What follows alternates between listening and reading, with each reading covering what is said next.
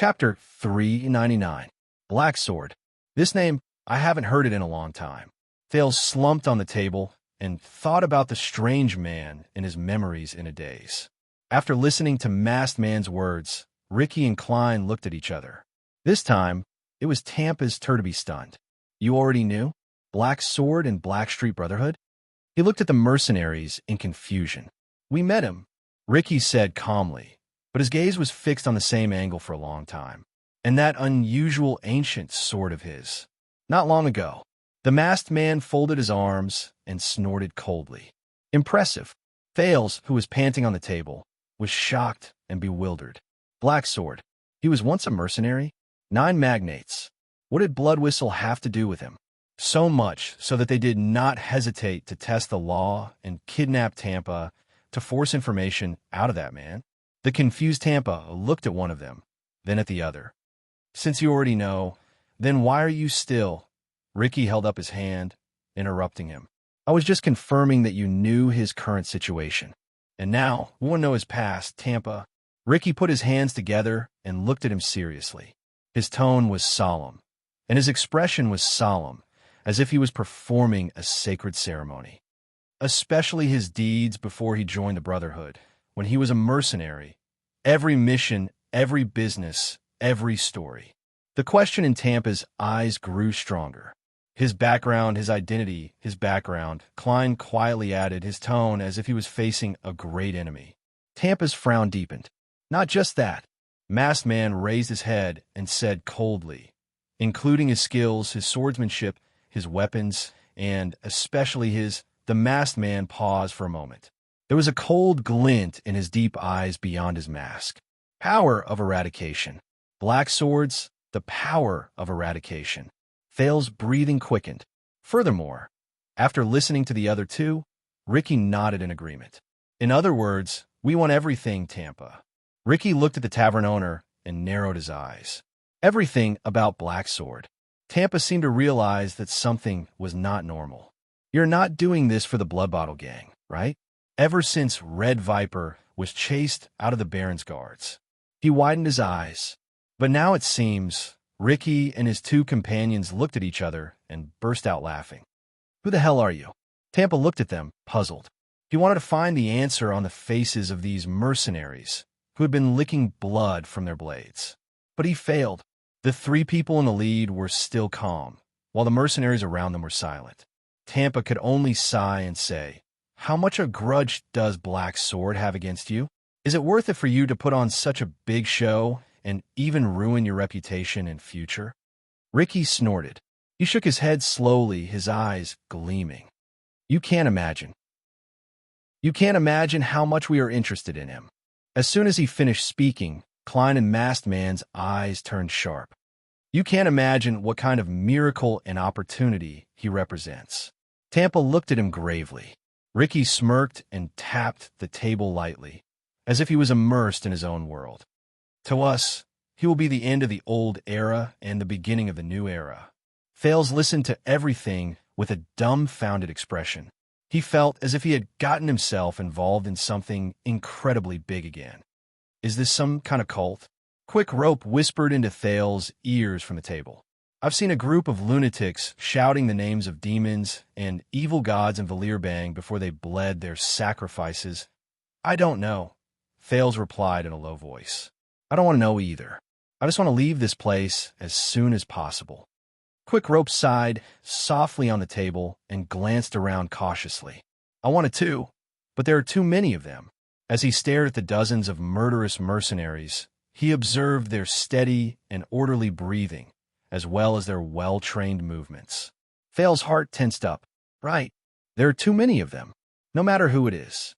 At this moment, Sean, the mercenary who stopped Thales and the others earlier, walked over. Ricky. Sean's face was tense. He did not intend to lower his voice so that everyone in the tavern could hear him clearly. Our guest is here. He came alone. At that moment, Ricky's gaze was incredibly sharp. Klein and Masked Man also reacted. Ricky gently placed his hand on the hilt of the sword at his waist, while the latter's gaze was fixed on the table. So fast, an hour earlier than the agreed time, Klein said coldly, I guess their people are already in place. I've dealt with that guy before.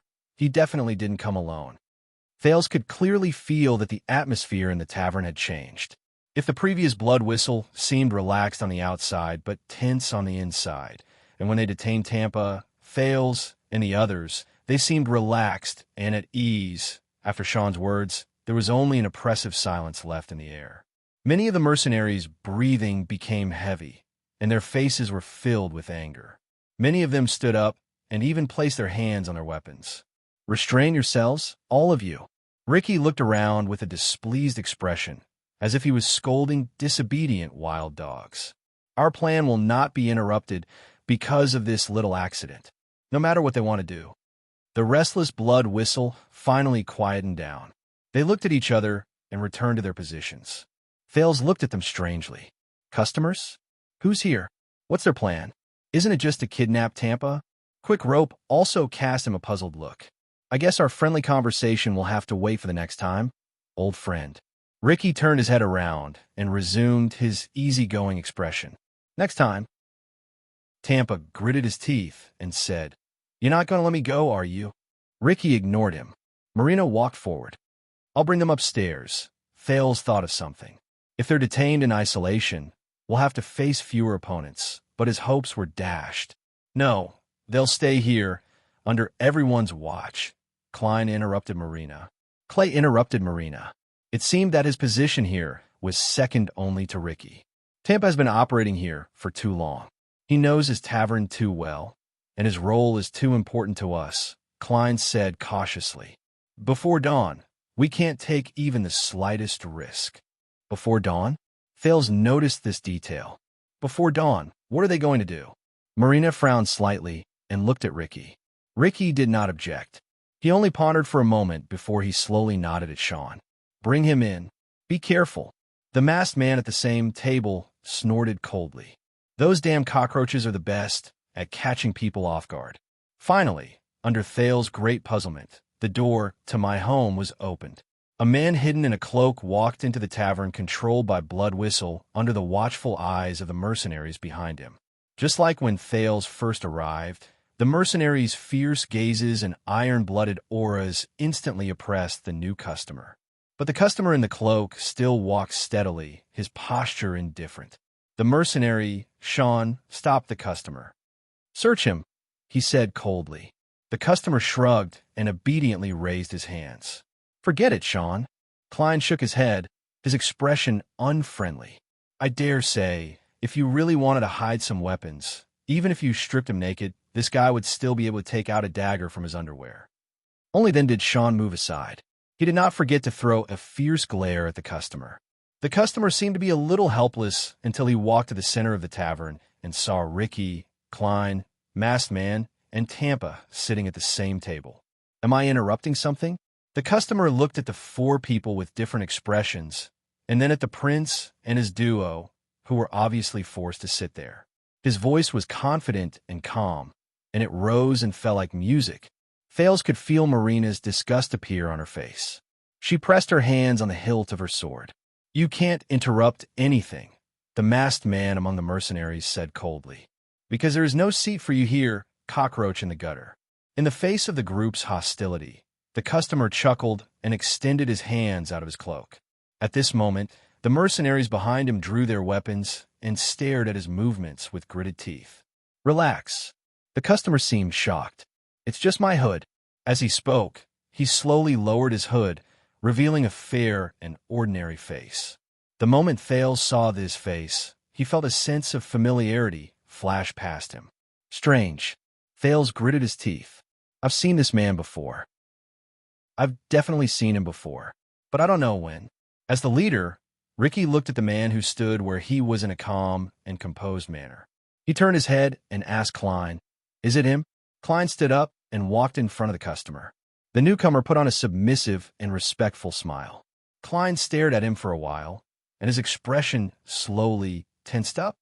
"It's him." The Northland swordsman nodded and said, 6 years ago. We met a few times." His expression did not look good. 6 years ago. Thales' heart slowly tightened. Is it a coincidence? The man noticed Klein, and a look of realization appeared on his face. "It's you, Salander Klein." The man looked rather happy. "You really are an old acquaintance." But compared to Ricky's coldness and masked man's hostility, Klein was not much better. He did not show any respect to his old acquaintance. "Stop trying to curry favor with us." Klein returned to his seat and rejected him bluntly. "We all know what kind of people you are." The man's expression froze, and he said awkwardly, "What a touching reunion. Let's talk." Ricky's expression was still calm, as if he was just receiving a farm owner who needed to remove weeds. "Why are you here?" The new customer blinked. Thales looked at the man. He looked more and more familiar. "Who is he? I can tell that you still have some matters to deal with." The fair-skinned man looked at Tampa, who had unpleasant expressions, and the reluctant Thales. He rubbed his hands together, like a salesman trying to sell his low-quality wine to the owner of a tavern. He was very careful. "And what I'm about to say now is very important, so why don't we find a small secret room?" Ricky smiled. "I believe in my brothers. There's nothing shameful about it, unless you have something to hide." The mercenaries in the tavern put on cold, intimidating smiles. The man's expression froze slightly. "Please forgive me, but what I'm about to say is not a small matter." He looked around and seemed to be in a difficult position. "It's not just related to your operation tonight." The man's expression became dark. "It's also related to the stability of the entire Blade Fangs camp." As soon as he said this, the mercenaries became restless. Klein and Masked Man looked at each other and saw the worry in each other's eyes. The man turned around and faced the hostile gazes of everyone present. "Yes, I know what you're going to do, and please believe me. My arrival, my suggestion will only make your plan better." The man smiled happily. "Before that, we need to plan carefully and carefully. What do you think, Klein?" And this, Thales heard Marina and Sean whispering behind him. Their tones were filled with hatred. "They're just as despicable as they've always been. They're trying to divide and sow discord. They're doing everything they can." The man raised his fingers with a strange expression and rubbed his thumb and index finger gently. "And what we need is just a little bit of communication and cooperation." The commotion in the tavern grew louder, and the target was the man in the center of the tavern. However, Ricky spoke. "That's even better. Say your suggestion in public." Ricky raised his hand without batting an eyelid, suppressing the other's objections. "Motivate my brothers for what we're about to do." The man paused. He looked around and was disappointed to find that the mercenaries from Blood Whistle did not have any objections. All right, since all of you have no scruples." The man sighed and looked at them, as if he felt that it was a pity. He was startled, as if he suddenly remembered something. "Oh, I'm sorry. I'm old, and my memory is getting worse. I forgot to introduce myself." The man shook his head in embarrassment and patted his head. "As you can see, I'm just an ordinary Northlander. You can call me." The man bowed and narrowed his eyes slightly. There was a glimmer of light in his eyes. "Steak." At that moment, Thales trembled slightly. Quick Rope gave him a strange look, but Thales did not react at all. He just stared at the new man. That fair face, the way he bowed, the way he spoke, and that strange name, Thales remembered. "This man, I've seen him before. 6 years ago." "Steak." Marina snorted coldly. "What kind of bullsh asterisk T-name is that?" Steak scratched his head awkwardly. He looked apologetic, but the person in the middle of the tavern spoke. "Steak." The masked man on Ricky's left leaned forward and carefully sized up the guest with extraordinary status. Carpenters and stonemasons use it to borrow strength. With repeated hammering, they can chisel through even the most indestructible wood and stone. Masked Man's tone was laced with deep hatred. "It's really appropriate for you pests who eat away at the world." The mercenary sneered. Steak exhaled in resignation. "Don't mind him." The leader of the mercenaries, Ricky, nodded calmly. "Samuel is more straightforward." Steak shook his shoulders, indicating that he did not mind. "Then, may I ask, who is the gentleman I'm talking to?" He smiled as usual. Ricky and his companions looked at each other and chuckled. "My current name is Ricky. At least, that's what my brothers call me." Ricky sighed and slowly sat straight in his chair. "But you, Sir Steak, Out of respect for the person behind you and the organization you belong to, he did not seem to care about the person in front of him. With his right hand, he gently flicked a long sword by the table. "You might as well call me." Under the mercenary's silent and worshipful gazes, Ricky spoke softly and uttered an unfamiliar name that Thales had never heard before. Crassus. Chapter 400. Thales had never heard of Crassus before. He also could not understand why the man named Steak's expression changed so suddenly. But he knew who Steak was. 6 years ago, on the night of Dragon's Blood, this man stood in front of the Archduke of Black Sand region with a radiant smile on his face. He negotiated with the infamous Chapman Lampard and asked for the right of ownership of the Prince of Constellation. He and the forbidden organization behind him played an indispensable role in that unprecedented and earth-shattering coup. Whether it was Thales' thrilling assassination attempt at the fortress, Archduke Poffert's desperate confession before his death, or even the terrifying moment when the born king's head fell to the ground, their figures seemed to be shuttling back and forth in the midst of it all. They were everywhere, but they were also mysterious and untraceable. Every time they appeared, they brought blood and death with them. It was a ghastly sight to the spectators, and it was too late for the victims to regret it. And the moment this group of people appeared again, Thales took a deep breath, suppressed his anxiety and uneasiness, and focused his attention on the man. He did not even care about the look Quickrope gave him. In the field, Steak carefully observed the mercenaries around him. The man solemnly discovered that even though the murderous and militaristic air around them had become stronger, no one had any intention of refuting him, nor did they show any strange expressions. He did not lie. Steak's heart sank. He is indeed Crassus. Things were a little beyond his imagination. But, so you are this generation's Crassus. I have to say, I am a little surprised. Steak turned to Ricky. His tone became cautious and inexplicably cautious, like a thief glancing at his belongings outside the window. High-ranking people rarely take risks. High-ranking people? Thales shifted his attention to Ricky, but he could only see a rough, travel-worn face, the light leather armor commonly seen by desert mercenaries, and a crude and casual sitting posture. No matter how he looked at it, he was just an ordinary mercenary leader. The prince could not help but be puzzled. How is he a high-ranking person? Or should I say, Steak's gaze was fixed on Ricky. He changed the topic and said tentatively, "What you're going to do tonight is really too important. Even with your high status, you have to do it personally." The mercenaries around them were silent, but many of them subconsciously looked at each other. The silence lasted for a few seconds. A smile appeared on Ricky's face, but quickly disappeared. Indeed, an excellent leader doesn't have to take the risk and do everything himself. He nodded and said faintly, "But he must never lack the courage and responsibility to do so." Steak raised his eyebrows and pretended to be enlightened. "Extremely admirable." The man smiled shyly and said, "But this makes me quite worried. You clearly have such an important mission, but you lack the necessary." But Ricky did not let him continue. Otherwise, Ricky's gaze was fixed on Steak, but he continued to speak. He did not care whether Steak had spoken or not. As a leader, there will come a day when he will be reduced to trash behind the curtains. He will protect himself in a bubble of lies just to hide his cowardice and incompetence. He can only rely on hypocritical pretense and despicable means to win the trust of his companions, using empty threats and false incentives to maintain the obedience of his subordinates.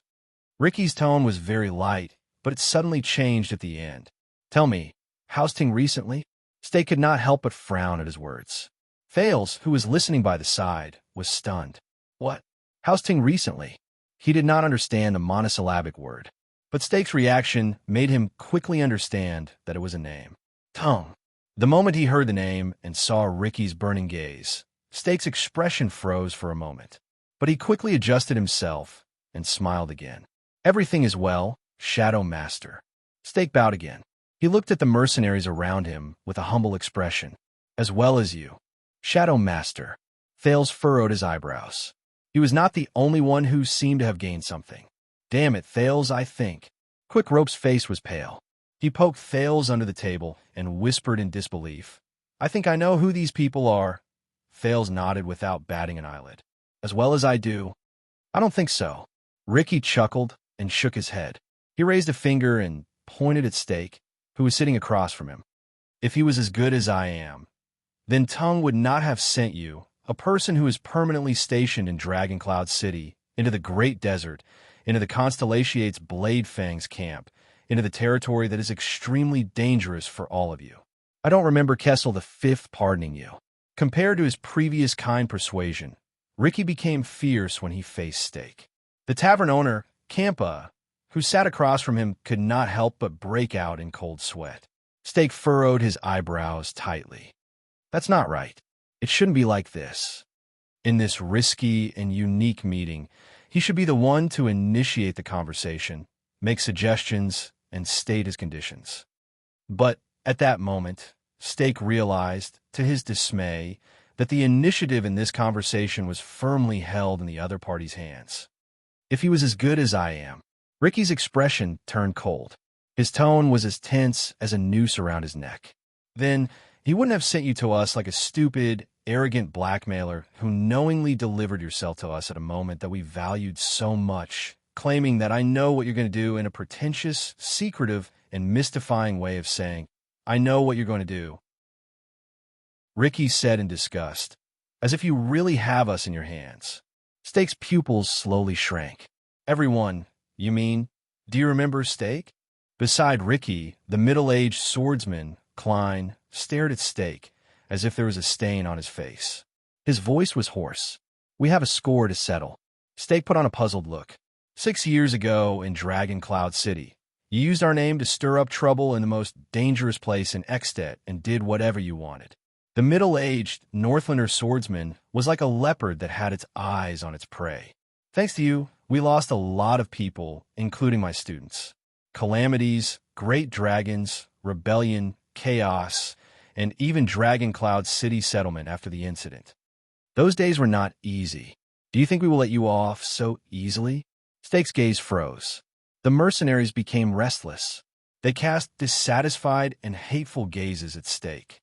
6 years ago in Dragon Cloud City, beside him, Quick Rope's breathing became faster. He even clenched his fists.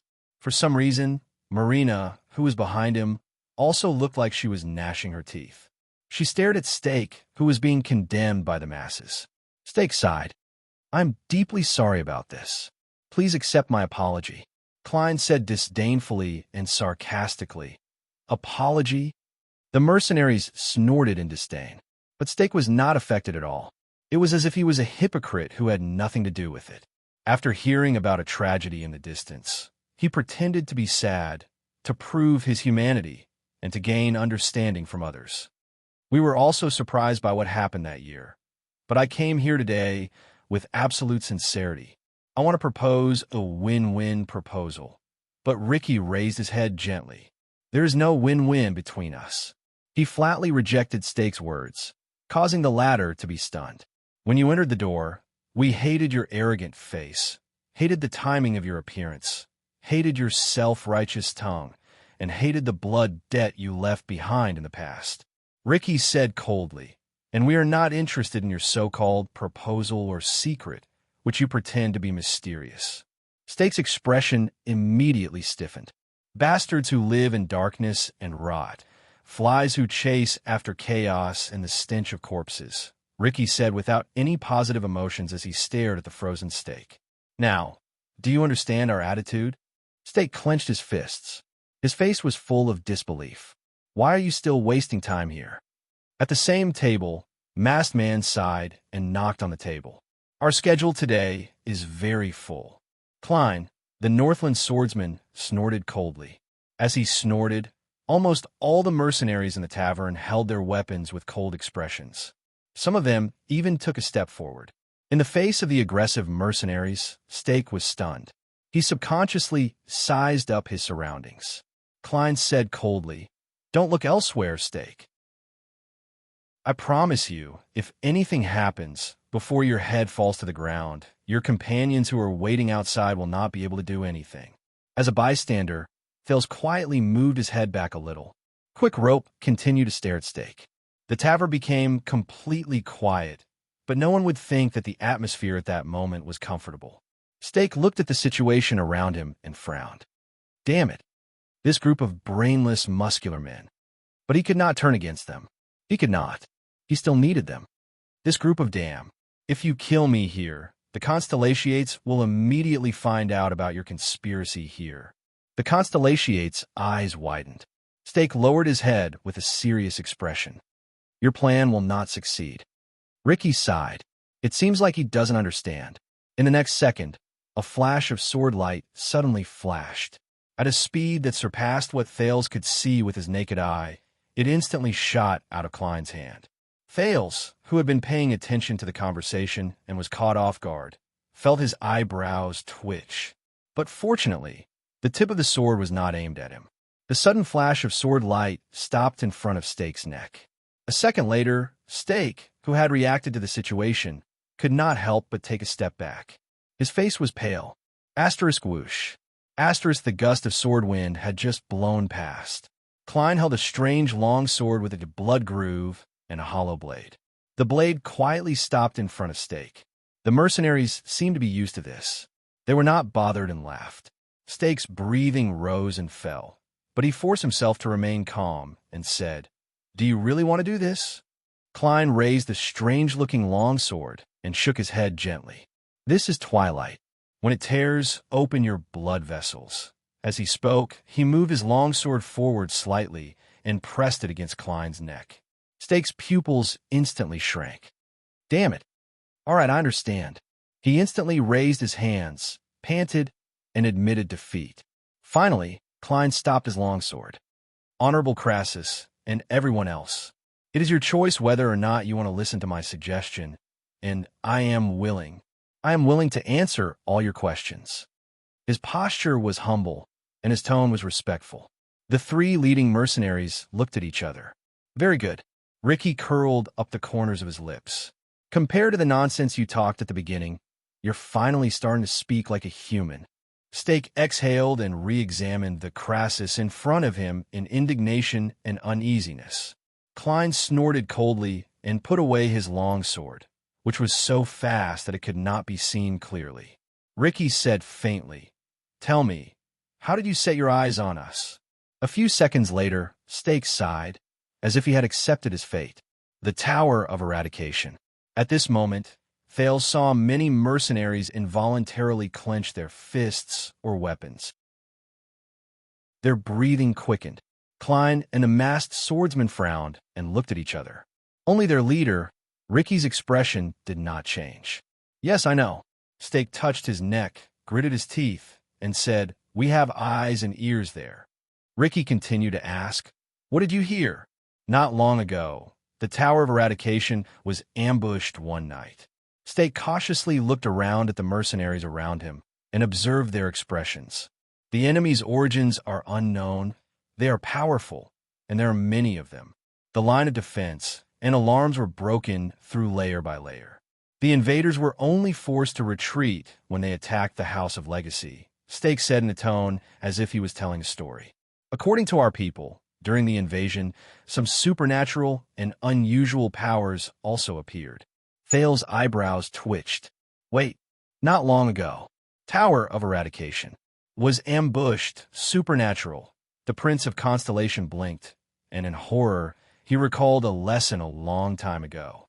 At that time, the person who was about to go on a long journey said to him, "No way? Is it what I think it is?" This is one of the few vicious incidents in the history of the Tower of Eradication. Even if the Gray Sword Guards kept it strictly confidential, it was difficult for them to cover up everything. All 8 major sects suffered heavy casualties.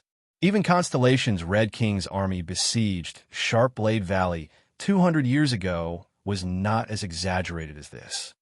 Steak sneered and looked at the dozens of mercenaries. "You did it, didn't you? At least you were involved. You worked with Blood Bottle Gang, and they recruited many psionic warriors from the Western Desert." The mercenaries around them were in a commotion. Blood Bottle Gang. Thales covered his head in his heart. He felt that his guess was getting closer to the truth. Klein shook his head. "It has nothing to do with you." After that, You fled into the desert and returned to Bladefang's camp. You hid in Blood Whistle, and one of our spies in the desert recognized you. Stake continued to speak. But Bladefang's camp wanted to send their troops to the desert. After they issued the blockade order, your mercenary group did not disperse, even though there was no more business. Instead, you continued to recruit people from all over the place.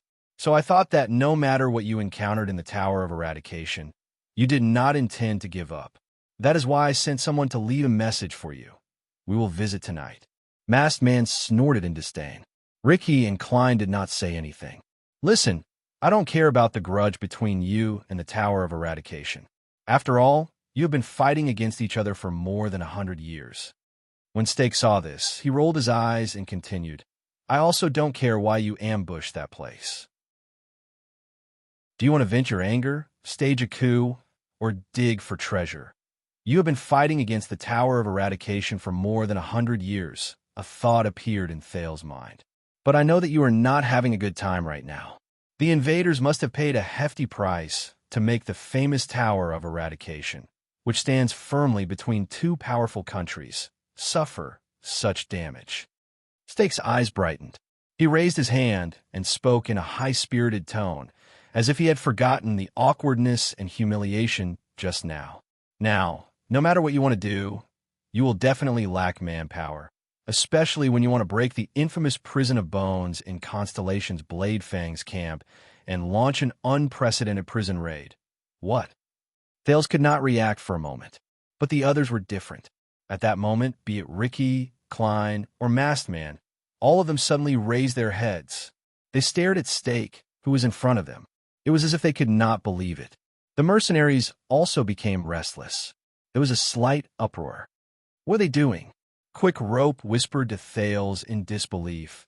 These people, they want to raid the Prison of Bones, that damn place? There must be something wrong with their brains. In the field, Stake continued to speak. This will not be an easy task. However, in the next moment, the familiar flash of sword came. Klein's longsword was once again pressed against Stake's throat. Who told you that?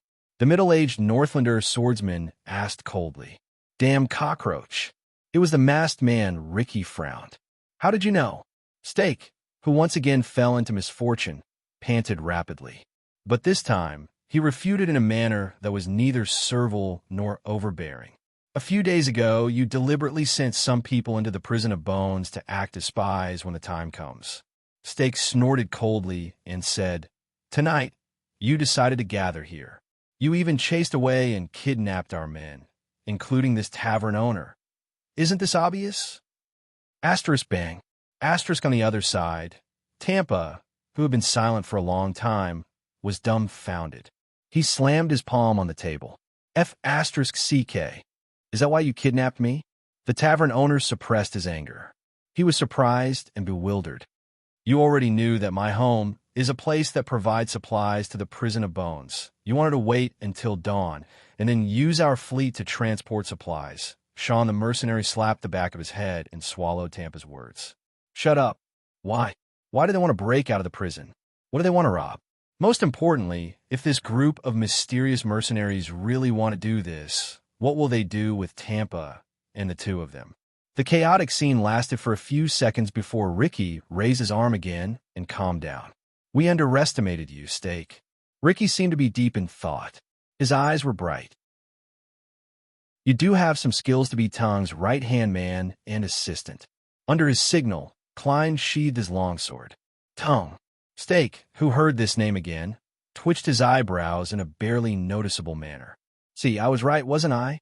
Stake exhaled and carefully observed Ricky's reaction. Your plan is too rushed, and you don't have enough manpower. But what if we can help you? Ricky did not speak. The mercenaries did not either. I know why you chose this moment, and not any other time, Honorable Crassus. Stake walked forward slowly. His expression returned to the confidence and calmness he had when he first came. Now the Stardust Unit, Skull Guards, Raven Whistle Light Cavaliers, Black Line Infantry Regiment, and a few professional mercenaries who are related to them. These are the most elite, fastest, and loyal troops in the camp. For some reason, they followed Williams to the front lines of the desert, and they will not be able to provide reinforcements for the time being. And those who are left behind are either inferior garrison soldiers, light infantrymen who lack mounts, temporary recruits from various parts of the Western Desert, or even auxiliary soldiers and laborers who rarely go to the battlefield. The Baron is not around, and there is no commanding officer with enough authority to suppress them. They belong to the royal family and the local nobles, and they are in constant conflict. They might seem to have more troops than usual, but in truth, their management is chaotic, their commands are disorderly, and their dispatch is inefficient. This is a rare opportunity for you to break out of the prison. Compared to facing the legendary Wing's strict military formation, is there a better time than this? Stake looked around and waved at the mercenaries around him, completely ignoring their displeased gazes. That's why you were able to gather so many people and take down this tavern so easily. I heard from the locals that if it were any other time, Williams would have thrown any suspicious warriors who gathered for no reason into prison and stripped them naked. They would not be able to come out without paying 20 gold coins to each of them. Stake's animated explanation came to an end. He turned around confidently and looked at Ricky, who was deep in thought. Breaking out of the prison during chaos? You're right. Stake raised a finger. But it's still too difficult. For you, even if you're a professional mercenaries who have fought in wars for many years, even if you're only facing the old, the weak, and the disabled, it is still not easy. If you fail, casualties are inevitable, and your safety cannot be guaranteed. I really do not want you to experience the Tower of Eradication's devastating ambush again. When he said this, the mercenaries' expressions changed. In the next second, Stake's tone changed, and a bewitching look appeared in his eyes. But with us here, it's different. Ricky was still deep in thought. Klein looked at him coldly and did not say a word. Masked Man's expression was even more exaggerated. When he stared at Stake, there was never any emotion other than hatred and disgust in his eyes. You know what we are capable of? Stake tried his best to make his words sound more tempting. With us here, you don't need this lousy plan, and you don't need this talkative boss. Tampa stared at him fiercely. Stake's eyes lit up. We can provide you with the most accurate information and information, fight for the best conditions and timing to take action, and even help you move out of the Prison of Bones, or even paralyze the guards in the Prison of Bones within a short period of time, so that you can prepare a safe escape. You don't need to disguise yourself as a transport team in fear and sneak in your destination, or draw your swords and break through those damn prison doors by force, paying a huge price. He clenched his fists lightly. You will get what you want faster, better, and easier, no matter what it is. Stake paused for a moment, as if he wanted to observe the crowd's reaction. Honorable Crassus and all-powerful warriors. Stake spoke again. At this moment, your swords are the greatest support we can find in this unfamiliar and hostile land. At this moment, he was incredibly humble. He clasped his hands together, and his expression was respectful and submissive. And we're the best eyes and ears you can find in a place full of powerful enemies. Stake carefully looked at each pair of eyes that passed through his line of sight. But no matter which side we are on, we are all alone and without help here. You are a mercenary group that has been ostracized, and we are wanted criminals that everyone wants to beat up. No one can face Williams, Blade Fang's camp, Western Desert, and the Colossus behind them and their powerful support, Constellation. Stake widened his eyes and spread his arms. So I suggest that we work together with sincerity and take what we need. We will help you easily open the door to the Prison of Bones. Disaster Sword and Shadow Shield. Is there a better combination than this? The tavern became completely quiet. Only the warriors' breathing could be heard. It rose and fell, and the rhythm was irregular. Stake observed the other people's expressions without changing his expression. His eyes moved back and forth. It was as if a year had passed. In the end, Ricky took a deep breath and slowly exhaled. Shadow Shield, what do you want? As soon as he said this, Klein and Masked Man turned their heads swiftly and stared at Ricky. But Ricky ignored them. What do you want to do in the camp with our strength? On the other side, Stake smiled. He rubbed his hands together and slowly raised his head. We have very reliable information. Stake's tone was cautious. He continued to observe, even the slightest expression on the face of the person in front of him. A priceless target that involves all parties has just crossed the desert today and arrived at Blade Fang's camp. A priceless target? What? At this moment, Marina only needed to lower her head to notice that the red-haired young man and the black-haired boy sitting in front of her had stiffened. That is our mission. Ricky narrowed his eyes. The target may receive unimaginable reinforcements at any time. Hordes of troops and countless experts, incessant reinforcements, and thorough security are far from something that can be taken care of by stealth or brute force. Stake smacked his lips and nodded with a cold smile. Under the watchful eyes of countless mercenaries, Thales and Quick Rope sat still. Their gazes were dull. In the teenager's held senses, he heard Tampa's indignant breathing rise and fall. Marina's cold snort resounded in his ears, and the mercenaries' whispers were endless. There was also his and Quick Rope's heartbeats, only faster and faster, heavier and heavier. And we, the Honorable Crassus, and all of you, Stake lowered his head, as if he was treasuring some secret.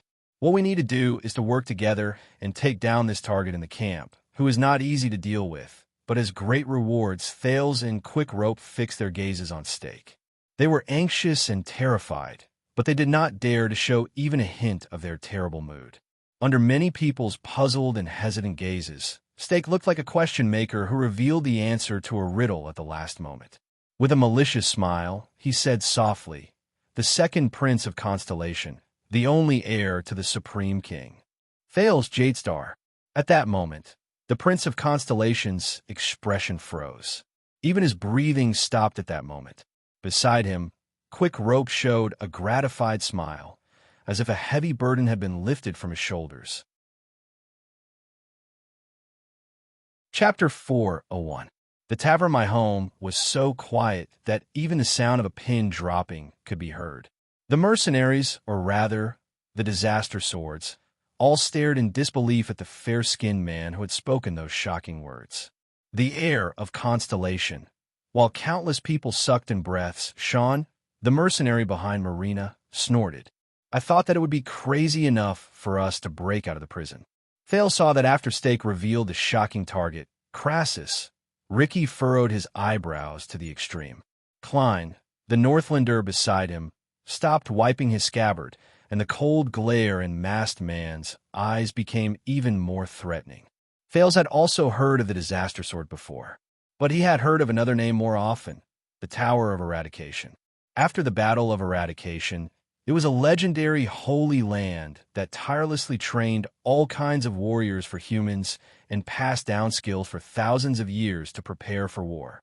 Among the people Thales knew, be it Cohen, Miranda, Waya, or the others, all of them had stayed in the Tower of Eradication for quite some time and learned their skills there. Over the years, the place was so famous that everyone was used to calling the swordsman who had the power of eradication and used the long swords, favored by the nobles, the swordsman of eradication.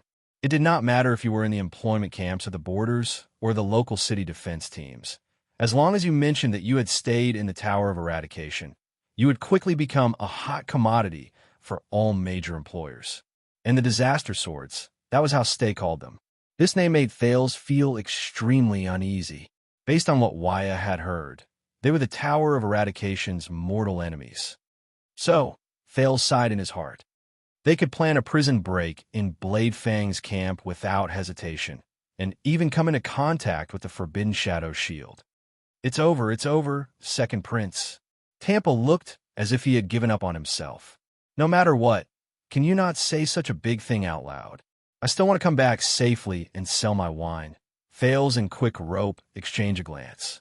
They were experiencing the completely different emotions in each other's eyes. Stake, who was the center of attention, calmly accepted everyone's gazes as if he did not care. Your discipline and organization are really beyond my imagination. He rubbed his hands together. Facing so many strange gazes, he smiled humbly and said, even in front of so many people, facing such a big secret, you are not worried at all. Tampa's sorrowful complaints and Stake's mumbles were interrupted. You want him to die? The masked man who did not speak Much suddenly stood up. He slowly approached Steak, and his wrinkled eyes shone with a brilliant light that was difficult to look at. The Prince of Constellation. Thales gulped. If possible, try to capture him alive. Steak smiled. He was as gentle and humble as ever. Captured alive? The masked man walked in front of Steak and looked down into his eyes. Are you saying that we're going to break through the encirclement in Constellation's military station and capture a prince? Then, we're going to risk the pursuit and encirclement of their countless armies and evacuate safely with that precious hostage? Thales noticed that there was a hint of indignation and anger in his words. Marina couldn't help but say, "That's impossible." Steak frowned as he stared at the masked man. Under his aggressive stance, he slowly retreated and tried to guess the man's identity. "I didn't say that it's easy." The man from Shadow Shield shrugged and avoided the masked man. He smiled and glanced at the mercenaries in the tavern. "But at least it's not as difficult as breaking into the prison of bones." At that moment, the masked man suddenly extended his hand. Asterisk slap. Asterisk he pressed down on Steak's shoulder. Steak's face instantly turned pale. The part of his body that was pressed down trembled slightly. He shuddered violently and grabbed the masked man's arm with his left hand. He wanted to push him away, but the man's arm did not move, as if it was made of metal. Because you can't do it on your own.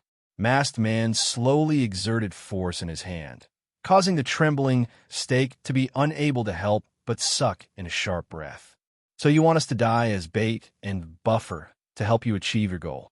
Steak stared at the masked man in disbelief, but the mercenaries watching by the side only frowned. No one said anything to stop him. The atmosphere in the tavern became increasingly suffocating. Thales, who was watching by the side, became increasingly anxious. What should I do in this situation? We're not bait, but reliable reinforcements. Steak gritted his teeth and endured the masked man's suppression and coercion, but he still insisted on speaking. "At the same time, we'll provide you with our resources. In a perfect plan, we'll take down the prison of bones and the Jadestar Prince at the same time. We'll protect each other and kill two birds with one stone. We'll help each other." His words were intermittent. The masked man snorted coldly. "Is that all? Is there nothing else?" In the unbearable pain, Steak forced a smile. "Perhaps it will even be a good start for our future partnership." The mercenaries in the tavern stared at this scene quietly, as if they were used to this kind of scene. Asterisk slap. Asterisk a palm was placed on the masked man's shoulder. The masked man frowned slightly. Ricky stood by his side and shook his head. His expression was indifferent. The man looked at Steak, who had a pained expression on his face. He snorted softly, then let go of his hand and retreated. Steak breathed a sigh of relief. He tilted his body and rubbed his shoulder with an extremely unnatural expression. Damn it! He knew that he was at a disadvantage in this negotiation, which he acted on his own. But why? Ricky took the place of the masked man and stood in front of Steak. 18 years ago, you destroyed the Jadestar royal family at all costs and left no room for maneuver. Even the branch families were affected. These words shocked Thales. The leader of the Disaster Swords said faintly, "Everyone in the circle is guessing who the patrons behind you are, the people who want the Jadestar royal family to be destroyed. Now, you're telling me that you want to capture the last Jadestar prince alive? Why?" Ricky stood in front of Steak and stared at his stiff right arm. What exactly are Tung and the people behind him thinking? What exactly do they want to do? Could it be that the so-called blood of the imperial family, which has been passed down to this day, is really as brilliant as gold and can cure all diseases? Klein, who was behind him, laughed sarcastically. Steak revealed an unpleasant smile. "Honorable Crassus, why do you care about this? Even in such a disadvantageous situation, even after experiencing such a blunt threat, Steak's courage still surprised Thales. Your goal is only the prison of bones. Forgive me for being blunt, but this is almost certain to anger Constellation, and King Kessel will not tolerate it.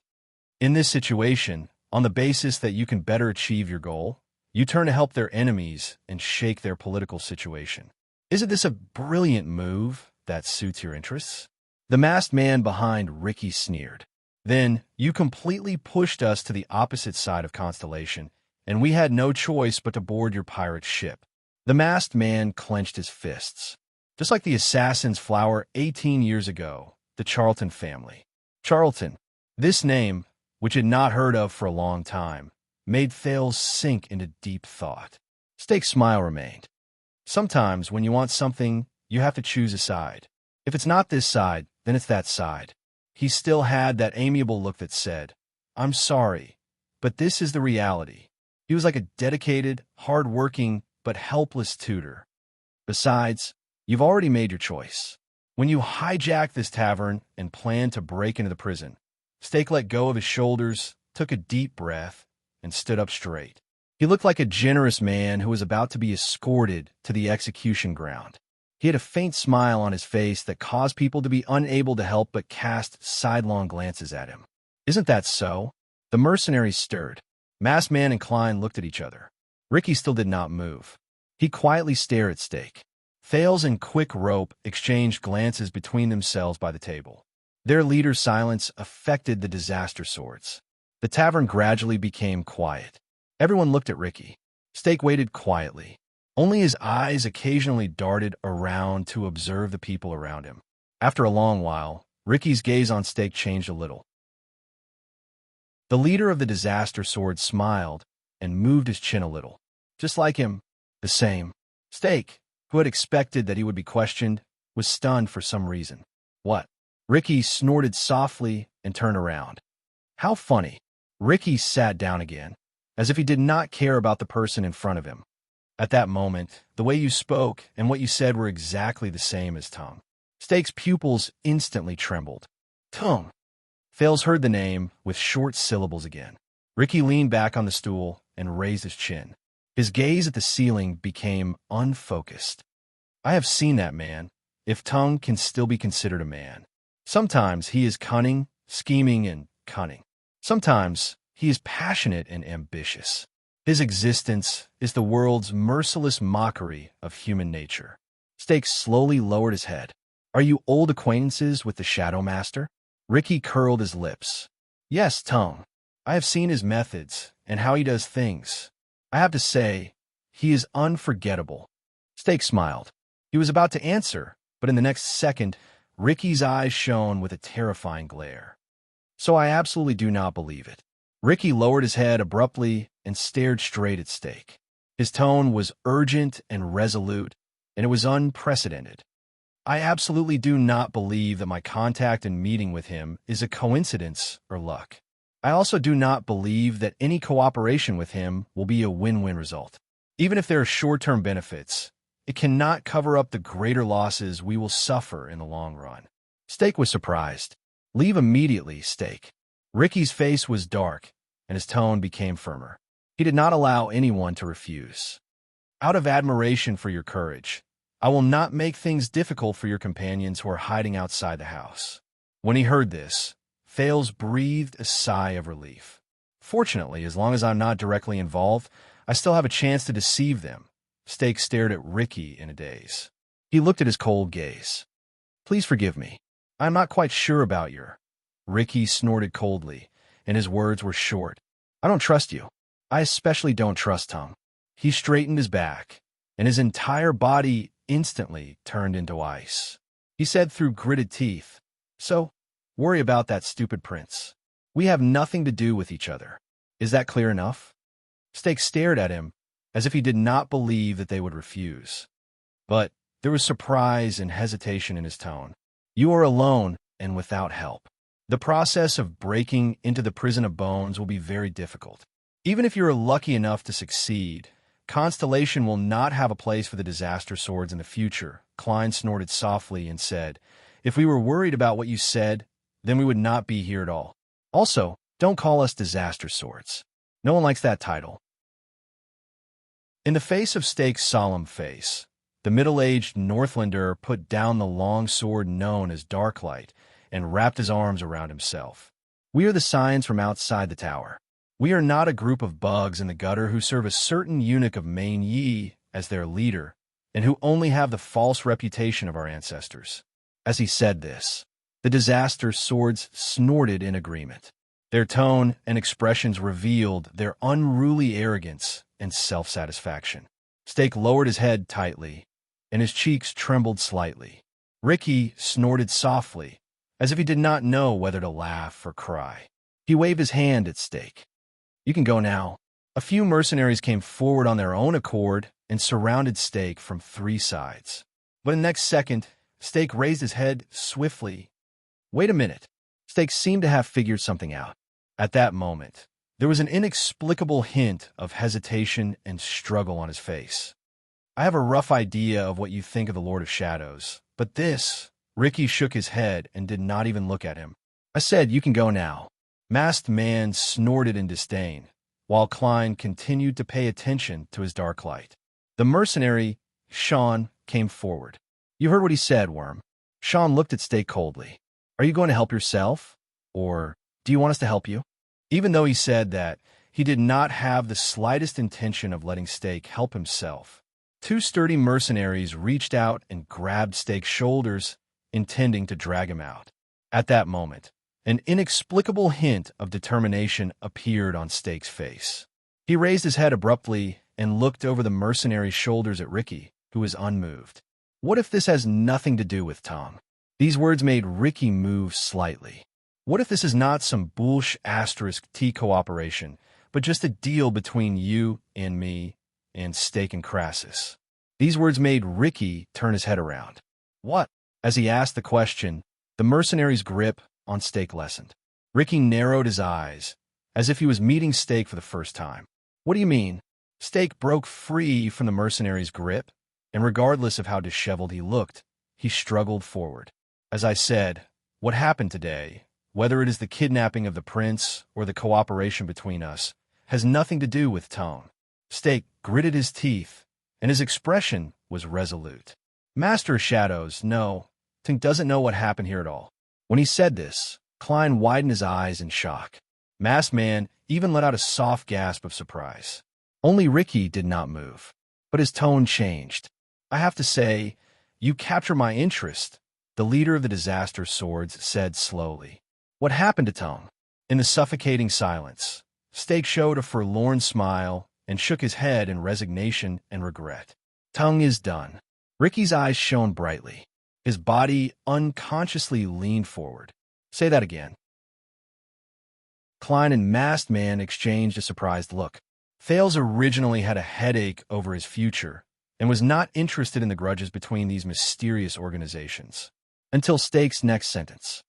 6 years ago on that day, Stake turned his head around abruptly and stared at Klein with slight excitement. "You know, Klein, you and I were in Dragon Cloud City at that time. On that day, when the great dragon and the calamities descended, we witnessed the upheaval that shook the Western Peninsula." Thales felt as if his heart had skipped a beat. Even Quick Rope did not move. On that same day, when everyone's eyes were focused on King Nuven's death and the ownership of the Dragonscale crown, many things that the world does not know happened in the dark side of Dragon Cloud City, Stake said angrily. The lights flickered, and the tavern became quieter. Ricky nodded. His gaze was focused. "Continue." Stake snorted coldly and glanced at the mercenaries around him. He looked at their various expressions before he said coldly, "On that day, Tongue lost to the Black Prophet. That day, whether it was intelligence interception or direct confrontation, Tongue lost to the Black Prophet. All of Shadow Shield's channels in Dragon Cloud City have been destroyed. Even something as important as assassinating King Nuven has gone awry. Lee Span and the Archdukes knew about the existence of the conspiracy a long time ago. The remaining forces in Dragon Cloud City even escaped the siege of Black Sand region with the secret help of the Secret Intelligence Department and regrouped. We, who are in Dragon Cloud City, are practically blind. We can't even spare manpower to chase after the Walton family's granddaughter or capture the Prince of Constellation. Lampard was even forced into a corner and could only put himself in danger. None of the backup plans we left behind for the Archdukes to force them to obey Lampard and frame Constellation. Our plans in the Northland through Lampard have almost all failed." The mercenaries started to whisper among themselves. Thales frowned and ignored the shocked expression Quick Rope sent him. The disaster swords frowned together. What? Based on what Stake said that night. That early morning. Dragon blood. What happened that day? Ricky did not react. He stared at Stake coldly and waited for his next words. That's not all. Stake's eyes were as cold as ice. That day, the Secret Intelligence Department found him. Tung was ambushed in Dragon Cloud City. The Secret Intelligence Department caught him red-handed, Stake said coldly. There was an indescribable emotion in his voice. They gave Tung a fatal blow that severely injured him and left him on the verge of death. At that moment, the three disaster swords trembled. That man's forces, including the trusted aides of the Far Easterners who followed him since Main of Night, suffered heavy losses. Ricky turned his head and looked at Klein. Klein shook his head to show that he did not know anything. Ricky frowned. There was suspicion in his eyes. In the face of his scrutinizing gaze, Stake laughed without being able to discern his emotions. Sometimes I even suspect that for the Black Prophet, the power struggle in Extet was just something he did along with the situation. He smiled wanly and said tiredly, that night, Shadow Shield, especially Tung himself, was the kingdom's Secret Intelligence Department's first target. Chapter 402. In the tavern, while everyone sucked in breaths, Ricky said slowly, What secret? What secret? Thales stared at Stake, unable to shift his gaze away. His curiosity and bewilderment towards that night won over the uneasiness and fear in his heart. Stake did not answer immediately. The man for Shadow Shield looked around. When he saw that everyone was attracted by this topic, he bowed in satisfaction and smiled. That is why I came here today. He slowly raised his head, and a pair of eyes that had instantly become sharp appeared under his eyebrows. Ever since we crossed the sea, Tung has shown extraordinary enthusiasm towards the Jade Star royal family. I guess it's because of his past identity. But during the Bloody Year, he took on a business deal that left no room for retreat and destroyed the Jade Star royal family? That's too much. Beside Ricky, the masked man snorted coldly. Bloody Year. When he heard the keyword, Thales' eyelids twitched for no reason. There must be a reason. There must be a reason why he's so obsessed with Jade Star. Stake straightened his back and responded to the people with different expressions with an indifferent gaze. 6 years ago, as the person in charge of us in Northland, I issued an order. If there's a chance, assassinate the second prince of Constellation who came to visit. Quick Rope poked Thales in the dark. Thales lowered his eyelashes and pretended not to see the reproachful look that Quick Rope sent him. Why is it you again? Stake continued speaking, attracting everyone's attention. But in the end, this order was stopped by Tung. He even acted out of character and took the risk to show himself, just to prevent his subordinates from doing anything rash. He wanted the prince alive. For this, he even sent me to negotiate with the Archduke of Black Sand region. Ricky frowned and tapped his fingers lightly on the table. 18 years ago, he almost madly assassinated a member of the royal family. And now, he's doing his best to ensure the prince's survival. Stake showed a mysterious expression. The change in Tung's attitude before and after can only mean one thing. He raised a finger, and his tone became serious. That prince's existence must mean something. Thales could feel his fingernails clenching his palms tightly. The mercenaries started to whisper amongst themselves. Stake did not care. He only stared at Ricky, who had the highest status. If I take him down, I can find out Tung's secret, find out why he is so interested in the Jade Star royal family, and find out the truth behind why he madly accepted that huge business deal during the Bloody Year. What do you mean? Do you want to uncover this secret with us? The commotion among the mercenaries grew louder. Thales could even hear Marina gritting her teeth behind him. The Northland swordsman, Klein, leaned over and whispered something into the masked man's ear, but the masked man only shook his head gently. Until Ricky raised a hand expressionlessly, silencing the whispers around him. Where is Tung?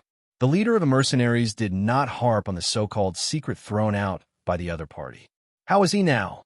When they returned to this topic, Stake's face seemed to be covered by a haze. He and Ricky stared at each other quietly, but the latter's calm expression revealed his attitude and focus. Stake could only sigh slightly. I don't know if he's alive or dead. The three leaders of the disaster swords frowned at the same time. But I can tell you that his situation is bad, very bad. Stake clasped his hands together and quickly took over the conversation. Since then, Tung has not appeared in the organization for a whole 6 years. Even I rarely receive his orders. Even if I do, he said solemnly, including me, more than one person in the organization has begun to doubt the Shadow Master's current situation. When he heard Stake's words, Ricky sucked in a soft breath. So, Disaster Swords Crassus showed a strange expression. Shadow Shield is now a headless viper. The masked swordsman added an annoyance. This makes them even more dangerous. You never know where their venom will splatter. Klein snorted softly. Stake could only respond with an awkward smile. Then what are you doing here? Ricky shook his head. Uncover his secret and inherit his unfinished mission. Stake's smile slowly disappeared. Needless to say, after Tang's disappearance, Shadow Shield is at a critical turning point. Stake coughed. As I said, taking down the prince is the key to solving the puzzle. It is a summation of Tang's actions over the past decade. Masked Man snorted softly. It sounds like you are very dissatisfied with your master. Dissatisfied? Stake's expression first changed. Then he shook his head resolutely. No, I came here to save Shadow Shield, who has nowhere else to go, from despair and trouble. We can't continue like this. Shadow Shield needs to be motivated, needs to rise again, needs new stimulation. Masked Man interrupted him again. Or a new leader. I guess that's what you want to say? Stake's words were instantly stuck in his throat. It's been 20 years since Ting came to the Western Peninsula, right? Masked Man said coldly, as if he knew a lot of things. He's been Shadow Master for 20 years. Based on Shadow Shield's excellent tradition of changing leaders, his reign is indeed a little too long. Stake's expression turned cold. You don't have to hint like that. I revealed these secrets to all of you because I wanted to win your trust, Stake said coldly. I wanted to prove to all of you that Shadow Shield, or at least the Part 1 lead, is no longer the same as it was during Tung Sheng's time, and we should not bear the treatment and stigma of that time. When he said this, Masked Man snorted and shook his head while Klein chuckled. Unexpectedly, Marina was the one who took over Stake's words. Ridiculous. The woman in red had a hateful tone. What kind of stigma do you think we can give to a bunch of stinky rats in the sewers? When he heard this retort, Stake frowned and looked at Ricky, but found that the other party did not seem to be unhappy that their conversation was interrupted. He could only sigh and turn to Marina. I'm not speaking carelessly. Under Marina's hateful gaze, Stake said sadly, once upon a time, Shadow Shield was not a rat that everyone wanted to beat up. Once we also had noble and respectable ideals. The mercenaries looked at each other at a loss. Stake took a deep breath. 1,000 years ago, the final empire was rebuilt and all the great powers were born. Those in power and those in high position stirred up countless wars, tyranny, slavery, and oppression. The helpless people of the world experienced famine, death, pain, and torture again and again. Longing appeared in Stake's eyes. So, when they were forced to a dead end, this group of people came into being. They were born of humble origins. Their names were despicable, and they were alone. But they stood up and took up their weapons. When they were weak, they used a small force to win against a large force. They risked their lives to attack in the shadows. They used the most primitive, simplest, but also the most powerless and clumsy method to assassinate tyrants, resist tyranny, and fight back against power. They stood in front of the tyranny of the rulers and the ruthlessness of the feudal lords, and let out the voices of the common people who suffered. That's rare. A hint of praise appeared in Ricky's eyes. Compared to those assassins who act blindly, at least you understand your organization's past. Thale's eyebrows twitched. This was the first time he heard Shadow Shield described from this angle. Stake bowed, then let out a long sigh. His gaze was unfocused. Once upon a time, we were the last hope of the poor, the vanguard of the insurgents, and the brave warriors of the rebellion army. With unimaginable methods and costs, we threatened, reminded, and warned the tyrants who were in high positions but oppressed the people. In the shadows cast by the rulers, there will always be a restless existence. It will always turn into the most steadfast and troublesome shield, protecting the people who are trampled under their feet and despised like ants. Ricky did not move. Klein and Masked Man responded with their expressions. The former was scornful, and the latter snorted angrily. But Stake's words were interrupted again. How can you be so shameless? How can you describe despicable and despicable things in such a noble manner? Last hope? Bah! Marina gritted her teeth and said, Scum, do you know how many innocent people had their families destroyed because of you during the bloody year? Stake looked back at Marina with slight surprise. With a complicated expression, he said, I can't say that you are wrong, young lady.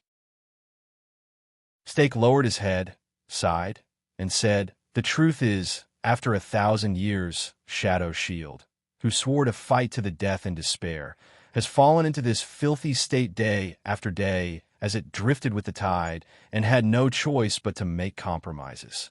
He clenched his fists and said through gritted teeth, as if he was indignant, You're only interested in profit, and you're muddle-headed and nauseating. The air in the tavern was quiet for a moment. Wow, a noble, pure Shadow Shield assassin who is free from vulgar interests. Klein shook his head and said sarcastically, How rare. Stake still clenched his fists, as if he did not see the other's gazes, did not hear Klein's sarcasm and Marina's snort. Especially after Tung's arrival, our situation worsened, and our situation became even worse. His expression was tense, and his breathing quickened. 18 years ago, he bewitched us, contacted all parties, and launched an operation against the Jadestar royal family, starting from that great assassination that shocked the world. Thale's heart beat faster. My home tavern gave me too much information tonight.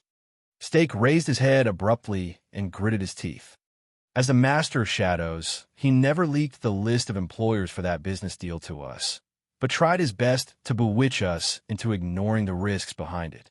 To put it very nicely, Shadow Shield has had enough of appearing in the streets and alleys, accepting money from a few villagers and finding barons and officials, rich or poor, to seek justice for the livestock that were stolen and killed in the village.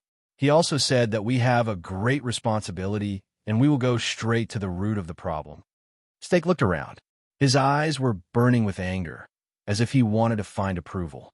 He told us that Constellation would collapse with the help of a business deal that had never been done before. This represents the beginning of a new era, a great era with chaos and confusion as its roots. Horsewhips will crack, blood will spill, fields will burn, and fear will sprout.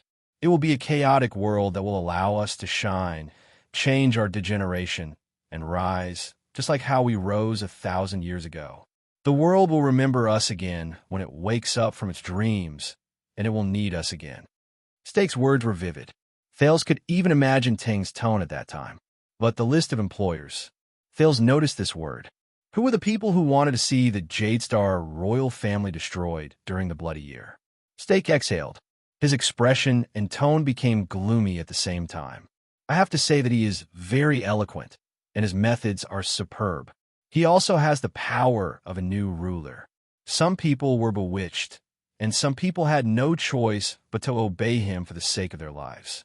Klein showed his contempt. I guess you want to say that you are one of those who had no choice but to obey him. Stake shook his head. That's not important anymore. What's important is the consequences of this matter. Let's see what Tung and his crazy plan have brought us. Stake spread his hands and looked dejected. Chaos? Of course, the war during the bloody year was a mess. The civilians were not the only ones who suffered, but also assassins like us, and even mercenaries like you.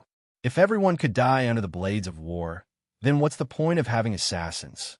During the days of war, if we can't even find a flat and quiet place to rest and recuperate, then how can we talk about buying people over and assassinating them?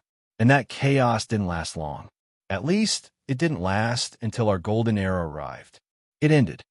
Stake's expression was one of struggle, as if he was going through hell. For a whole 18 years, Tongue made enemies for us everywhere. Shadow Shield not only hid in Constellation and had no place to hide. Even in the world outside Constellation, he had to face the relentless pursuit of the Secret Intelligence Department or their allies. You can't imagine how he lived in the past. Everything was terrible. Stake's gaze was cold. That was a business deal with no winner. Thales felt a chill in his heart. If you insist on saying that there was, after the disaster, Constellation did not suffer a crushing defeat. It did not usher in the golden era of assassins and Shadow Shield. On the contrary, they rose from the ruins. The new king was even more ruthless than before, and the power of the throne was unprecedented. The opportunity we once hoped for with all our hearts and relied on for a living. The endless feuds between nobles and chaotic battles between vassals slowly disappeared under the new king's iron fist. It was nowhere to be found. The chaotic future promised by Constellation's decline did not come. Instead, it was getting further and further away. It's funny when I say it, but sometimes our subordinates even suspect that Tongue, who initiated the assassination, is actually a spy for Constellation. Stake said the last part with a bitter tone, as if he was crying and laughing at the same time. It made people frown. Ricky and the others exchanged glances. Did you just ask me that I was dissatisfied with Tongue? Stake shook his head violently. Hatred flashed in his eyes. No, the word you chose is too simple. It is not enough to describe how we feel about Tongue. Tongue brought this to Shadow Shield over the past 20 years. It was a disaster. The tavern fell silent again. Only Thales was still immersed in his own thoughts. Tongue, what kind of person is he? You said that 6 years ago, Tongue risked his life to appear in Dragon Cloud City, ran into an ambush, and was on his last breath? Ricky's voice rose, bringing Thales back to reality. Stake nodded politely. Yes. Ricky stroked his chin. His eyes were clear as he chuckled. Let's not talk about whether your words are trustworthy. How did someone as careful as Tongue get his tracks discovered in Dragon Cloud City? We have been operating for a long time. Stake's expression stiffened. Ricky snorted. So either you're spouting nonsense, Stake, or Ricky's smile turned cold. Now, the person we are dealing with, Stake, is someone who is unwilling to submit to others and killed his master out of anger. Ricky's eyes were still and cold. A traitor. The tavern returned to a suffocating and frightening silence. Everyone looked at Stake with a strange gaze. Damn it. Stake rubbed the sweat from his palms. This so-called Crassus, Ricky did not move. He waited for Stake's response. A few seconds passed. The latter sucked in a deep breath. Finally, at this moment, Stake no longer had a smile on his face. Instead, his face was cold, and there was a fierce look in his eyes. If you have never been loyal to someone or something, what betrayal is this? When he said this, both Klein and Masked Man looked at Stake with even fiercer gazes. But unexpectedly, Ricky smiled. You must be very afraid of him, right? The leader of the disaster swords said flatly, afraid of Tongue. Stake's body trembled. Regardless of whether you subconsciously imitate his speech and actions, or whether you deliberately show resentment and dissatisfaction, you cannot hide the fear you inadvertently reveal. Stake's breathing stopped for a moment. Ricky seemed to have grasped Stake's weakness. To you, he is like an insurmountable mountain, a boundless shadow, isn't he? The reason why you want to know his secret so much is because you can't wait to surpass him. Surpassed him. Stake gulped softly. His lips trembled, but he did not make a sound. He seemed to be struggling. It was as if all his eloquent arguments had lost their color at this moment. In the end, Ricky looked at him, clicked his tongue, and shook his head. Come. Ricky did not ask further. Instead, he leaned against the back of the chair and snapped his fingers. It's time to talk about our cooperation. Stake was startled, as if he did not expect Ricky to return to the main topic he wanted to talk about so easily. Then, Ricky clenched his fists, and there was a cold glare in his eyes. For the sake of possible cooperation, why don't you tell me something about the prince? Thales, who was listening by the side, froze. He tried his best to act as natural as possible. How did you find him? A few seconds later, Stake took a deep breath and smiled. A moment later, a man dressed in plain clothes was led into the tavern. The new guest was dressed in light clothes. He was travel-worn, and there was fatigue on his face after a long journey. But even when he faced the hostile swordsman in the tavern, he still maintained his bearing and pride. He walked in neither servile nor overbearing, and immediately found the person in the tavern who kept his word. Steak was all smiles. "Let me introduce you. This is Baron LaSalle Weeder." As he said this, the new guest bowed slightly. Thales moved a little. He subconsciously felt that he had seen this man before. But Ricky frowned slightly.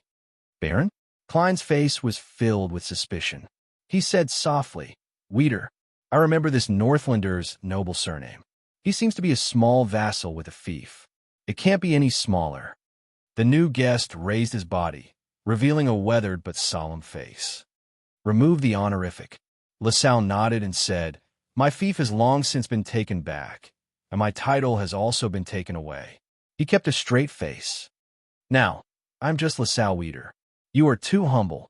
On the other side, Steak raised his hand and happily added, "At present, you are our most reliable source of information and partner, including our path of retreat." Ricky's face showed doubt. "Partner?" But the new guest, LaSalle, did not have any intention of exchanging pleasantries. He interrupted Steak directly. "I have had enough of glib diplomatic words." LaSalle shook his head and spoke straightforwardly. "So, I will go straight to the point. A few days ago, we received a piece of news." His face was solemn, and his voice was so deep that the others could not help but listen to him. An informant secretly found traces of Thales' Jade Star in the desert. Thales' heart skipped a beat. Even quick rope did not move. The informant has already followed the target, but because he is short on manpower and is in the enemy's territory, he has no choice but to ask us for help and arrange for their evacuation. LaSalle frowned and said, "The deadline for the evacuation was last night. According to the plan, our informant will bring his prince captive to us." As Ricky listened to LaSalle's narration, the doubt on his face never disappeared. Thales, on the other hand, stared at the ground and did not move. But it is already midnight, and the informant has not responded. LaSalle exhaled and said sternly, "Because of this, we have reason to believe that he has failed. This is why I came here today, broke the usual practice, and urgently asked for help from both of you." LaSalle looked at Steak, who had a smile on his face, and then at Ricky, who had an infuriating expression. The new guest gritted his teeth and said, "Thales' Jade Star may have escaped our control and obtained the official protection of the camp. We must strike like lightning and take back the target before the army returns to provide reinforcements. We are short on time, and the sooner, the better." Ricky and his companions exchanged glances with each other. "Are there any clues?" LaSalle nodded. "Our informant is a mercenary." LaSalle looked around with a stern expression. "The name he uses in the desert is..." Chapter 403. The entire tavern fell silent once more. "Dean, Big Dean, Bald Dean?"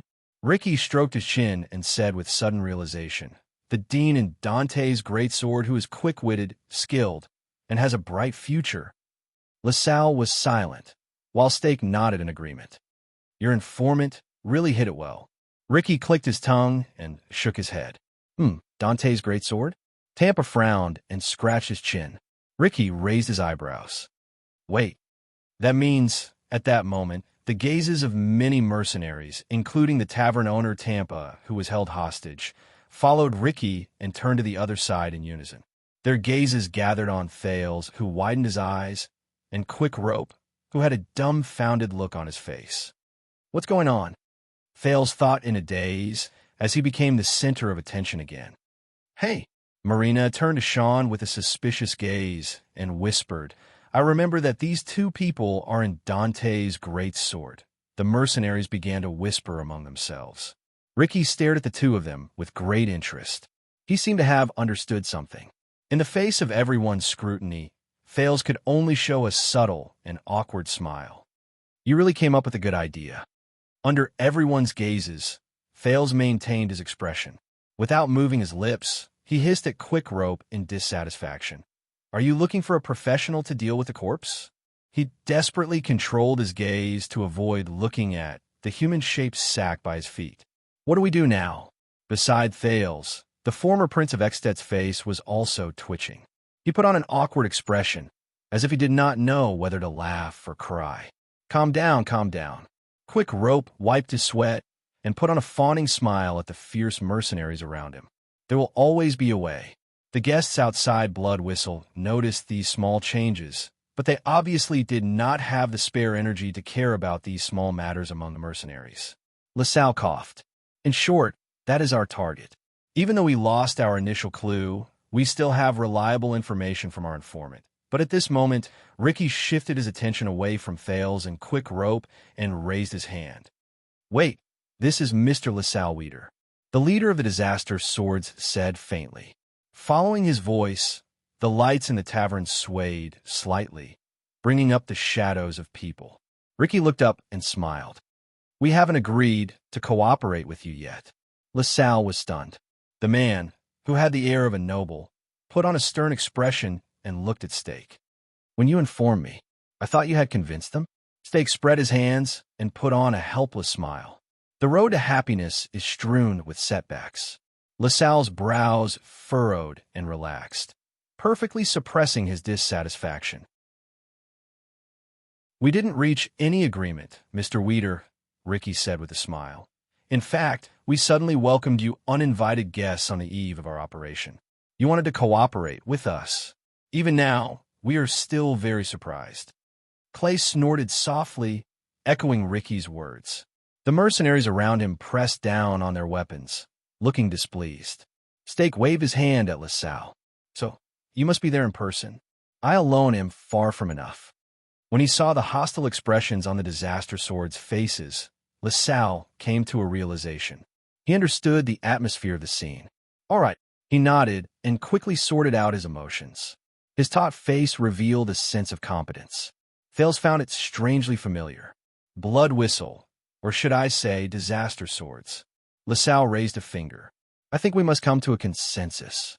Ricky showed an interested expression and gestured for him to continue. You intend to rob the prison of bones. LaSalle looked around and raised a second finger. His expression was stern. And we aim to capture the Prince of Constellation. In Bladefang's camp, these two things cannot be done separately. Ricky narrowed his eyes slightly. If you invade the prison of bones tonight, LaSalle said solemnly, then in just a few hours, the entire Bladefang's camp will be startled awake. Then, in just a few hours, all of Bladefang's camp will be alerted. Thousands of regular armed forces of the kingdom will flood this place like a tidal wave. They will bring with them cordons, search teams, patrols, and all the trouble you can imagine. After that, it will be impossible for my people to deal with the Prince of Constellation. LaSalle gestured at Stake, and the latter nodded humbly in agreement. Thales was even more puzzled about their relationship. LaSalle changed the topic. Similarly, if we kidnap the Prince of Constellation tonight, before dawn, the alarm in the camp will ring. Any suspicious forces, gatherings, and even mercenary groups will become the first targets of the Constellations. At that time, if you want to attack the prison of bones again, it will be even more difficult than ascending to heaven. The conclusion is very clear. We're like two people tied to the ends of a rope. If we don't exert our strength in one direction, if we do our own thing regardless of the consequences, LaSalle, turn around. His words were full of force. That will just be two futile efforts. No one will get what they want. Ricky, Klein, and the others exchanged glances. They saw the wariness in each other's eyes. So, everyone, do you understand why we came here uninvited and late at night? LaSalle ignored the weapons around him and said loudly, Do you also understand the need for us to work together? No one answered him. Only Stake patted his left wrist with his right hand and smiled in support. Ricky stared at the new guests with a solemn gaze. He did not speak for a long time. Then, LaSalle coughed impatiently and urged him to speak. You are very eloquent. Ricky gestured with his chin and said faintly, You don't look like someone from Shadow Shield. Vita, who are you? LaSalle immediately froze. He did not answer, but masked man beside Ricky spoke. I remember now. Masked man cast a sidelong glance at LaSalle and snorted coldly. Klein, you just said that this man's surname seems to be from a small family in Dragon Cloud City? Klein snorted in response. Ricky turned to his companion. Masked man said faintly, 6 years ago, King Nuven appointed a rather virtuous low-level noble as Ekstet's envoy to Constellation. He entered Renaissance Palace to seek justice for Prince Mariah, who died in a foreign land. That envoy's name is the same as this man's. At this moment, LaSalle was slightly shocked, but he was not the only one who panicked. On the other side of the tavern, Thales hid his surprise in a low cough. Beside him, Quick Rope had an aggrieved expression that said, Why is it me again? Thales remembered now. Him, Thales Jadestar and LaSalle Vita. It was indeed not the first time they met. So, Thales stared at LaSalle in a daze, then at Stake. Ekstet, Shadow Shield. The people who were here today were all his old friends from 6 years ago, and the only thing that could link the two of them together was King Nuven and King Chapman entrusted you with an important task at the same time, but you failed.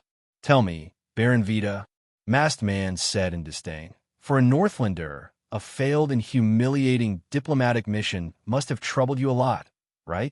LaSalle Vita's face instantly turned livid. Stake coughed and came out to calm his cheeks. Can we? But LaSalle interrupted him. I don't deny my failure. The former Ekstet envoy clenched his fists and said solemnly, That is indeed a stain in my life. His voice trembled slightly, and I have paid the price. I am no longer a baron. Masked man snorted and shook his head. I'm guessing the Dragon Cloud City did not deprive you of your title for no reason, and Black Sand region could not give you any more compensation. Masked man walked slowly to LaSalle and looked down into his eyes. After all, no one likes a traitor who appears to be loyal to Dragon Cloud City on the surface, but secretly colludes with Black Sand region. He said coldly. The moment he said this, LaSalle raised his head abruptly. The former envoy glared at Masked Man in anger. But Masked Man did not seem to notice. He continued to chuckle and said, So you can only come to a foreign country and be in charge of some shady affairs. LaSalle clenched his fists tighter and tighter. Ricky, Klein, and the others watched this scene with indifference. But Stake frowned by the side. A Shadow Shield assassin who betrayed the Shadow Master, and a Northland noble who betrayed the former king. Masked Man continued to mock him. Traitor and traitor, what a good combination.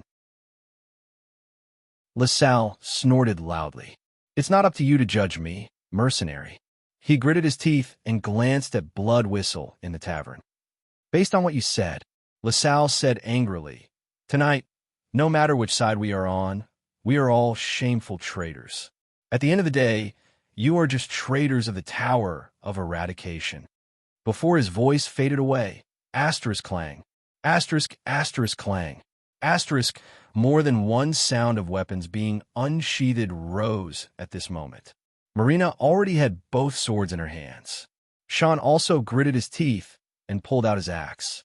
More mercenaries took a step forward in unison and approached the insolent emissary with malicious intent. Murderous intent immediately filled the tavern. The uneasiness was so strong that Thales resisted the urge to reach for his weapon. Take it easy, everyone.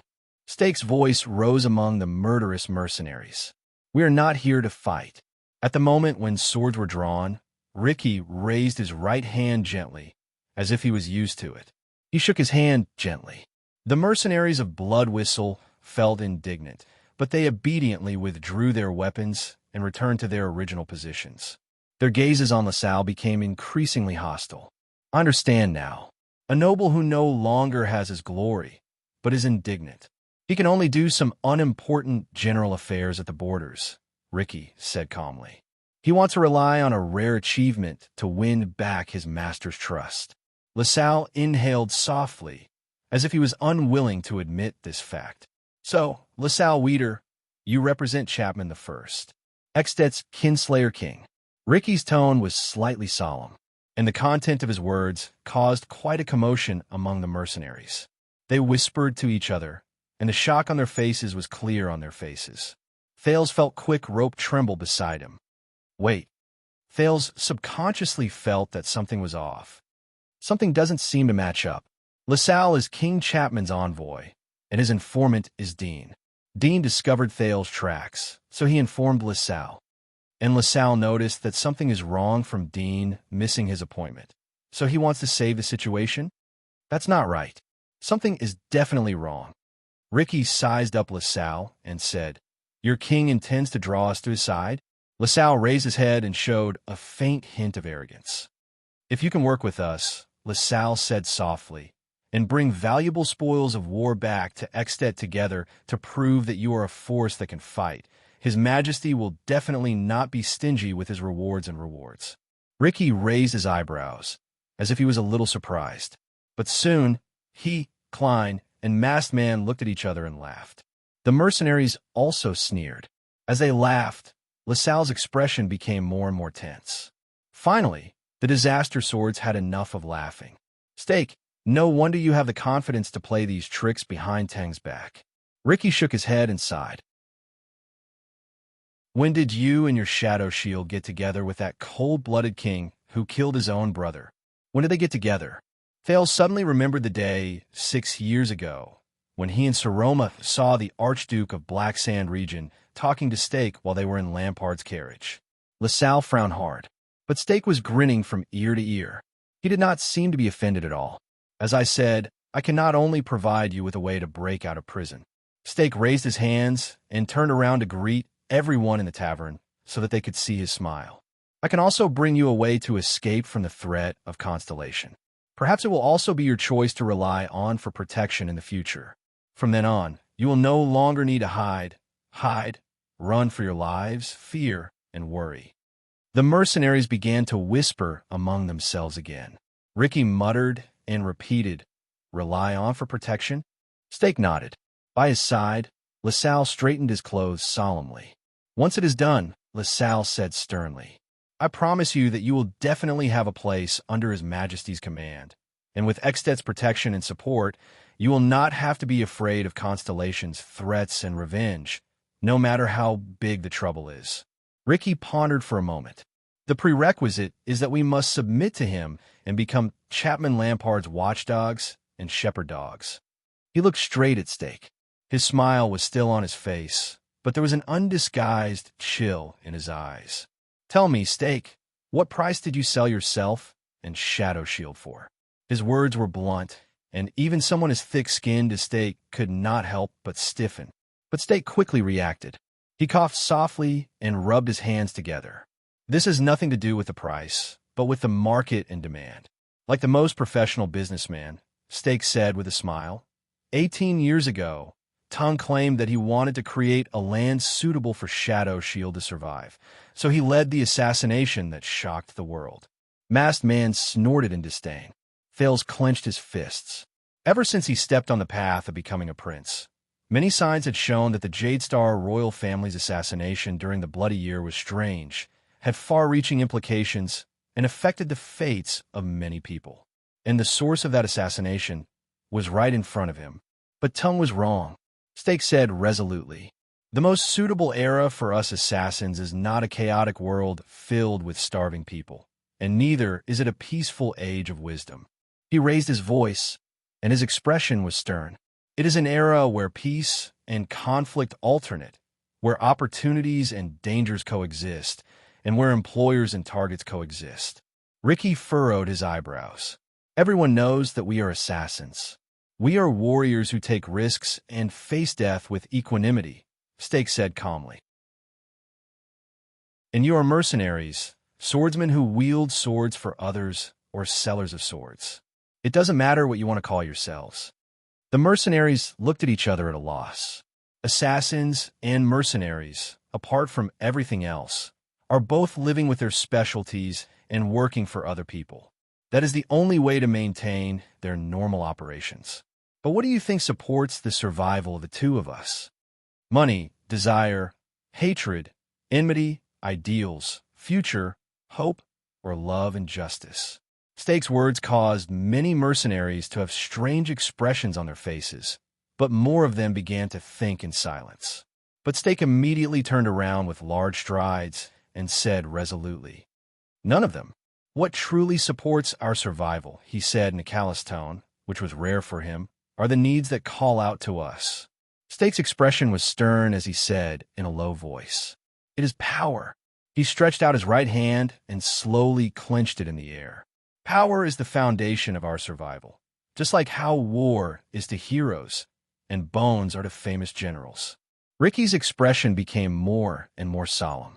Steak turned around, as if he wanted to convince everyone in the tavern. Those without power want to seize power and seize it, while those with power want to expand and centralize it. So they come to us. They either hire or bribe us, and we use methods that break the rules to fill the power vacuum or consume too much power. And us? We are a group of vicious beasts that feed on power. We seek survival in the ambitions and grand plans of the rebels or rulers. Whether it is you or us, whether we are assassins or mercenaries, we are born to live in the cracks of power. Thales quietly listened to the Shadow Shield assassin's philosophy. Klein frowned, and Masked Man spat on the ground even more straightforwardly. Tung might be a madman. His arrogance and overestimation of his own abilities brought about his own doom in the end. Steak was unmoved. He continued, "But the initial intention he used to convince us was not wrong. We, Shadow Shield, need an era that is suitable for us to live in, so we should take the initiative to create it instead of waiting for the era to eliminate us. And what we really need is power to demand us, a power that is powerful but still needs us. This is what can guarantee our survival." Steak turned around again and faced the three disaster swords. There was an unusual fanaticism in his eyes. "That is why we need such power. A ruler who has a country, an army, land, and people at the same time to buy and hire our services and maintain our existence. But he cannot be too strong, so strong that he tries to control us and annex us, just like how Constellation controls the kingdom's secret intelligence department. But he cannot be too weak, so weak that he cannot support us or protect us, just like the pitiful vermilion tail guards of Anlenzo Dukedom." Steak put up a finger, twitched the corners of his mouth, and nodded. This is the secret that allows assassins and mercenaries to live forever. The assassin ended his speech, but the mercenaries looked at him suspiciously. "So, this is the power you found for us? The Kinslayer King?" Ricky raised his eyebrows. Steak exhaled in resignation. "Thanks to Tung, Constellation is already our destined enemy, and Constellation is recovering and rising. This is really not good news for us. In this case, I guess that we don't have many choices left." Steak showed a mysterious smile, as if he had remembered something. "And I have to say, King Chapman is a very special king. Besides, Chapman the First fits our standards very well. He is strong and powerful. Not long ago, he completed the purge of Black Sand region and became the suzerain of Extet. Secondly, Extet is an internal strife. Although he is at the peak of his power, he is also in trouble. The Archduke is eager to fight. The enemies outside are eyeing him covetously, and the disputes in his territory are difficult to settle. And King Chapman's ambition is unfortunately all-encompassing. He will need us." As Steak spoke, he exchanged a glance with LaSalle, who nodded. "Have you solved your doubts?" LaSalle asked faintly, "By the way, the premise of all the above is that we can live up to expectations and complete the mission today and seize back our target." But Ricky obviously had other opinions. "Power is the foundation of our livelihood." He rubbed his chin. "Interesting way of putting it. But you left out half of it, Steak." Steak raised his hand to show that he was all ears. LaSalle frowned, as if he was dissatisfied with the group's lack of cooperation. Ricky leaned forward and pointed his index finger at LaSalle. "The Kinslayer King, or any other power, will slowly seize our throats when they develop step by step. And when they become completely powerful, they will not leave us with too many choices." His gaze slowly became focused. "He will turn you into the secret room and the secret intelligence department who spread rumors, and turn us into the white blade guards and royal guards who guard the door and sweep the floor. If you are unwilling, Masked Man snorted angrily and crossed his arms. Also, once Chapman Lampard becomes so strong that he can ensure the stability of a region, the prosperity of a country, and the peace of an entire lifetime. Ricky sneered. It's just as you said, Steak, a peaceful and wise world is not suitable for assassins. Steak smiled but did not say anything. LaSalle did not move. So, what you want is not loyalty or attachment. Ricky's tone suddenly changed, and his tone was cold. You want to be a parasite. Steak's smile froze on his face. What you want is not attachment or belonging, but to live on King Chapman's body like a blood leech. While you serve him, you will use his power to strengthen yourself, and his shadow to protect yourself. Ricky went straight to the heart of the matter and went straight to the point. And when he becomes strong enough to escape your control, when the muddle-headedness and lifelessness of this world is about to be broken by the growth of power, it will be time to abandon him. You will use the sharp blades and claws he created for you to fight against him, secretly help his opponents, join his enemies, find your new host, and always make sure that you are in between the cracks of power. This time, even LaSalle's expression became very unpleasant. Just like that, you will live on, grow, move, become a parasite, and grow again. Repeat your cycle over and over again. Live with power and live side by side with conflict. Wherever there is power, there will be Shadow Shield. Masked Man snorted softly to show his approval. Be careful, Baron Weeder, Ricky said coldly. When blood leeches suck too much blood, they will also suffer a backlash. His tone made Steak and LaSalle's expressions turn solemn. Ricky stared at LaSalle, who put his hands behind his back and furrowed his eyebrows. A few seconds later, Ricky spoke again. But Chapter 404. At that moment, Steak and LaSalle raised their eyebrows and looked at each other. They could not hide the surprise in their hearts. Didn't this guy just... But Ricky raised a finger again. But you have to understand that this is just a practical consideration. No matter which side completes their goal first, the other side will be in trouble. So, we can only work together. He quietly looked at Steak, then at LaSalle. Aside from this does not mean that we have boarded your pirate ship. Be it me or my brothers, the signs outside the tower have their own creeds and objectives and their own ways to survive. We do not believe in bullsh**T theories like relying on power. If Lampard or you think that you can use the grudge between us and Constellation to force us to take sides. Ricky's tone turned cold. Then you have made a mistake. Masked Man snorted and said, a huge mistake. The lights in the tavern swayed again. They illuminated Ricky's expression, making him look especially serious. Steak took a deep breath and smiled brightly. I guess this is considered happy working together. Ricky stared at him for a long time before he curled up the corners of his lips. That's right. In the next second, the mercenaries exhaled together and regained their energy. It was as if their leader's words had livened up the atmosphere. Then let's do it, Steak said with a beaming smile. We'll start with the prince. At that moment, Thales cursed in his heart. Shadow Shield, Disaster Sword, King Chapman. The three parties had formed an alliance. Their target was himself. This is not good, especially when a certain person is sitting right under their noses. The heavens do not respond, and the earth does not respond. In the tavern, the three parties, who were originally in conflict, sat down again to discuss their plans. So, you want to find a prince who was originally in your hands, but has escaped your control again? Ricky sighed. Is it that difficult?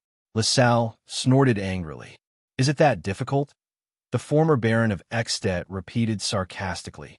Over the past 3 months, LaSalle clenched his fists in indignation.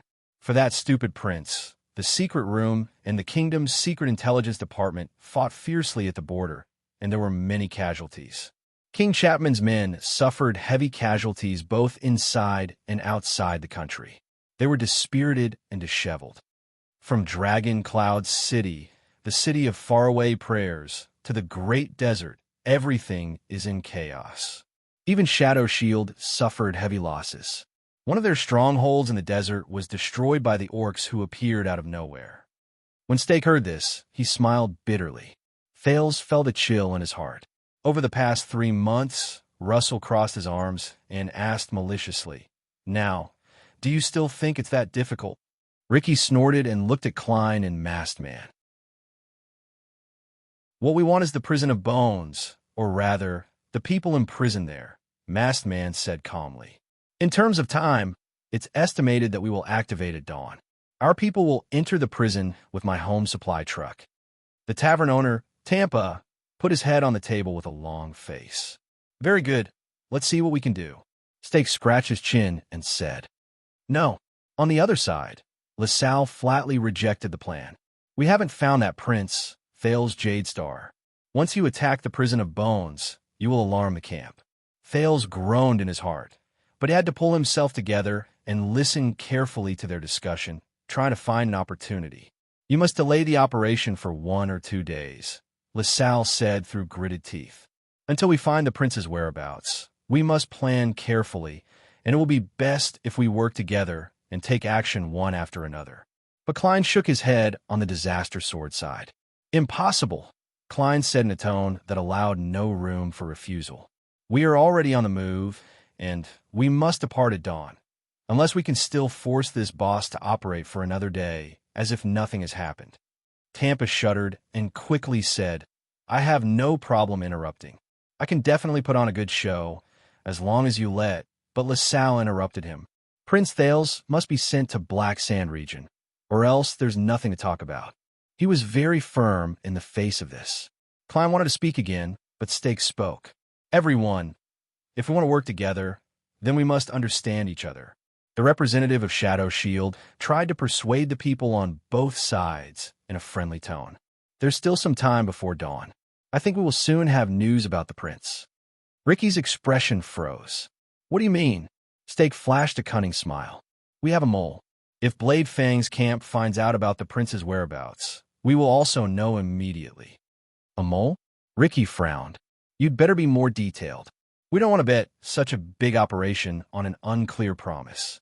Steak exhaled and looked at the mercenaries around the tavern. But Ricky did not have any intention of evacuating his subordinates. In the end, Steak could only raise his eyebrows. With a mysterious gaze, he lowered his voice and revealed the secret. "We have eyes and ears inside Williams's freak squad." When he said this, the people around him were stunned. Even Thales was shocked. "The group of psionic freaks who came out of the prison of bones?" Masked Man's tone was full of doubt. "Are those scums reliable?" Steak shrugged. "Of course they are. Our mole is one of William's most trusted captains. There's no problem with our information channel." Ricky raised his eyebrows. "William's people can ensure his loyalty?" Steak took 2 steps forward and revealed a cold smile. "In truth, we don't need his loyalty, because he still needs to rely on us to get a windfall and treat his wife and daughter's hereditary terminal illness. We only need his loyalty to his family." "You're using this to threaten him?" LaSalle frowned and said, "Once he gets out of our control." Steak stretched out a finger and waved it in the air. "Of course, it's not just this," Steak said coldly. "You know, we have to secretly poison his wife and daughter on a regular basis. It costs a lot of money." The meaning behind his words made everyone feel a chill in their hearts. "Despicable," Masked Man commented in disdain. Steak bowed. "Thank you," he said without shame. "This is a compliment to us." Thales sighed in his heart. "They told us everything from the plan to the details of the operation without holding anything back. This means that they're not going to let innocent people like us leave."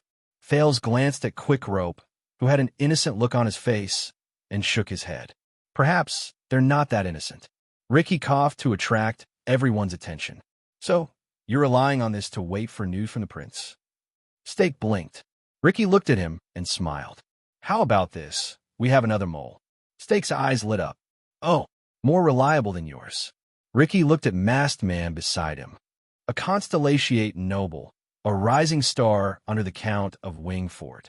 He's good at fighting, leads troops alone, and is deeply trusted." Steak's expression changed. "Wow, a new noble." He took a deep breath and could not hide his excitement. "After the bloody year, that's something we can't get." But Steak immediately asked cautiously, "Forgive me for offending you, but if he's a constellatiate, then his reliability and loyalty. This time, Marina stood up. She glanced at Stake with her usual disdainful gaze. There's no need to doubt his loyalty. Stake snorted coldly and said, That's not necessarily true. I just told you our secret. And do you also need to? But before he could finish, Marina interrupted him angrily. No need. The woman in red, who wielded two swords, gritted her teeth and said, He's my fiancé. Or at least he used to be. Stake's eyes widened. Even Thales was shocked. Wait. Fiancé. If Marina is the fiancé of a constellatiate noble, then that means... But before he could think about it carefully, Masked Man spoke in a cold voice. Is this enough? Love and engagement. This is far more reliable than the despicable methods you use to control people's hearts. Stake seemed to have understood something, and he nodded.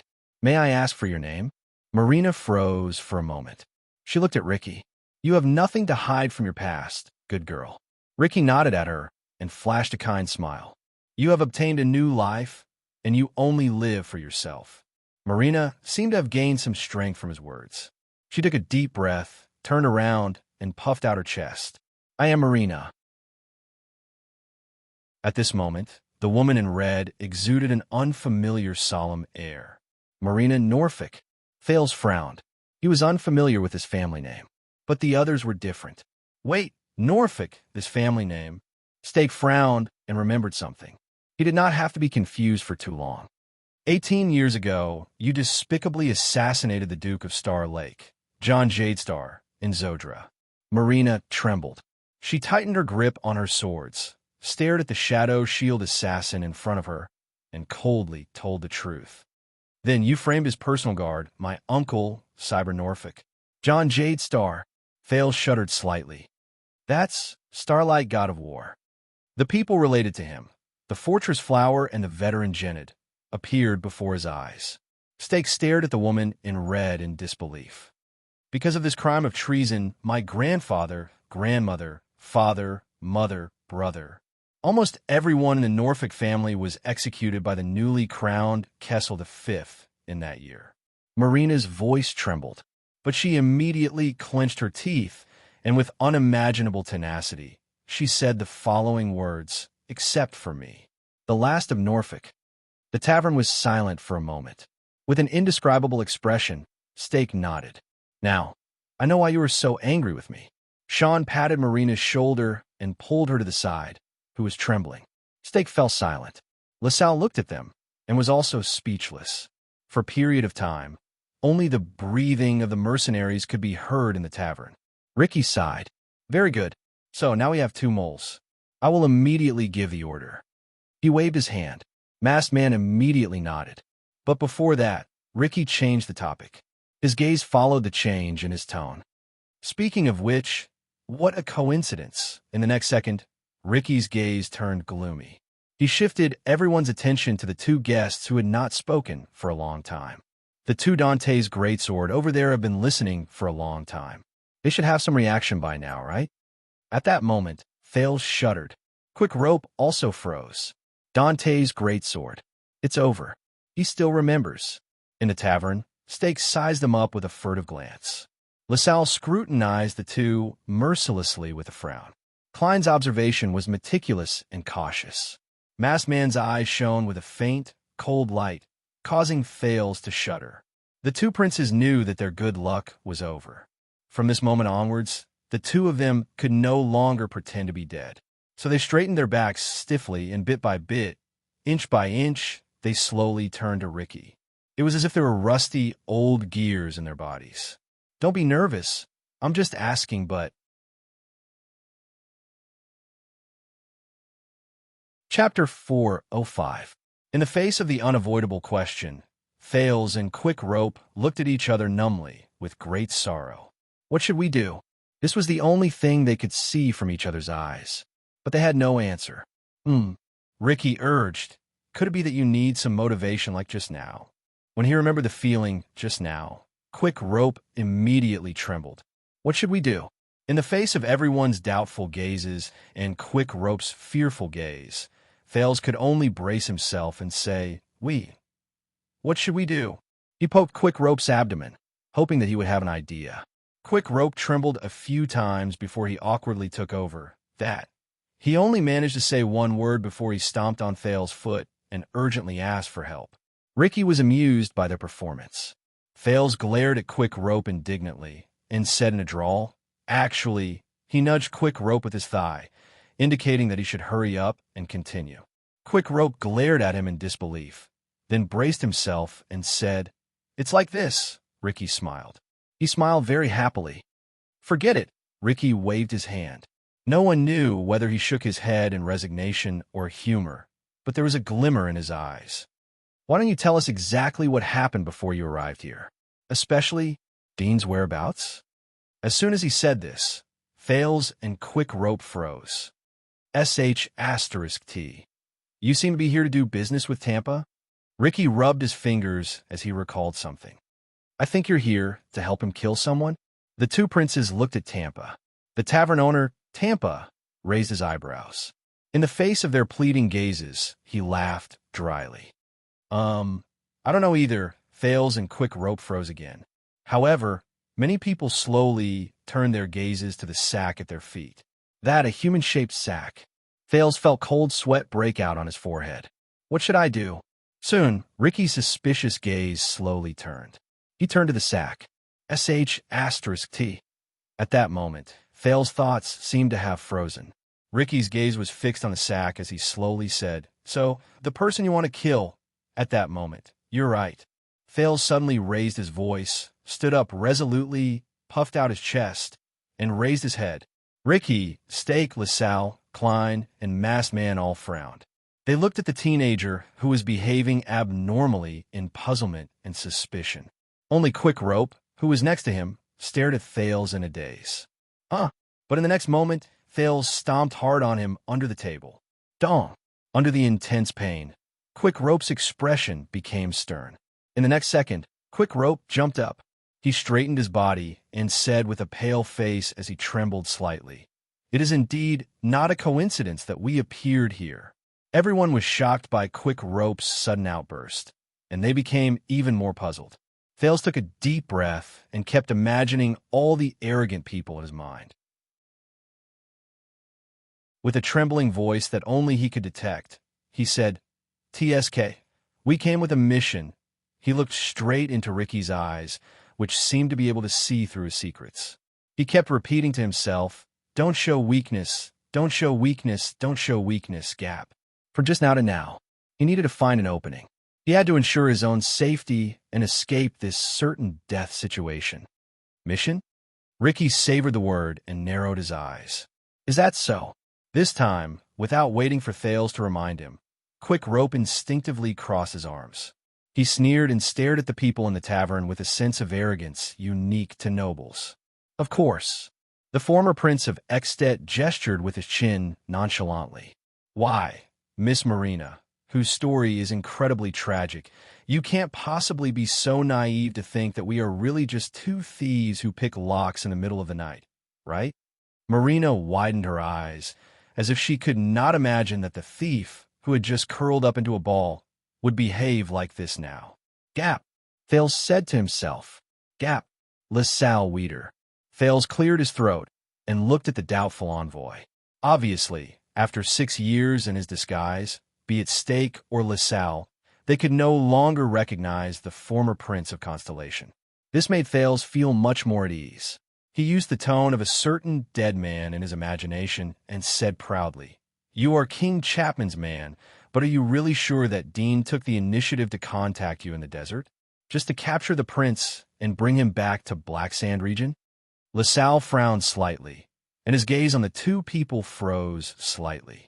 Quick Rope glanced at Thales from the corner of his eyes, and the latter understood the meaning in his gaze. "Please don't cause trouble." Thales coughed softly. Dean's mission was never to search for Prince Thales. As far as I know, not long ago, Dean himself was not sure whether his target was Thales Jadestar. LaSalle moved slightly. This made Stake and Ricky unable to help but glance at the former Baron. "You are not with Dean at all," Thales said in a smug tone. "Tell me, did you intercept Dean's information? Or did you bribe his contact?" LaSalle frowned fiercely. His reaction caused Steak and Ricky to look at LaSalle in a different light. But only Thales knew. He was taking a gamble. He was betting on whether the two pieces of information he heard from Chapman Lampard and Dean himself matched up. If it's not, Thales gulped. LaSalle stared at Thales with a frown. His gaze was solemn, and there was deep doubt in it. Thales felt his heart race. Finally, after a few seconds, LaSalle snorted softly. "Both of you?" LaSalle asked coldly with a gloomy expression. "Who exactly are you?" "Very good. I made the right bet." Thales did a somersault in his heart.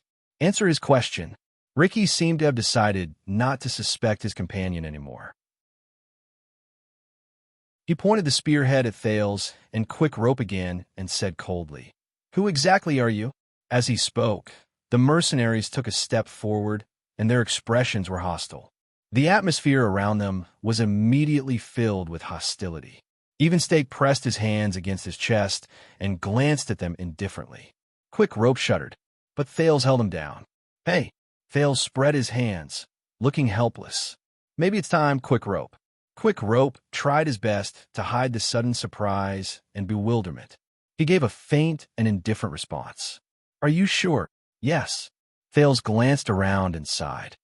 "It seems that there is no other choice." Quick Rope's eyebrows twitched. "What? What choice?"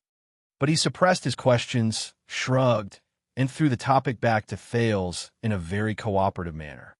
"Then let's do it." Under everyone's wary and suspicious gazes, Thales whistled. Under the illumination of a light, he revealed a cold and malicious smile. "The stars shine, and the dim places are dark." When he said this, everyone in the tavern, including Quick Rope, was stunned. But almost at the same time, the people who heard him had solemn expressions on their faces.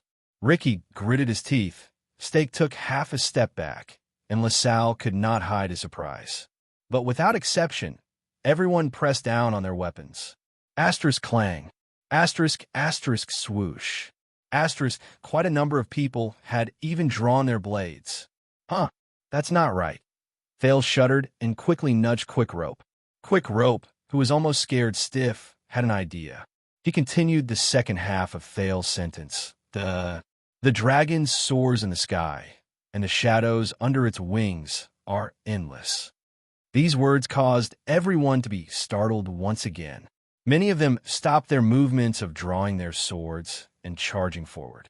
Thales breathed a sigh of relief. "That was close. Fortunately, I knew earlier." Ricky stared at the two in disbelief. Thales, who had relaxed, raised his fist and coughed softly. He chuckled and said, "Yes, we are the Secret Intelligence Department." Everyone's eyes twitched again. This time, it was Quick Rope's turn to hit Thales' stomach with his elbow. Asterisk bang. Asterisk Thales shuddered. When he realized that he had made a slip of the tongue, he was so frightened that he quickly changed the topic. "My mortal enemy." He almost bit his tongue. Quick Rope secretly exhaled and swore that he would never work together with this talkative person again. Silence. Absolute silence. Almost everyone in front of them was sizing them up with gazes as if they were dead people. Astonishment, amazement, and disbelief. The lights in the tavern swayed continuously, and the atmosphere inside also changed continuously. It was suffocating. "My name is Seka. As you can see, we are from the secret room." Thales took a deep breath, crossed his arms beside Quick Rope, and said coldly, "My name is Seka." Quick Rope snorted coldly, and with a hateful smile, he extended his hand and bowed to the people around him. "I am Quick Rope. My respected Madame Calshon asked me to greet all of you." Time seemed to have stopped for a moment. At that moment, whether it was Ricky, Steak, or LaSalle, their expressions were as unpleasant as they could get. A few seconds passed. Impossible. Ricky took a deep breath, as if he was adjusting his fluctuating emotions, and said to Thales, "With your age, isn't it a little too early for you to be a secret agent?" "Huh." Thales chuckled, and he seemed to have a card up his sleeve. "Too early? You might not know this, but Madame Calshon has been taking on missions since she was 8 years old, and she has been dealing with the kingdom's secret intelligence department." Ricky furrowed his eyebrows tightly. He never relaxed his gaze, as he sized up Thales. "Secret room? Why are you here?" Steak asked quietly in a low voice. Quick Rope sneered, as if he was mocking the other party's ignorance. "Didn't anyone tell you, my friends from Shadow Shield?" Thales, "Oh no, the new spy of the secret room." The teenager Seiko waved his hand and smiled at the livid LaSalle. "Dean is not King Chapman's spy or informant. He is a member of the secret room. Your information was stolen from him." What this Mr. LaSalle said is not the whole truth. LaSalle took a deep breath. His cheeks twitched, and he looked unhappy. This made Thales feel even more at ease. After a while, Thales patted himself in his heart. He made the right bet. As for King Chapman placing spies in the secret room, don't worry. This is a small misunderstanding between King Chapman and Madame Calshon within Extet. Quick Rope tactfully added. He did not forget to make a threatening gesture at LaSalle. "Madame will soon find His Majesty to solve this." Ricky frowned. His gaze, when he looked at LaSalle, was no longer the same as before. Even Steak frowned. "You did not answer my question," Steak said in a dark tone. The atmosphere became a little oppressive. Thales let out a puff of air. "We've lost contact with Dean for a while." He patted the table, completely unconcerned. "So we had to come and see for ourselves." Quick Rope arched his shoulders and curled up one side of his lips. "But since we've already heard the news of your conspiracy," at that moment, everyone in the tavern looked at them nervously. Quick Rope raised his finger and placed it in front of his lips. He smiled slyly and said, "I wonder if the secret room under the red which will have the honor of joining your operation? Or can you try to silence us?" Thales added with a smile. "After all, we might be the only two people left from the secret room who were placed in this place." At this moment, Ricky and the others' expressions became even more unpleasant than before. "Secret room." Steak's breathing slowly quickened. He turned to LaSalle and cursed in a low voice. "You should have told me from the beginning." LaSalle did not say anything. He only gritted his teeth. Thales and Quick Rope stood side by side. Their smiles remained the same. No one knew that both of their backs were drenched in cold sweat. But at this moment, thud, a soft sound traveled into Thales' ears. Thales froze for a moment. Everyone was taken aback as well. Thud, another sound rang out, and it was even louder than before, but in Thales' heart, it was like a bolt from the blue. There was no other reason. Because of this sound, it came from his and Quick Rope's feet. As they followed the sound, Thales and Quick Rope lowered their heads stiffly, like frozen ice sculptures. Then, they shuddered at the same time.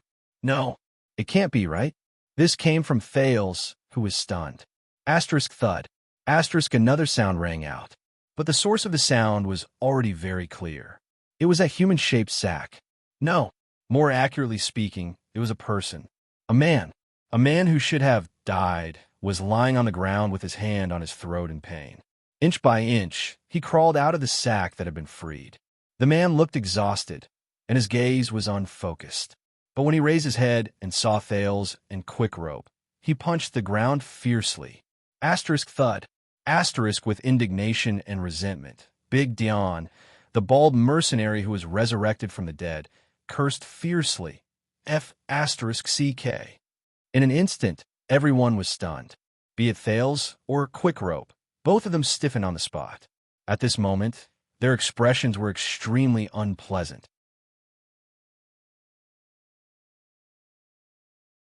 Chapter 406. Over 10 seconds after Dean crawled up from the ground, Thales' expression was stiff. What ghost?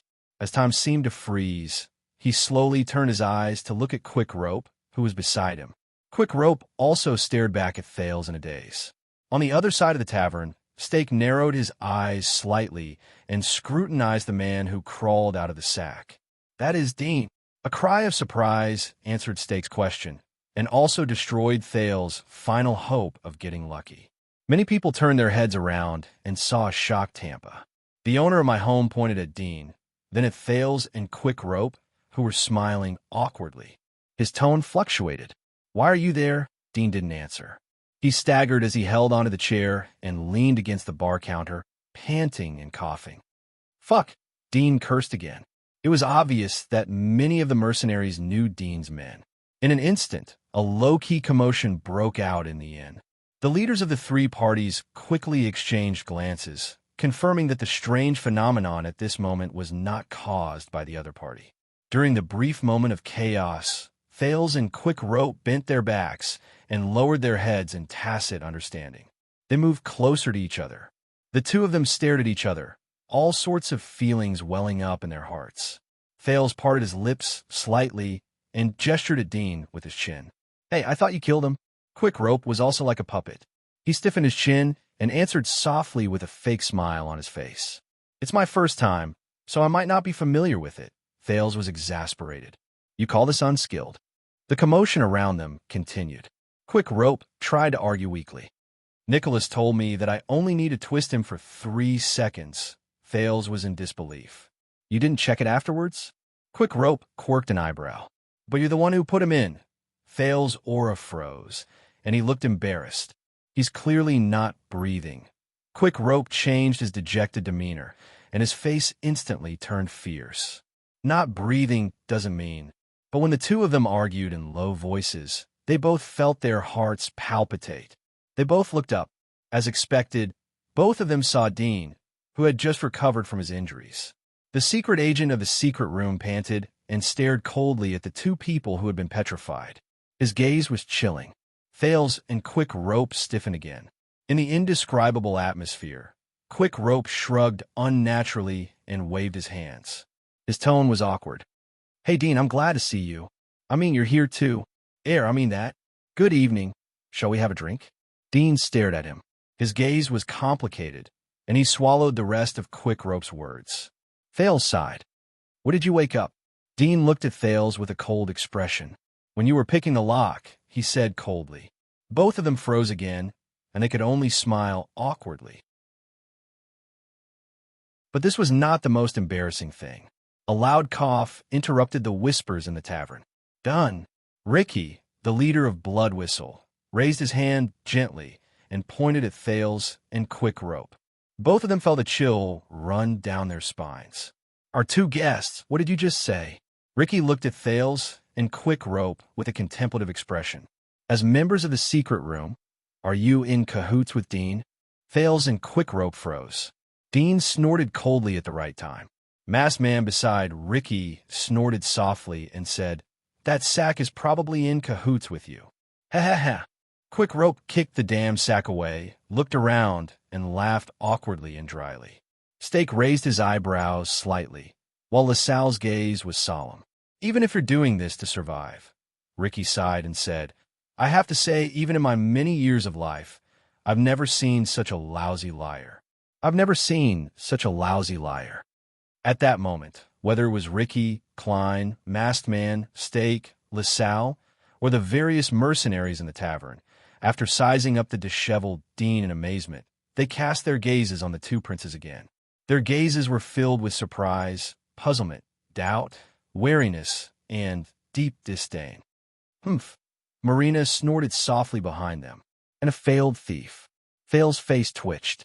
He awkwardly flashed Ricky a smile that was uglier than a crying face. "My God, is there a hole in the ground? The kind that can fit a person?" He desperately needed one right now. Quick Rope looked at the sky, as if he could pretend that he did not exist. "So, LaSalle," Stake stared at Dean with a piercing gaze, "is he the informant you mentioned?" LaSalle stared at Dean from afar and nodded. Ricky then focused his attention on Dean. "Wow." Ricky clicked his tongue and shook his head. "You're really unexpected, Big Dean."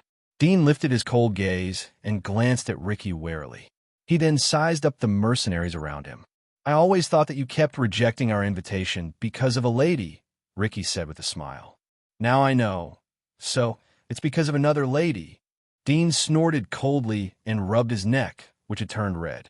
"All of you really exceeded my expectations." He swept his gaze over Stake, Ricky, and LaSalle one by one. Shadow Shield, Disaster Swords. Dean's gaze lingered on the last person for a very long time.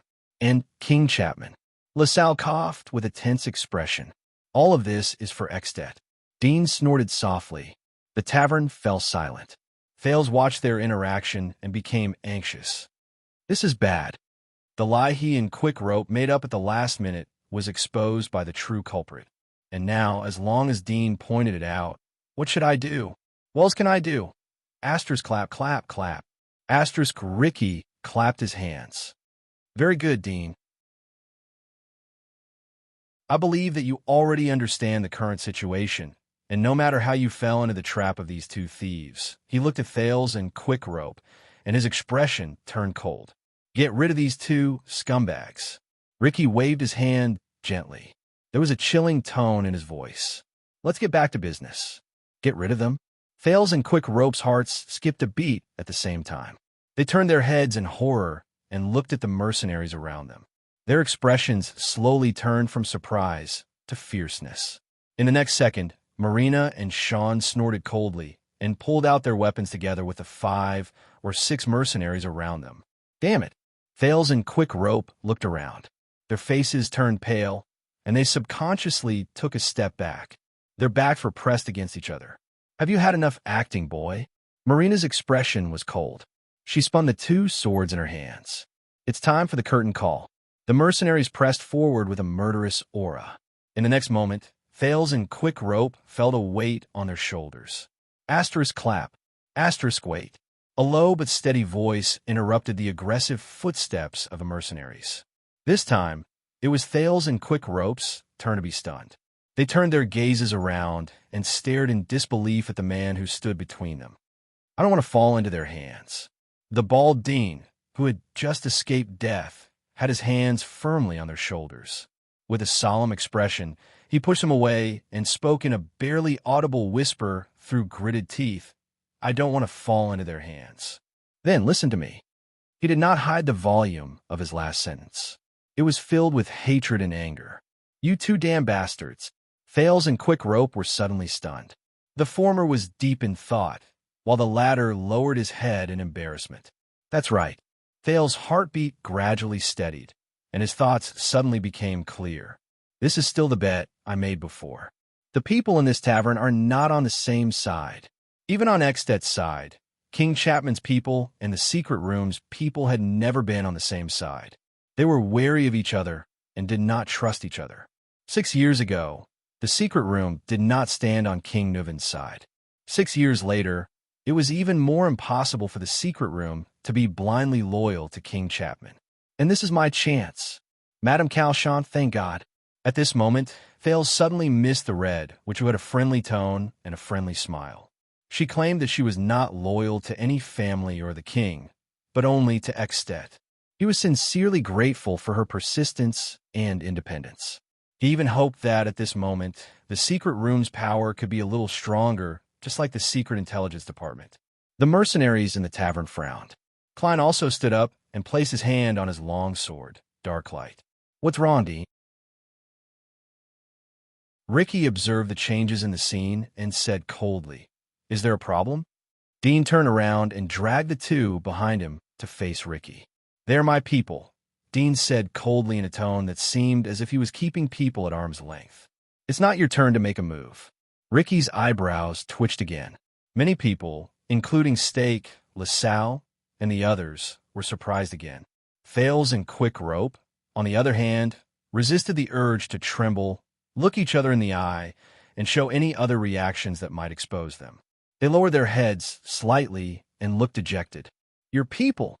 Ricky looked as if he had discovered a new world. He sized up Thales and Quick Rope 3 times and could not help but laugh.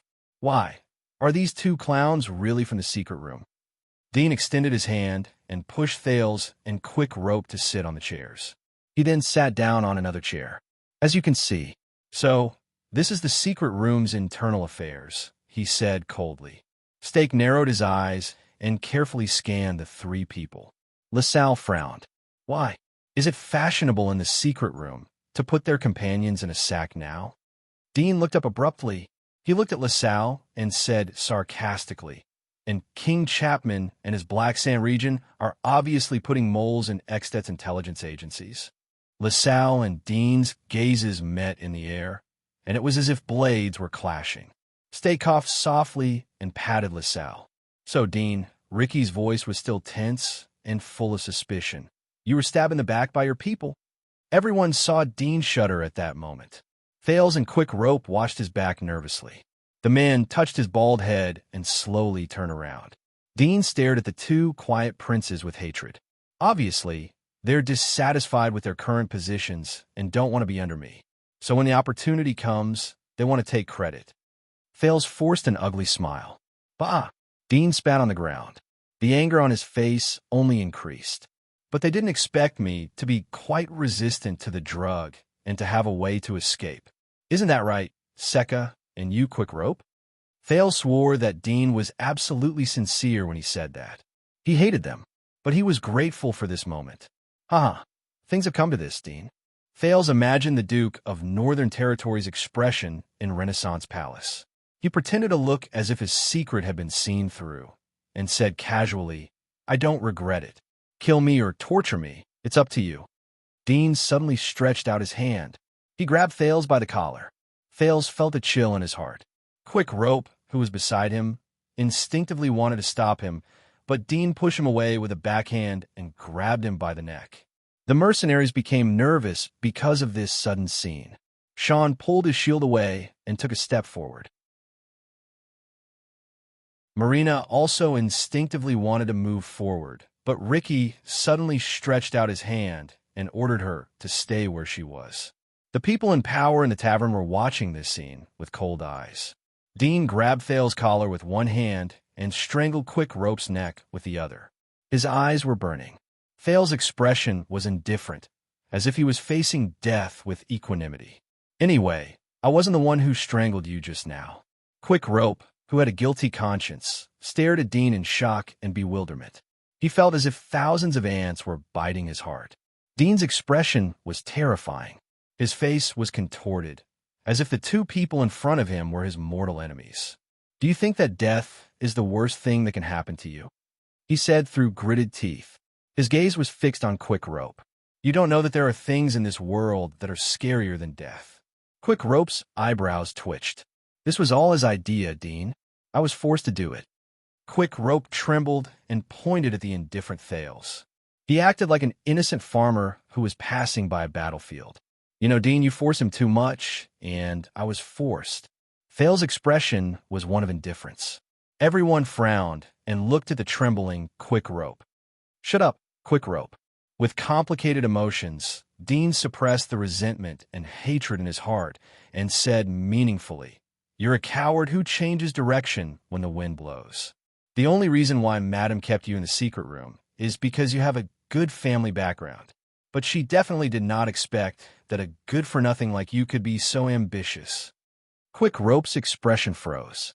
He lowered his head, pretending to be sincere. He did not say a word. After a moment, Dean, who had a terrifying expression on his face, seemed to have finally suppressed his anger and desire for revenge. He let go of the two people in hatred. It's not that simple. Both of you, the fate of traitors.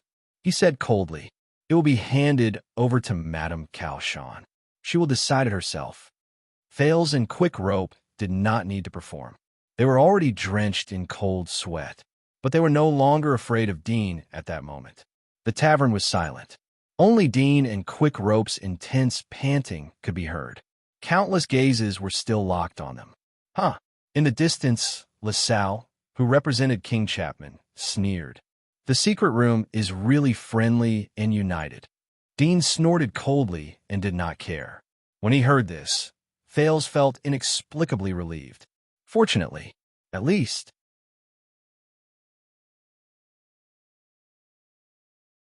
Chapter 407. Enough. Ricky raised his voice and ordered the mercenaries to put away their weapons and return to their original positions. He looked at the three of them impatiently. I don't care about your internal grudges, whether it's the secret room or Extet. LaSalle and Dean looked at each other before they looked away. The three of you tell me. Ricky's patience seemed to have reached its limit. The Prince of Constellation. Where is he? Thales tensed up again. Beside him, Quick Rope, who had just escaped Dean's gaze, sighed and patted his chest. Dean snorted coldly and turned his head around. What does he have to do with you? When he said this, Stake, LaSalle, and the Disaster Swords all frowned. Ricky tilted his head slightly, and a cold glare shone in his eyes. That's right, that stupid prince has nothing to do with us. But he is related to whether we can get help from our allies, Ricky said. Stake smiled and bowed at the right time. So he's our business. Ricky's tone became colder and colder, and it made them have the urge to retreat. You have always been smart, Dean, so you better understand one thing. Right now, we are in control of this place, including who can come in and who can go out, who can walk out, and who must go out lying down. Do you understand? As he said this, the disaster swords drew out their weapons in unison. Asterisk swoosh. Asterisk Dean's expression froze. He looked around with a solemn expression. He observed the tavern, which was as sturdy as an iron wall, and sensed the hostile gazes of the mercenaries. No, Thales sighed in his heart. There's still too many of them. Finally, Dean exhaled, and his tone became more relaxed. All right, Dean said reluctantly. The secret room must participate in your plan regarding the prince. Even if you hand him over to King Chapman, it must go through our hands. LaSalle's expression tensed. If the secret room is still Extet's, then you should not. Asterisk bang. Asterisk there was a loud sound of a heavy palm slamming on the table. It made Thales and Quick Rope tremble. That's your problem, Ricky said word by word. His tone was as cold as winter frost. I don't asterisk King care at all. The atmosphere in the tavern instantly tensed up, as if someone was pulling on a thin rope. I don't care which one of you captures the prince. I don't care if you roast him or eat him alive. I don't care if you skin him or break his bones. I don't care if you kill him or *CK him. But do you know, whoever stops us from accomplishing our goal is our enemy. Mortal enemies. And if you become the mortal enemies of the Outer Tower inheritors, trust me, you don't want that. Ricky glanced at LaSalle and Dean. His gaze was filled with a deathly stillness, causing the latter two's heart to skip a beat. So I'm going to ask you one last time, Dean. Ricky's expression turned sour. Beside him, Masked Man and Cray looked at each other. Cray then extended his hand towards Gloom. Where's that prince called Thales? Dean clenched his fists. Beads of sweat rolled down his forehead. Everyone, the familiar voice of mediation, sounded again. Who the prince ultimately belongs to is a matter of operation. We can discuss it later. Stake smiled and walked between Ricky and Dean. The most important thing now is to determine Prince Thales' whereabouts. Don't ever talk about how sweet honey is before you taste it. Stake looked at Dean, then at LaSalle. His smile was still gentle. Do we agree? Dean pursed his lips tightly, while LaSalle's entire body tensed up. On the other side, Ricky looked at them coldly. Beside him, Cray slowly touched the hilt of his sword. Tom seemed to have stopped.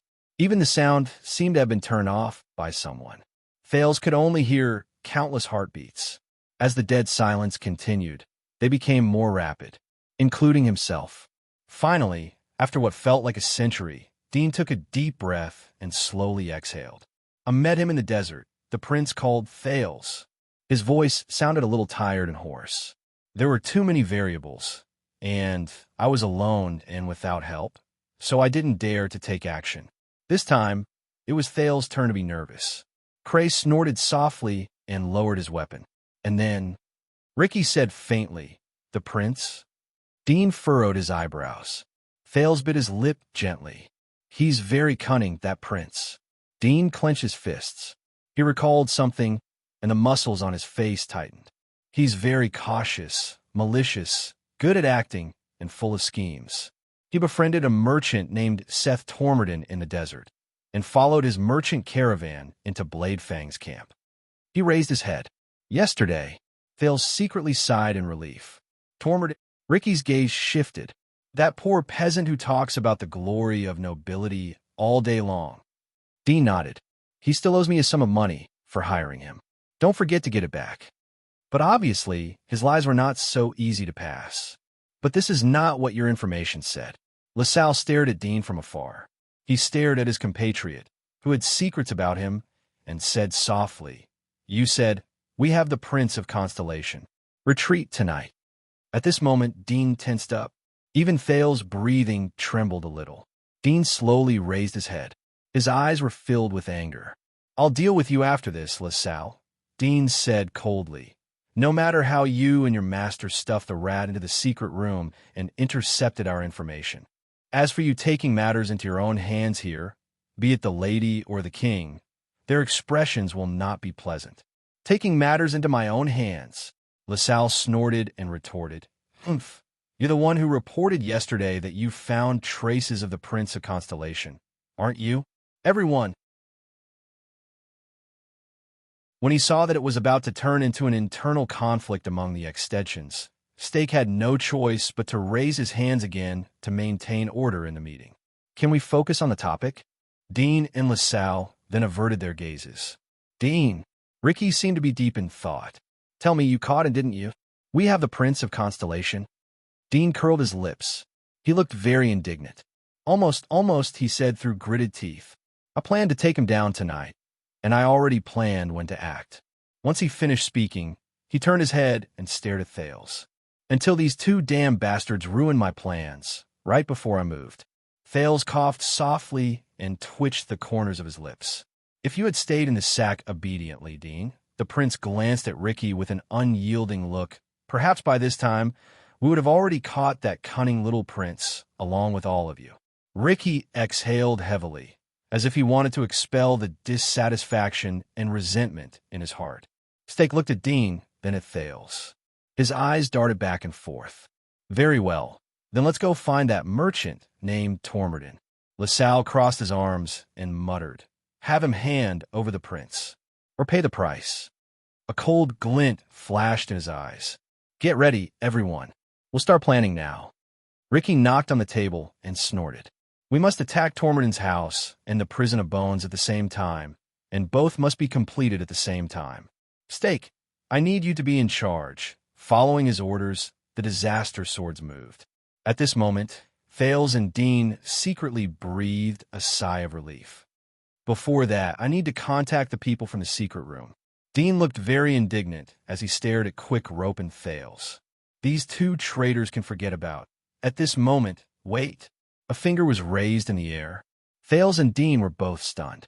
It was Stake. The spokesperson of Shadow Shield still had a smile on his face. The tavern instantly fell silent. Ricky and the others, who were formulating their plans, raised their heads. This distinguished guest of the secret room, Dean. Stake gestured amiably at Dean, then pointed at Thales. Tell me, did they attack you to replace or take all the credit for your work? Dean's heart froze. Thales also gritted his teeth. It's the same as you, isn't it? Dean said calmly. Stake of Shadow Shield, the person who betrayed the Shadow Master. But Stake ignored his sarcasm.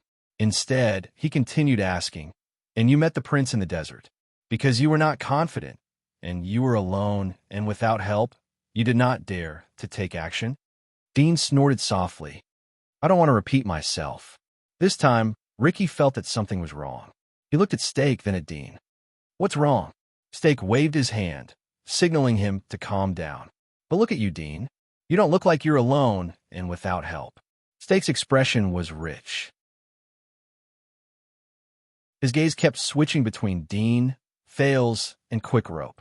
Even though your two subordinates don't look very reliable. Not only did they wake up halfway through the drug, they even had to come here to ask for help when they wanted to destroy the corpses. Tisk TSK. Stake chuckled. How pitiful. As a spy, no matter how amateurish they are, there should be a limit. Thales and Quick Rope's expressions were very unpleasant. Laugh all you want, Dean retorted calmly. I don't deny that there are good and bad people in the secret room.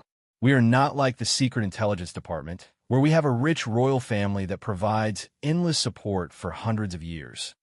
However, there are too many people in the world who laugh at Madame Calshon and the secret room.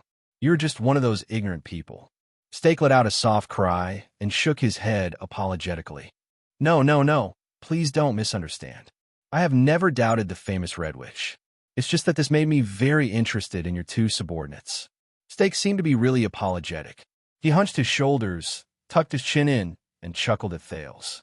Especially when the mastermind of the conspiracy against you is just a 14 or 15-year-old boy. When he heard this, the muscles on Thales' arms tightened. Everyone turned to look at him. Stake was like a bard, and his voice was full of emotion. Perhaps this teenager, who started his career in the secret room at the age of 10 and has a promising future, is also cunning, vicious, cautious, good at acting, and even very scheming. At that moment, Thales felt a chill in his heart. His pupils, which met stakes, shrank. sh*t. sh*t. When he heard these adjectives, Dean clenched his fists. The others did not react as quickly, but they soon thought of something while feeling puzzled and puzzled. Dean's expression became very unpleasant, but he soon realized that the initiative in this meeting was no longer in his hands. "Oh, right. I remember now." LaSalle's voice rose slowly. 6 years ago, when I went on a diplomatic mission to Constellation and brought back Prince Mariah's body, all I heard was news about the second prince, about how mature he was, how quick-witted he was, and how he managed to refute a group of highly respected nobles at the age of 7 or 8. LaSalle's gaze was cold. "Dean, I was almost fooled by you." The leader of the Disaster Swords was silent, but he made a gentle gesture to Klein. "What are you hinting at?" Dean raised his head. His expression was unprecedentedly serious, and he was about to step forward. In the next second, a sword flashed. "Move, Dean." The Northland swordsman, Klein, raised his dark light sword. His voice was airy. "And you will die." Dean looked at the blade in front of his chest in surprise. But he noticed that at some point in time, Ricky's gaze on him had become cold, and the masked man beside him was smiling coldly. Stay clicked his tongue. "I have to say this." He put his hand into his bosom, took out a small scroll, and slowly unfolded it. "When you cut your hair, change your attire, and no longer look neat and tidy, but are in rags," Stake sighed and gently threw down the scroll in his hand. "It's quite hard to recognize." Thales lowered his head stiffly and looked at the scroll. It was a sketch. The drawing was of a thin, neat teenager in his teens. His face was delicate, and his expression was indifferent. It was as if he had a card up his sleeve. "Please forgive my rudeness." Stake flicked the dust off his body, turned to Thales in a solemn and gentle manner, and bowed deeply.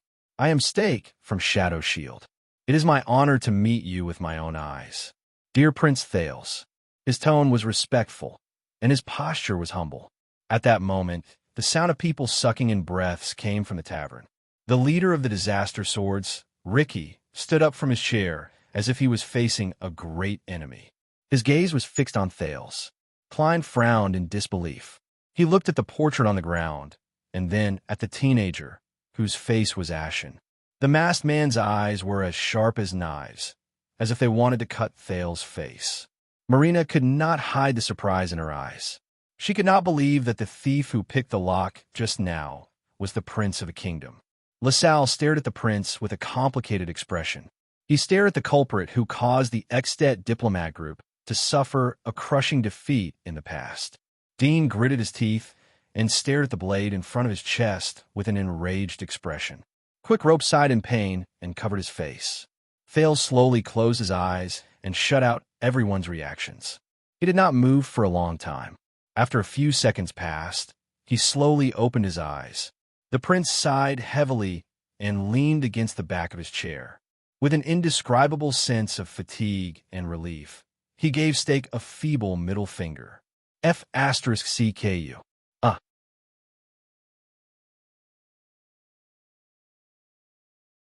Chapter 408. After an unknown amount of time, the suffocating silence in the tavern dissipated a little when an oil lamp on the wall began to flicker. "Damn it, Prince." Tampa sighed in pain. Why am I so unlucky today? Oh no, this isn't a good sign." Quick Rope lowered his head and muttered, "You?" Marina widened her eyes and stared at Thales with her palm pressed against the hilt of her sword. The mercenaries also began to whisper to each other. "Quiet," Klein ordered flatly. His gaze never left Thales, but his long sword was still pressed against Dean's chest. Thales let go of all his worries and leaned against the chair as if a heavy burden had been lifted from his shoulders. He faced everyone's gazes calmly. Things have already progressed to this stage. What else can I do? I might as well think about it. Next. Do you really think you can smuggle the spoils of war out right under our noses, Dean? LaSalle Weeder, the former special envoy of Extet who was no longer a baron, snorted through his nose. He glanced at Thales and said coldly to Dean, especially with such a large portion. Dean pursed his lips in disdain. You're just lucky, the king's lackey. LaSalle gave him a scornful smile. Ricky slowly walked forward and stood in front of Thales. He stared straight into Thales' eyes. Thales Jadestar? Ricky curled up the corners of his lips and sized up Thales with a slightly unfocused gaze. You've really exceeded my expectations. At that moment, his gaze became piercingly cold, just like the other Jadestars. Thales was a little stunned. Whether it was Nicholas, Monty, Dean, or even Stake and LaSalle just now, when they sized up Thales, most of the time, it was as if they were sizing up a prey or a valuable treasure. But strangely, Ricky's gaze when he looked at Thales did not have that kind of meaning. Instead, it was slightly perplexed. It was as if he was looking at another person through Thales. But Thales, who was in danger, could not think so much. He carefully thought about his own chances. Thales first coughed, then took a deep breath. The same goes for all of you, disaster swords. Choosing the most difficult path is really beyond my expectations. Ricky retracted his gaze, pursed his lips into a smile, and turned around. His shadow on the wall swayed in the light. Looks like you completed your mission ahead of schedule, Stake. Ricky cast a sidelong glance at Stake in the distance. It was easier than I thought. Maybe too easy? Stake bowed from afar with a smile on his face. Thanks to everyone. Don't waste any more time. LaSalle interrupted them decisively. This is the enemy's territory. We still have to arrange an evacuation. You guys are intercepting the secret rooms. Dean wanted to say something, but Klein turned his wrist slightly, and the threatening edge of his sword stopped the secret agent's words in his throat. Ricky waved as he walked back. Clay and Masked Man nodded at him. Thales observed their interaction. When he saw Ricky's gesture, he knew that he could no longer remain silent. I don't understand, Ricky. Thales cleared his throat and said loudly to Ricky's back, I heard from an attendant that you are a group of swordsmen who are determined to overthrow the Tower of Eradication, right? Ricky stopped in his tracks. Of course, you've heard of us. Disaster Swords, Crassus sneered. But you don't know. Thales snorted softly. Is it worth it? The prince stood up from his chair. The mercenaries beside him subconsciously changed into battle stances until Ricky waved them away. The prison of bones. Is it worth it for you to give up everything and go against all of Constellation? Even to the point where you have to work with these people to kidnap me and turn yourself into Constellation's mortal enemy? Thales said in a low voice. LaSalle frowned in the distance. Don't waste your breath on him. This prince is used to inciting. But Ricky raised a hand and silenced the extension's words. The leader of the Disaster Swords turned around again and approached Thales step by step. Compared to the others, who were either murderous or had a sharp, unapproachable presence, the leader of the Disaster Swords had a gentle gaze and a calm demeanor. He was not aggressive, but for some reason, there seemed to be a vortex around him that was slowly accumulating. It slowly built up with each step he took, and wherever he went, Thales could not help but hold his breath. As I said, you don't know. He bent down and looked straight into Thales' eyes. You don't know what we want. Thales clenched his teeth and raised his finger.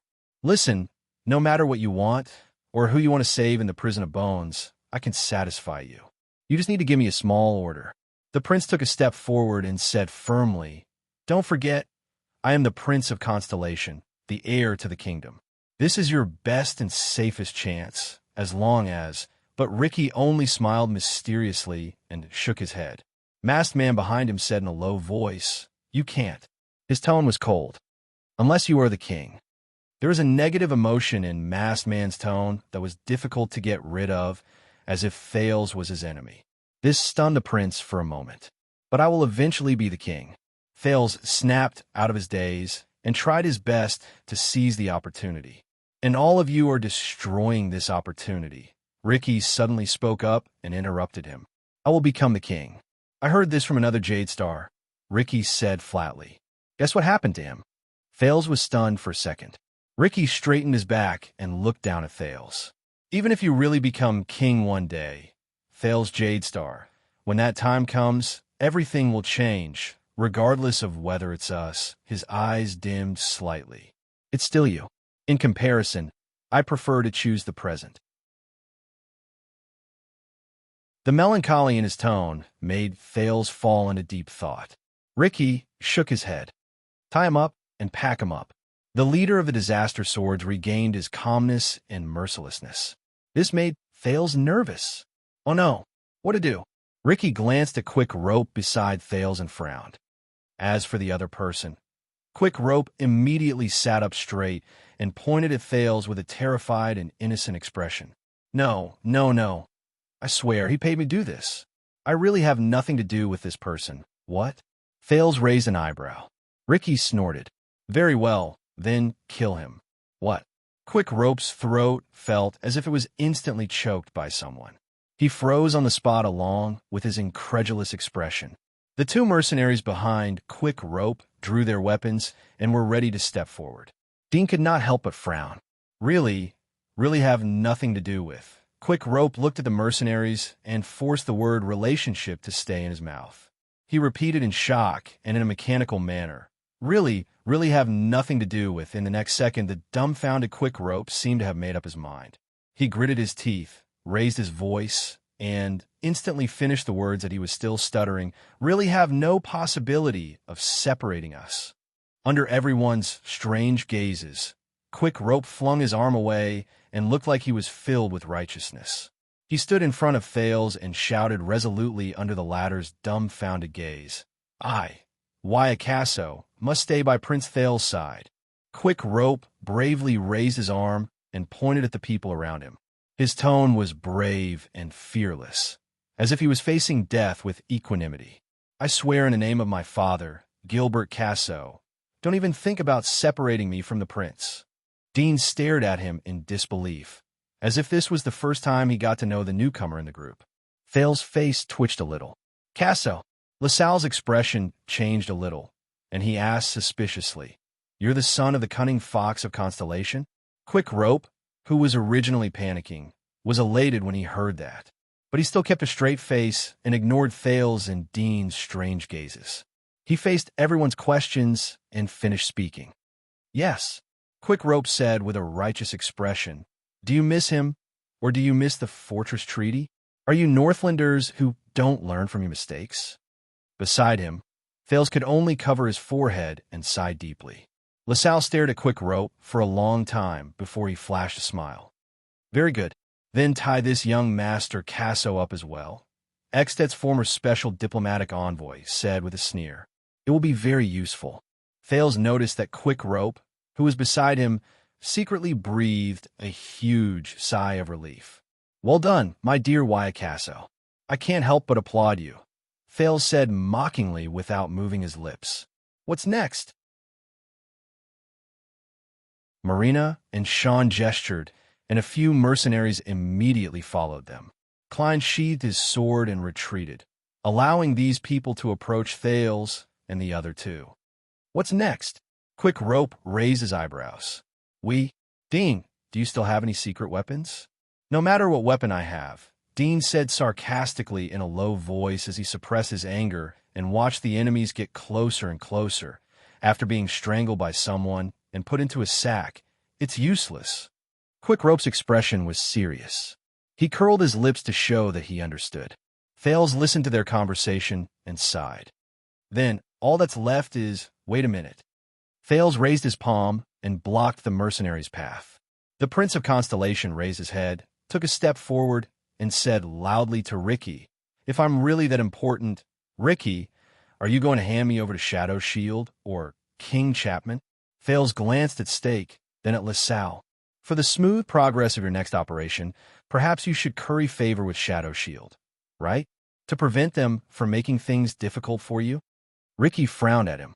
LaSalle snorted angrily, but beside him, Stake smiled and shook his head, silencing the former's words. Your Highness, there is no need to worry. We have an agreement a long time ago. Stake spread his hands in the distance, as if he had seen through Thales' sinister intentions. Under our careful protection, you will be a guest in our branch for a period of time.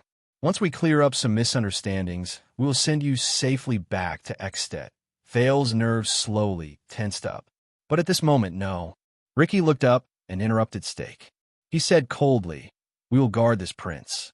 His words seemed to freeze the atmosphere in the room. Thales exhaled. He achieved his goal. Steak narrowed his eyes. What? Ricky's expression did not change. He calmly faced Steak's rhetorical question, as if the other party had not spoken. Steak put on a puzzled smile. I don't understand. LaSalle also looked surprised and bewildered. He made it clear enough. Masked man behind Ricky said to them bluntly, "Before we complete our goal, the prince must stay in our hands." Steak raised his eyebrows. He seemed a little surprised. But this prince is our goal. He pointed at Thales with a smile on his face. Ricky shook his head. But not ours. Steak and LaSalle looked at each other. Their expressions changed at the same time. That prince is a condition we agreed upon, mercenary. LaSalle maintained his composure, but even Quick Rope could tell that he was trying hard to suppress his emotions. Once we get him, we will help you break into the prison of bones. Ricky, Klein, and Masked Man exchanged glances, and they all smiled. But he is already here now. Your goal is close at hand, but our mission has yet to be completed, Ricky said steadily. A solemn look flashed in his eyes. How do I know that you and the people you placed outside will keep your promise and carry out the agreement? He swept his gaze over Steak and LaSalle. How do I know that you will not burn the bridge after crossing it? How do I know that you will not turn against us? Use us as bait to lure the enemy away and sell us out to the constellations in the entire camp. LaSalle no longer cared about his image. He strode forward and glared at Ricky. You should not doubt Ekstedt's promise, the extension said coldly. But as if it was prepared for him, Masked Man took a timely step forward and blocked LaSalle's path. The mercenaries became nervous again. They moved secretly to block the two guests' path. Just because of the Kinslayer King's character? Masked Man answered with hostility, Don't overestimate yourselves, extensions. LaSalle looked around, and his gaze turned cold. Aha, I smell the stench of constellations. Ricky clapped his hands gently to stop this small conflict. I do not doubt your promise, Baron Weeder, Ricky said faintly, but he stared straight at Steak, who had a complicated expression on his face. But I do not trust him. I do not trust Tung's assistant and student. And I do not trust a person who dares to betray Tung. Steak's expression froze for a moment. So this prince will remain in our hands. We will guard him until you complete the part of the cooperation. Until we get what we want. LaSalle turned his head around and frowned at Steak, who was silent. Steak sucked in a breath and curled up the corners of his lips. You know, tonight I gathered so many people at the last minute and took the risk to return to the camp to meet you at all costs. I did not do this to ruin your plan or to cause both of us to suffer great losses. Steak spread his hands and said with a smile that was filled with profound meaning, I came here to prevent your plan from clashing with our goal, causing both sides to suffer a loss when both sides clash. Ricky snorted softly. So, Honorable Crassus. Steak lowered his head. His tone slowly became tense, and his gaze gradually turned cold. When you have our target in your hands, but refuse to let go of it, you are wasting my efforts today and destroying the bridge of our cooperation, and also bringing about the conflict between our goals. You know, we still have a lot of resources in our hands that can help you, such as the guards in the prison of bones. Ricky's smile slowly disappeared. Threat. Klein sneered and showed his sword hilt. Very well. This is how you should act, Shadow Shield. The atmosphere in the hall became tense again. Really? You? LaSalle gritted his teeth when he saw that the situation was slowly turning against him. He slapped his thigh indignantly. Oh, please. Thales gritted his teeth and observed the situation. He thought about how he could add fuel to the fire.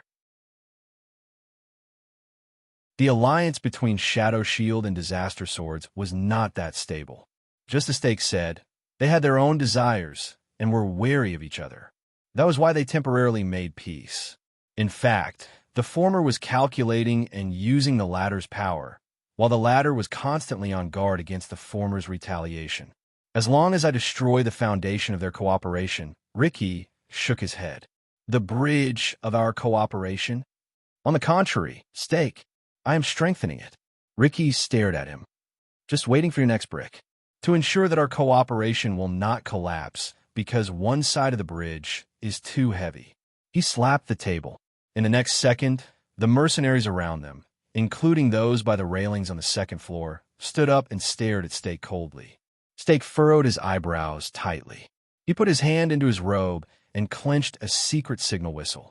He knew that as long as he blew it, the assassins of Shadow Shield would invade the tavern from the weak spots around it. But Steak looked at the mercenaries standing around him, and his expression grew paler. Damn it! The atmosphere became more and more oppressive. The two leaders of Shadow Shield and Disaster Swords exchanged glances countless times. Finally, in the midst of the indescribable tension, Steak exhaled. You always like to have the initiative in your hands, don't you? He put on a friendly smile again and faced Ricky. Ricky snorted softly and did not answer. Steak blinked and waved his hand in a seemingly resigned manner. I understand, Honorable Crassus.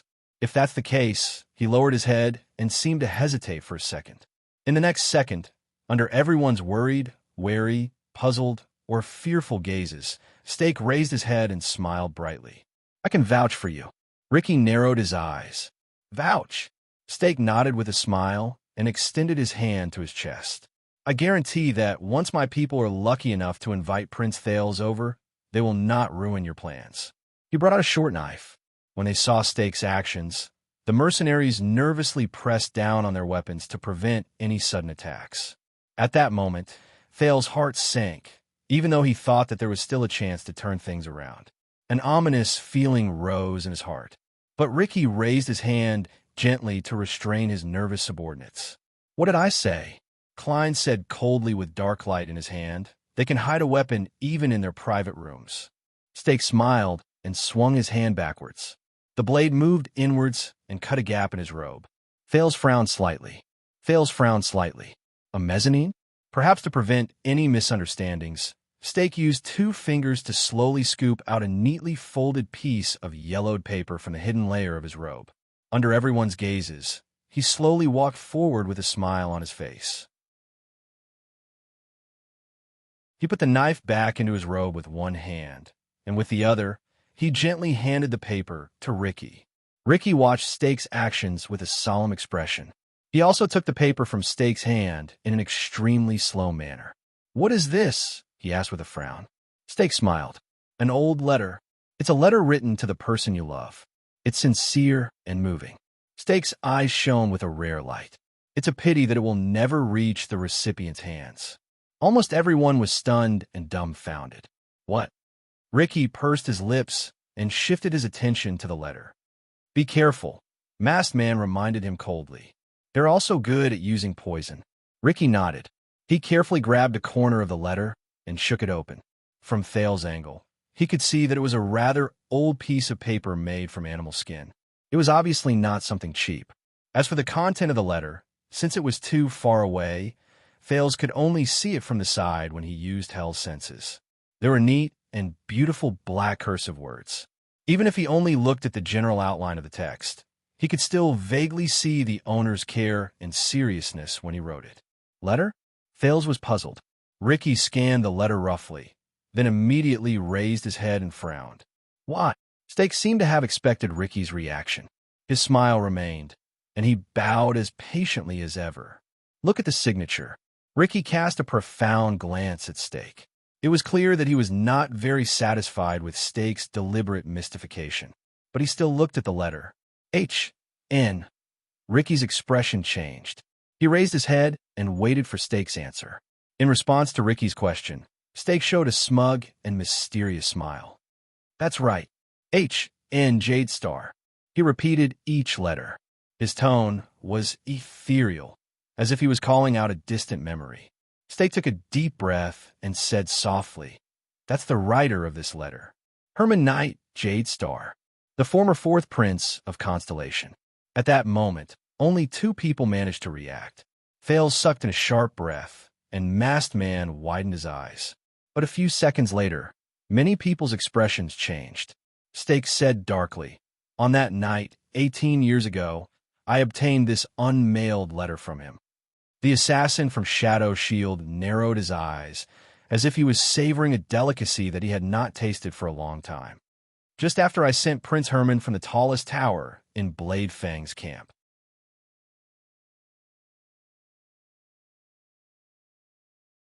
Chapter 409. At that moment, Thal's breathing stopped. 18 years ago. Herman Knight, Jadestar, Blade Fang's camp. Ricky's pupil shrank. He stared at Stake in shock and solemnity, and subconsciously glanced in one direction. "Ghost Prince, it's you?" Stake straightened his robe, revealed a perfect smile, and nodded. "It's me." Soon, everyone's gazes toward Stake changed. Even LaSalle was no exception. From wariness and disgust to wariness and shock. Thale stared at Stake blankly. "Let's put it this way. He is... Look, everyone has a past.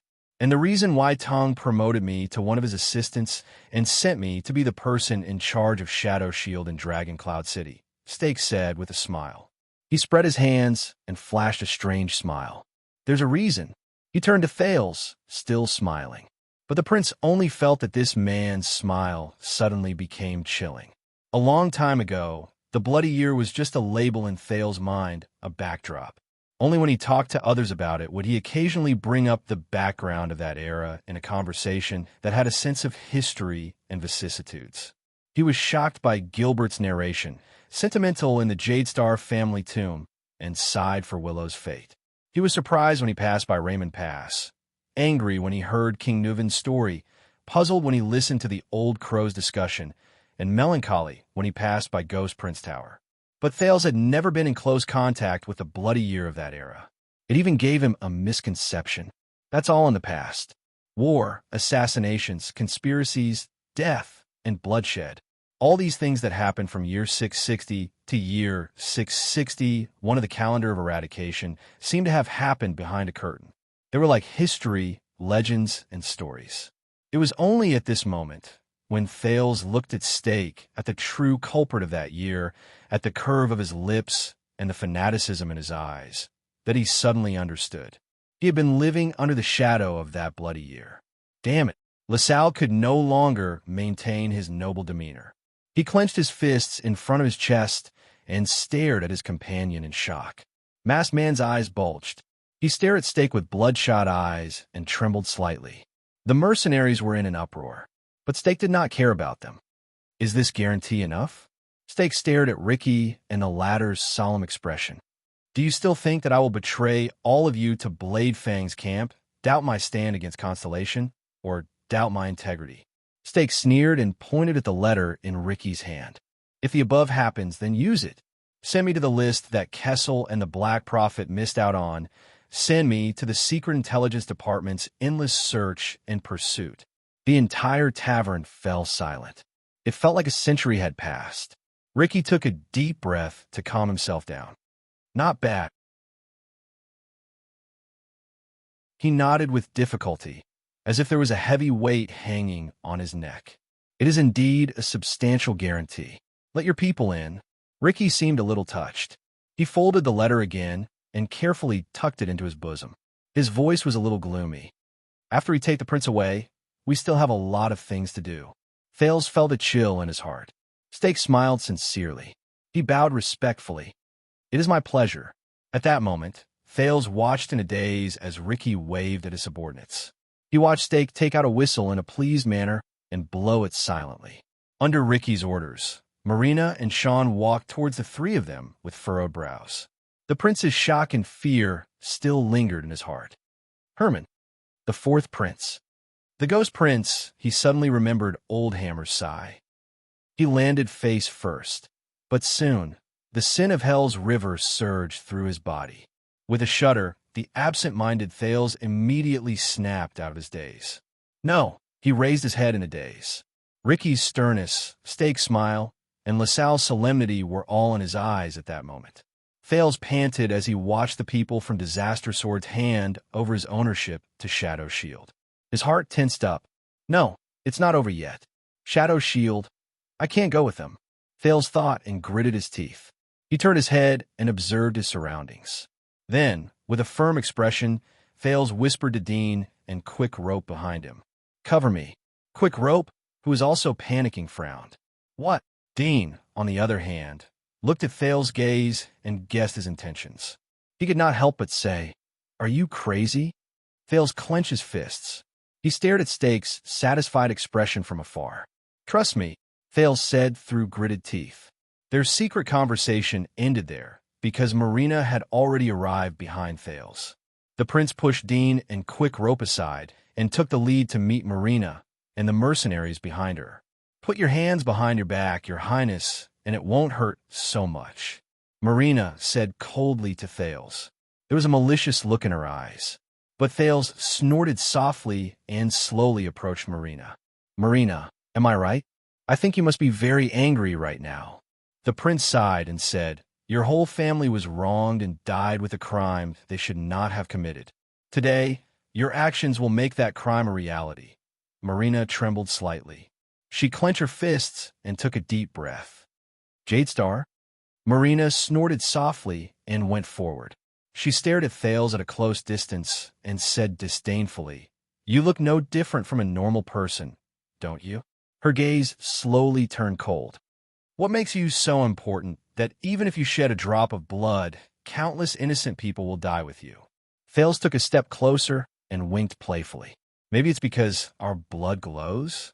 Marina frowned when she sensed the provocation in his words. Asterisk clang. Asterisk Thales felt a chill in his heart. The sword woman in red drew the sword in her right hand and slowly raised it from the side of her body to approach the prince's face. Marina sneered. Then let us see your I'm sorry. Thales put on a stern face and abruptly said. She probably did not expect him to surrender so quickly. Marina was slightly stunned. What? Thales sighed and said, Blame Kurtz. Go blame Kurtz. She's the one who taught me. Marina frowned in puzzlement. Kurtz. However, in the next moment, Marina felt the prince seize her sword-wielding wrist. Marina's combat instincts, which had been trained for many years, made her instinctively want to swing her wrist with a backhand. However, a strong force erupted from Thales' hand and pulled her forward. Marina, who instantly lost her balance, felt a chill in her heart. This force is far from what this thin and weak teenager before me can produce. Marina was about to raise her elbow to fight back, but what happened next was far beyond her expectations. Thales took a step forward as if he was dancing and pulled the swordswoman in red into his arms. In that second, Marina felt the prince's bright and lively eyes suddenly widen. Even his eyelashes could be seen clearly. He was so close that she could see his pupils. Her lips trembled slightly, and she touched another piece of softness. It's a little dry, a little rough, and a little warm. Marina was slightly stunned. In the next moment, that piece of softness moved slightly and covered her lower lip. It brought about an even stranger sensation. It's smooth, moist, and warmer. This is gray. His eyes. At that moment, Marina looked at the prince's eyes at close range, and this thought popped up in her head. It's gray. It's really rare. At that moment, everyone who saw this scene was stunned. But just a fraction of a second later, poor Marina realized the situation she was in. No. In an instant, the shocked and angry Marina pressed her palm against Thales' chest and pushed the prince's face away from her. Asterisk slap. Asterisk under the surprised gazes of the people around her. The exasperated Marina gave Thales a hard slap with the back of her hand. The poor prince staggered backwards, but he did not forget to squeeze out a smile before he turned around and ran. Thank. Marina felt the lingering sensation on her lips and the gazes around her. Humiliation and anger surged in her heart at the same time. She was actually, her face contorted. She raised the sword in her right hand and said angrily, You be asterisk starred, huh? Marina, who was about to hit him on the back, looked at her empty right hand and was stunned. Where's my sword? Thank you. The prince's words traveled to her along with the sound of the wind as he turned around. At that moment, Sean, who was behind Marina, turned pale with fright. "Be careful!" It was only then that Marina snapped out of her daze. At some point in time, one of her twin swords had already appeared in Thales's hands. As the prince charged forward without any distractions, it erupted with an indescribable speed and stabbed towards Ricky at the center of the tavern. Before the mercenaries in the distance could react, Sean and the others, who were the first to witness the situation, drew their swords in shock and anger. However, they were stopped by Dean and Quick Rope, who were already prepared for this. They blocked their way. *T. Marina only had time to think about this.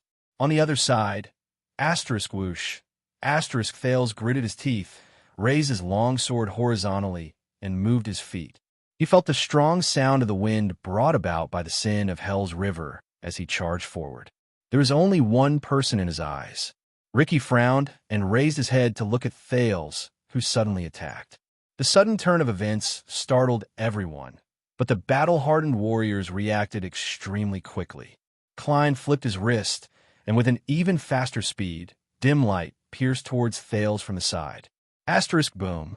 The sin of Hell's River poured down like a river and filled Thales' legs. The power of eradication, which was imitated from the twist of fate, poured out, and as his joints rubbed against each other violently, it pushed Thales' trajectory away. He bypassed Klein's interception. Klein cried out in surprise, but he could only let the tip of his sword slash past the side of Thales' legs. Thales felt the intense pain in his knees and ankles. He roared and broke through the interception that was impossible to break at all costs, and swung his sword at the unarmed Ricky. There were too many of them. Too many. He only had this one chance. He had to seize it. He had to. In front of him, a hint of surprise appeared in Ricky's eyes. Beautiful move. Ricky only had time to say 2 words. Thales' sword suddenly arrived in front of his eyes. His sword stabbed into Ricky's chest. Bang.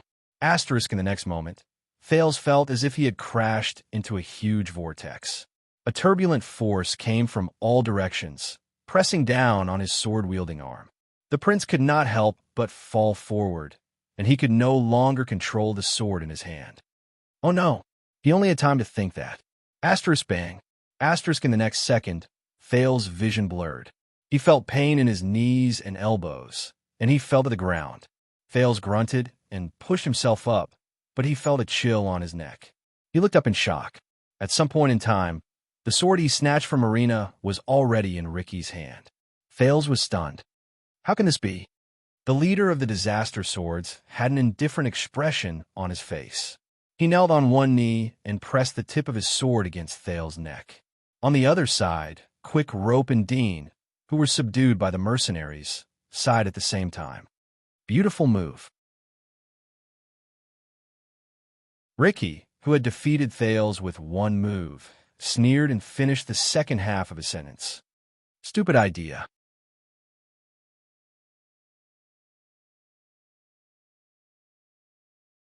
Chapter 410. Marina's blade was very cold, especially when it was pressed against his throat. Thales could feel himself improving ever since he was forced to be sandwiched between the Star Killer and the Raven of Death. In the end, all 3 parties used up their trump cards. His reaction to actual combat was better, his movements were faster, and his power of eradication flowed more freely. But Thales looked at Ricky's indifferent expression and his relaxed attitude. He had no choice but to move his neck along with the other party's blade. Damn it! From the prince's sudden attack to Ricky's successful counterattack, both parties had only exchanged blows once. The sudden change only lasted for less than 2 seconds. Quick Rope and Dean, who were covering for Thales, were pinned to the ground by multiple opponents. They could not move, and their faces were in pain. Many of the mercenaries were still prepared to fight. They watched in surprise as the situation turned around in an instant. Clearly, someone needs to teach our prince when and what not to do. Klein snorted in disdain from the side. He sheathed dim light, which was as fast as lightning. I told you. The former Baron LaSalle, who had calmed down after the shock, looked at the disaster swords around him in dissatisfaction. This prince is very troublesome, Stake frowned at Thales, who had failed in his counterattack. Restless little fellow, isn't he? Bastard. Marina gritted her teeth. Her face was red as she held her sword and walked forward. She was prepared to take down the bold prince and teach him a lesson. But at that moment, Asterisk slap. Asterisk the prince turned over without a care. He stretched out his right arm and firmly grasped his enemy's sword hand. Ricky's expression changed. He looked at Thales in surprise. Even Marina's footsteps paused. Hey, disaster swords. Thales' arm muscles tensed. He pushed the sword away from his throat with all his might. His voice trembled slightly as he wrestled with Ricky. It's not over yet. However, at that moment, the prince felt that Ricky's wrist was like a 1,000-year-old tree that had taken root, or a huge rock that weighed 10,000 pounds. It could not be pushed away, nor could it be shaken. I heard that you're very interested in Black Sword, right? Thales tried his best not to think about the cold sword on his neck. He forced a smile. Unfortunately, I'm also very interested in him. Ricky watched Thales struggle like a cornered beast and frowned. He seemed very dissatisfied. A smart person should know when to give up. Following Ricky's words, a strange power flowed out from his wrist. Thales' expression suddenly changed. At that moment, Ricky's power of eradication flowed into his entire body through Thales' palm. Thales felt as if he had been thrown into a cauldron, covered with a lid, and set on a flame. Scalding hot. It stung. It was heavy. In a trance, his blood emitted an uneasy, muffled sound. His skin was slightly irritated, and the bones in his body couldn't move at all. It was as if someone was tightly clamping him down and putting him under great pressure. With Thales' hell's senses, the power of eradication in Ricky's body was like countless deep whirlpools that devoured everything in its endless, rolling undercurrents. Once one fell into it, there was no way to escape or leave. What is this? Thales thought in agony. At that moment, Ricky's cold voice slowly traveled into Thales' ears. Such as you. Ricky watched with satisfaction as Thales' face turned from red to white. His breathing froze, and he watched as Thales' eyes lost focus under his terrifying power. Thales trembled slightly, and his grip loosened. Every time, Ricky pursed his lips and thought in a bored and indifferent manner. It's the same every time. When their power of eradication surged into their opponent's body, he shook his head in disdain. But just as Ricky was about to push away the powerless Thales, the prey under his sword suddenly trembled slightly. Asterisk thud. Asterisk under everyone's gazes. The prince, who was already at the end of his tether, suddenly sucked in a sharp breath, extended his left hand, and grabbed Ricky's collar tightly. Ricky's pupils instantly shrank. Thales gritted his teeth and exerted force in his hand to close the distance between them. Ricky stared at Thales in a daze and asked in slight doubt, You can still move? As a leader, you are indeed very special, Ricky. Thales' breathing became more rapid. Sweat broke out on his forehead, but his face was flushed and his words were smooth. They're all cold and violent, but you... Ricky shuddered violently. What? Yours is scorching, oppressive, heavy, and blots out the sun. It's like a terrifying whirlpool that you can't escape from. Thales smiled with his forehead drenched in sweat. He felt the power of eradication in his body surge inch by inch, as if it had a mind of its own, expelling and clearing the foreign power that invaded his body. But that ominous energy is still the same. The disaster swords. The power of eradication began to spread in Thales' mind. It was boiling and excited.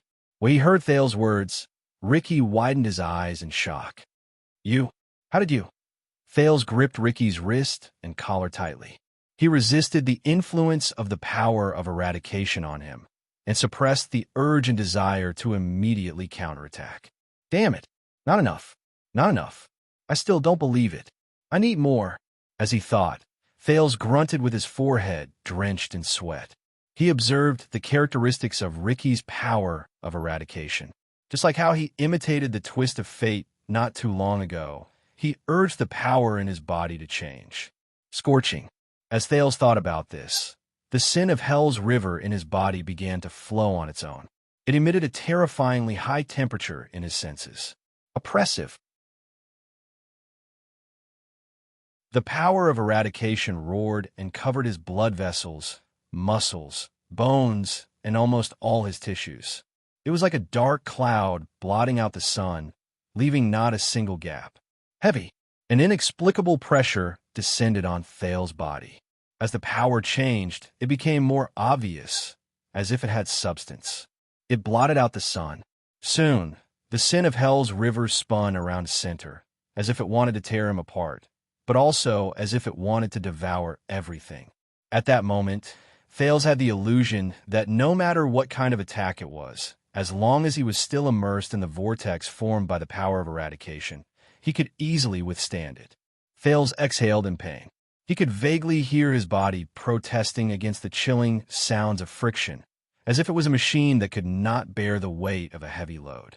No one knew that in less than a second, he had experienced the terrifying ups and downs from the peak of a mountain to a deep valley, and then from the depths of the earth to the clouds. Compared to the twist of fate, which he was almost familiar with, this time, the transformation of the sin of Hell's river gave him a greater burden and cost than he imagined. But Thales tried his best to pull himself together and looked at the enemy in front of him. The teenager took a deep breath and tightened his grip on Ricky's wrist. He smiled as if he had been relieved of a burden. Just like this. Soon, the newborn sin of Hell's river, which had completed the transformation in his days, poured into Ricky's body. At first, Ricky looked puzzled, but as the unusually familiar power gradually surged into his body, the man's breathing became more rapid. This is scorching, oppressive, heavy, blotting out the sky. Just like, as he looked at Thales smile and sensed the feeling coming from his body, there were no words that could describe Ricky's current expression. No, he widened his eyes and shook his head subconsciously, as if he could not believe what was happening before his eyes.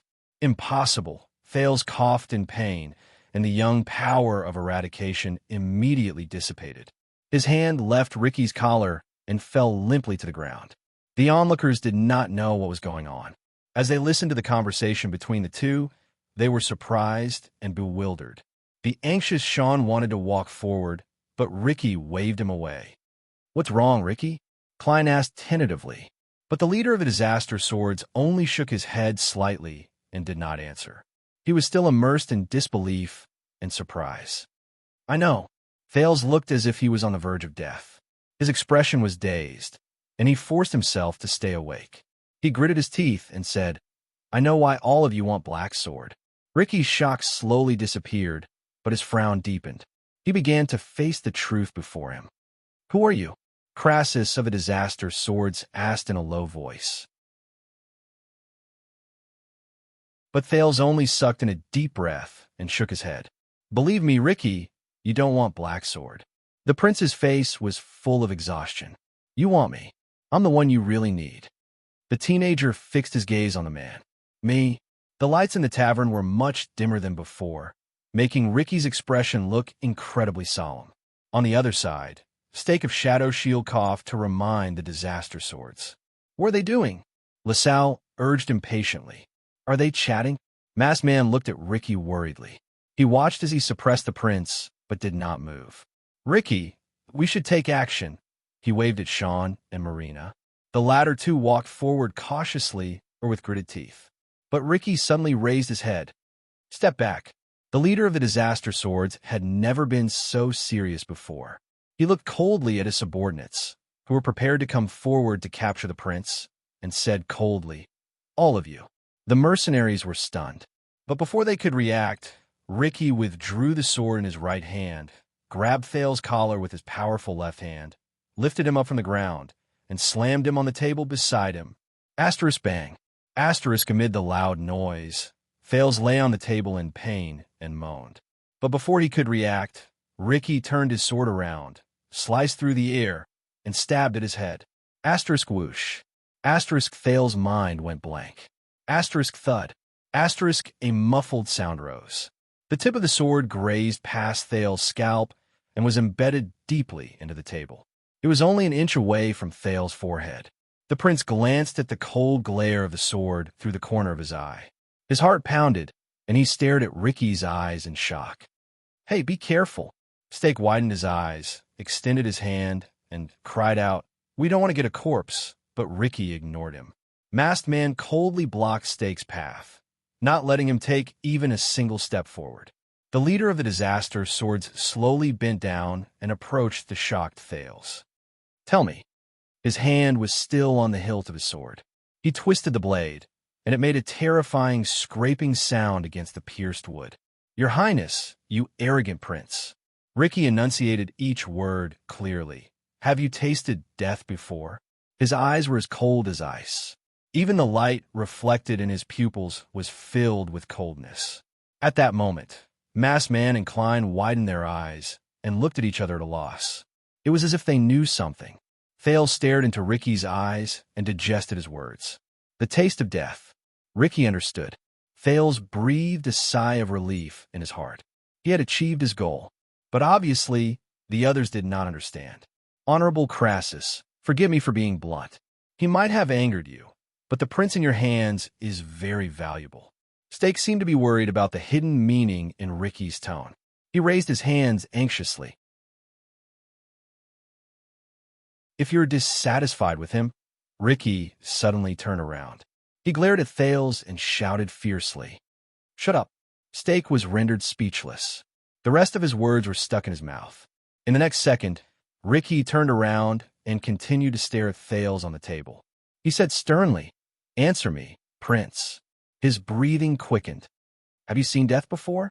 At that moment, Ricky was like a fierce beast with sharp claws and a long beard. He no longer had the indifference and indifference he had when they first met. "Death." Thales frowned. His thoughts drifted away. Only those who have survived death have the right to use and control it. At the moment it fused with you, you wandered between life and death, and the boundary between life and death became blurred. As he mulled over the past, the prince recovered the energy he had used just now and clenched his fists. And Ricky still held him hostage. He did not relax in the slightest. The whispers in the tavern slowly disappeared. Although the mercenaries were puzzled, they still stayed in their positions and waited for their leader's decision. A few seconds passed. Of course, the prince gritted his teeth. His breathing was chaotic. "I have seen it before. More than you can imagine." Ricky's frown slowly disappeared. "But you're alive," he said slowly. His anger and shock slowly disappeared. It was not a question. "Yes." Thales repeated his words. His smile was forced. "Although I can't remember clearly, but..." Thales took a deep breath and did not look at the blade of the sword that stopped next to his forehead. "Yes, I'm back. I'm back every time." He raised his trembling right hand and pointed at his chest. Together with it, Ricky's frown disappeared completely. He no longer twisted the blade on the table. "How did you know?" His tone was cautious. "About us, about..." Ricky's gaze followed Thales' finger. He said the next word solemnly and sternly. Thales exhaled laboriously. "Don't forget, I'm a Jade Star." The prince smiled weakly. "We know everything." Ricky's expression froze. He narrowed his eyes. "Jade Star, Horus Jade Star." Ricky took a deep breath. His tone became downcast along with his head. "Is it him? He learned all of this from the Tower of Eradication?" Thales was slightly stunned. "What? Whether it's him or not." Thales gulped. He was determined to get through the crisis before him first. "But you want me." He stared straight at the slightly confused Ricky. "You want me more than anything else. Because I represent the miracle and opportunity that all of you have been dreaming of." Thales repeated their words in a low voice. "The end of the old era and the beginning of the new era." As Thales spoke, the confusion on Ricky's face slowly faded. He looked up. "Yes." Ricky looked at the prince in front of him, sighed, and said in relief, "I want you." There was a profound meaning in his words. In the next second, Ricky exerted force with his right hand, pulled the blade out from the table, and turned to the others. Thales was left alone, lying on the table, panting in shock. "Take him down. Be polite." Ricky brandished his sword and tossed it back to Marina, who was staring at Thales unblinkingly and indignantly. Sean nodded and walked forward. Get ready. At that moment, it was as if Ricky had become the calm and indifferent leader from before. We will begin the next step. Klein and Masked Man looked at each other. They glanced at Thales uneasily and nodded in unison. The mercenaries started to move. Stake coughed to remind them of his existence. Since we have subdued this mischievous prince, let us take him away, at least to a safe place. But Ricky suddenly raised his head and interrupted him. The prince must stay in our hands as a pledge. Stake could not help but be stunned by his firm words. Only when we complete our goal and leave the camp, Ricky said lightly, will I hand him over to you. When he said this, both Stake and LaSalle widened their eyes. Thales exhaled and felt slightly at ease. Finally, Quick, Rope, and Dean, who were subdued on the ground, became even more confused. Just like the mercenaries, they did not know what was going on. Wait, Stake stared at Ricky from afar. His tone was filled with disbelief. I gave you such a huge guarantee, but you still insist on maintaining the status quo. He pointed at Thales, who was violently dragged down from the table by Sean. But Ricky only snorted softly. You didn't give me anything, Stake. Shadow Shield has always been Constellation's enemy. The leader of the Disaster Swords said coldly. Even if that letter is exposed, it will only push your name forward on the Secret Intelligence Department's enemy list. Stake's expression turned cold. The veins on his hand could be vaguely seen. So, the letter I gave you is equivalent to throwing away my money. Stake's tone slowly tightened along with his expression. This is not the way to do business. He put his hands in his robe and slowly paced forward. Masked Man consciously stood in front of him. The mercenaries sensed the barely discernible tension. They did not need to be reminded to be prepared for battle. They stood in formation and were wary of the enemies hiding outside the eaves. We, mercenaries, have our own way of doing business. Ricky said nonchalantly, accept it or screw it up. It's your choice. Stake's gaze became extremely cold. Screw it up. The guest of Shadow Shield gritted his teeth. His words were cold. Everyone. When LaSalle saw that the situation was about to reach a stalemate again, he quickly said, this camp is filled with Constellation's army. If we drag each other down, no one will be able to walk out of here safely, and we won't be able to achieve our goal. Ricky smiled in response. We did what we promised you. The prince is here. I think you don't mind us temporarily detaining the goods, Ricky said loudly. But intentionally or not, he glanced at a few corners at the top of the tavern. Until you pay the rest of the money? Stake stiffened. He knew that the places Ricky looked at just now were the places where the assassins of Shadow Shield had been hiding outside the tavern for a long time and were ready to attack at any moment. But Stake clenched his fists in indignation. You don't think I'm blind, do you? Stake gritted his teeth and said, just now, you and the prince whispered in each other's ears for a long time. Sean had just roughly tied Thales up. He noticed that Sean was carrying Thales' luggage on his back. When he heard this, he was stunned. Stake glared at Ricky, who looked calm and composed. You weren't really tempted by the prince's words and reached some kind of deal with him, right? Such as some kind of deal between you and Constellation, such as the Prison of Bones? Ricky stopped what he was doing. LaSalle stopped talking as well. He stared at the others with deep distrust in his eyes. Masked Man frowned. Then it'll be very ugly, Stake said coldly. Do you think that Shadow Shield would come all the way here just to let you take away our target so easily? Ricky took a deep breath, turned around, and met Masked Man's gaze. He laughed. Ha ha. Masked Man laughed as well. It was as if he had heard the funniest joke in the world. I can understand. You gave us that letter, so you were very indignant. You felt as if you were being taken advantage of.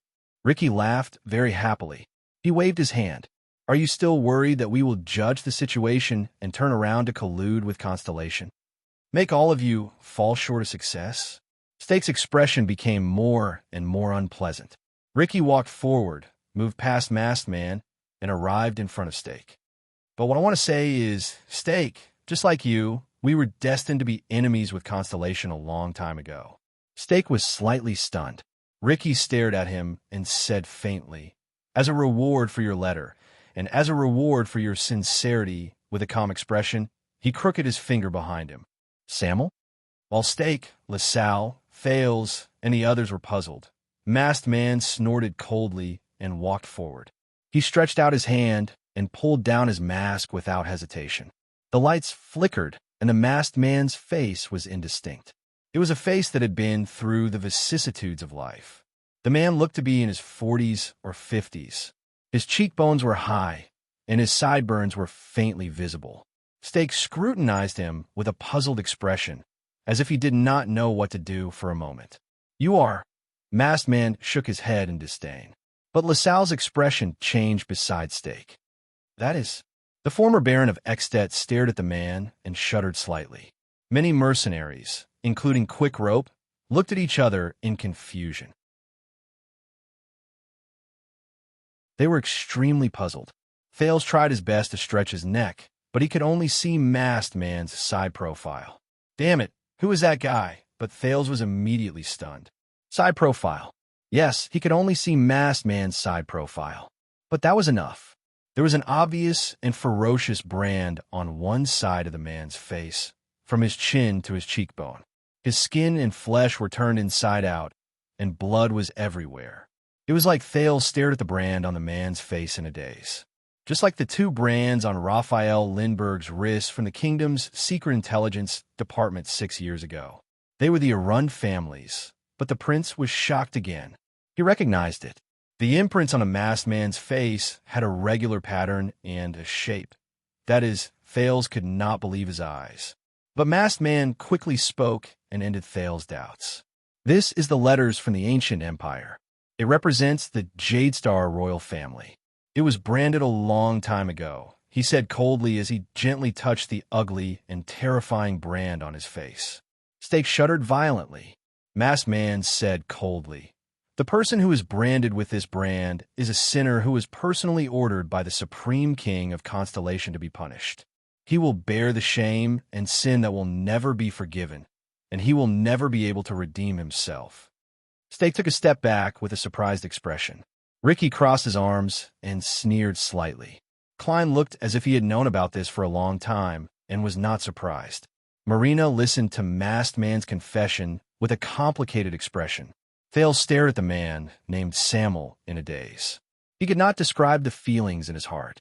Stake remembered something and asked with uncertainty, You said your name is Samuel? You are. Samuel, who was no longer masked, snorted softly. As you said, everyone has a past. Samuel turned around and faced the people in the tavern. After the war 18 years ago, aside from all of you assassins who deserve to die, there was also a group of people in Eternal Star City who were sentenced to prison by the newly crowned King Kessel. Samuel slowly walked forward. His tone was cold. All of them were skilled, experienced, and powerful warriors who were born into nobility. They once made a glorious oath to protect the noblest descendants of the kingdom. Samuel turned his head abruptly and looked at Thales, causing the latter to be shocked. Under the illumination of the light, the brand on his face became even more obvious and terrifying. His gaze was very strange. He was clearly staring at Thales, but it was as if he was looking into the distance through a layer of water curtain. Samuel spoke slowly, but because of that failure and humiliation that the world knew about, they were wronged under the wrath of the new king. They were charged with grave crimes, and from then on, they could only waste their lives in the miserable underground. They could never be free, and they could never see the light of day. Samuel raised his head. His tone was one of pride and pain. I am Colin Samuel from Eternal Star City. I am the youngest son of Viscount Lucas Samuel. He said in pain, I was once the vice flag bearer of the Royal Guards of Constellation. I was the personal guard of the late King AD II. I was the glorious Emperor's Praetorian Guard. He stared at Thales with a complicated gaze. I was also a member of the Royal Guards who guarded Renaissance Palace during the Bloody Year. Thales stared back at him in a daze. His emotions were in a mess. Royal Guards? Isn't that? Samuel gritted his teeth and clenched his fists. In the almost suffocating atmosphere, he said angrily, after the unfair trial, He was also the only one among the 46 royal guards who refused to plead guilty and were sentenced to life imprisonment in the prison of bones. He was the only one who managed to escape. They are felons who have no place in the whole of Constellation. Stake did not speak anymore. He only looked at Samuel with a profound gaze. The tavern was silent. Then Ricky spoke again. Compared to your letter, which was more of a gimmick than a practical one, this is our guarantee, Stake. It is impossible for us to work with Constellation.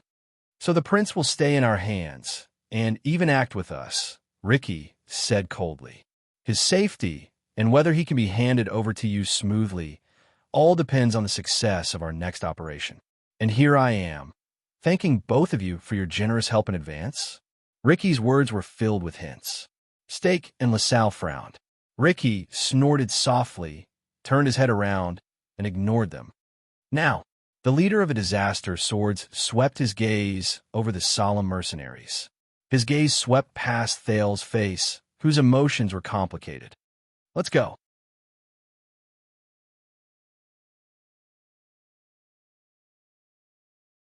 Chapter 411. The west-slanting moon shone faintly on an alley. Thales leaned against the wall in the alley and watched the blood-whistle mercenaries, or rather, the disaster swords, skillfully lurking in the alley. They were silent, but highly vigilant. He felt anxious. Damn it. After they left the tavern, they did spread out, but they were even more vigilant. I can't find a chance like this. From planning to taking action, the disaster swords could be said to be swift and decisive. The Prince of Constellation, Quick Rope, and the others were escorted out of the tavern in a few minutes. They approached the prison of bones in an efficient and low-key manner. The efficiency of Shadow Shield, Disaster Swords, and LaSalle working together was not to be underestimated. Aside from them deliberately moving in groups to hide their tracks, they did not alert a single person along the way from my home to this place. Even the patrols they were supposed to run into had disappeared from their sights. But at that moment, what Thales was most worried about was not this. He was worried about one of the people guarding him, a certain swordswoman with an angry expression on her face. 8 or 9 years ago, when I returned to my hometown, there was also a local rascal who wanted to molest me. Marina rubbed her lips gently with one hand and pressed the hilt of her sword with the other. She leaned close to Thales' ear and whispered. Her words contained hatred that could not be ignored. Do you want to know what happened to him? No, not at all. But in the face of Marina, who was gnashing her teeth, Thales could only return an awkward smile filled with guilt and helplessness. Hey, I'm very sorry about what happened just now, but you're too good. That was the only way I could. Before he could finish speaking, a cold glare flashed in Marina's eyes. It made Thales, who was already in the wrong, freeze. His flattery did not work at all. God take pity on him. Be it in this life or his previous life, which had blurry memories, he had never done something like sexual harassment, which he despised and despised. However, just now, Thales lowered his head sorrowfully and avoided Marina's fierce gaze. His reputation in 2 lives was destroyed in one night. Marina snorted coldly and gently pulled out her sword. At that time, I placed the sword between that bastard's legs, just like this. As goosebumps rose all over Thales' body, Marina lowered her weapon with a cold expression, then with a twist of my wrist.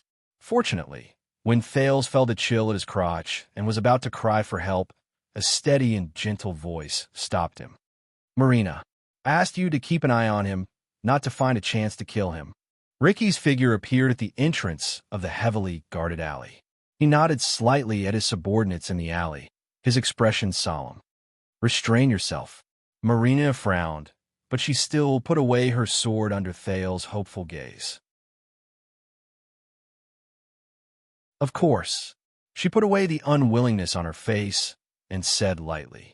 However, Marina's next sentence made Thales feel bitter in his heart again. We should gag his mouth and remove one of his arms or one of his legs, if he's in the middle of our operation. But Ricky shook his head. Our esteemed guest is not a stupid person. Crassus of the disaster swords narrowed his eyes and stared at the prince, who was forcing himself to remain calm. He knows when to negotiate and when to resist. He also knows who is his greatest support at this moment. Fail's heart instantly became heavy. He knew that the people from Shadow Shield were secretly hiding in the periphery. Compared to those people, falling into the hands of the Disaster Swords was not such a bad choice. Isn't it? Ricky tilted his head behind him. There, the three pitiful hostages, Quick Rope, Dean, and Tampa, were tied up and gagged. They were unceremoniously escorted by more than 10 fierce Disaster Swordsmen. From time to time, they would cast pitiful or indignant glances at Thales. When he saw them, the prince could only sigh sadly.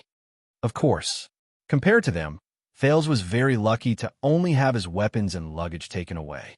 He glanced at the crossbow of time on Marina's back and the JC dagger tied to her waist. He could not help but gulp. This action made Marina's gaze even more disgusted. Under Ricky's signal, the mercenaries, including Marina, obediently moved a little further away. Ricky stood in front of the prince. His gaze was burning, and it made Thales feel uneasy.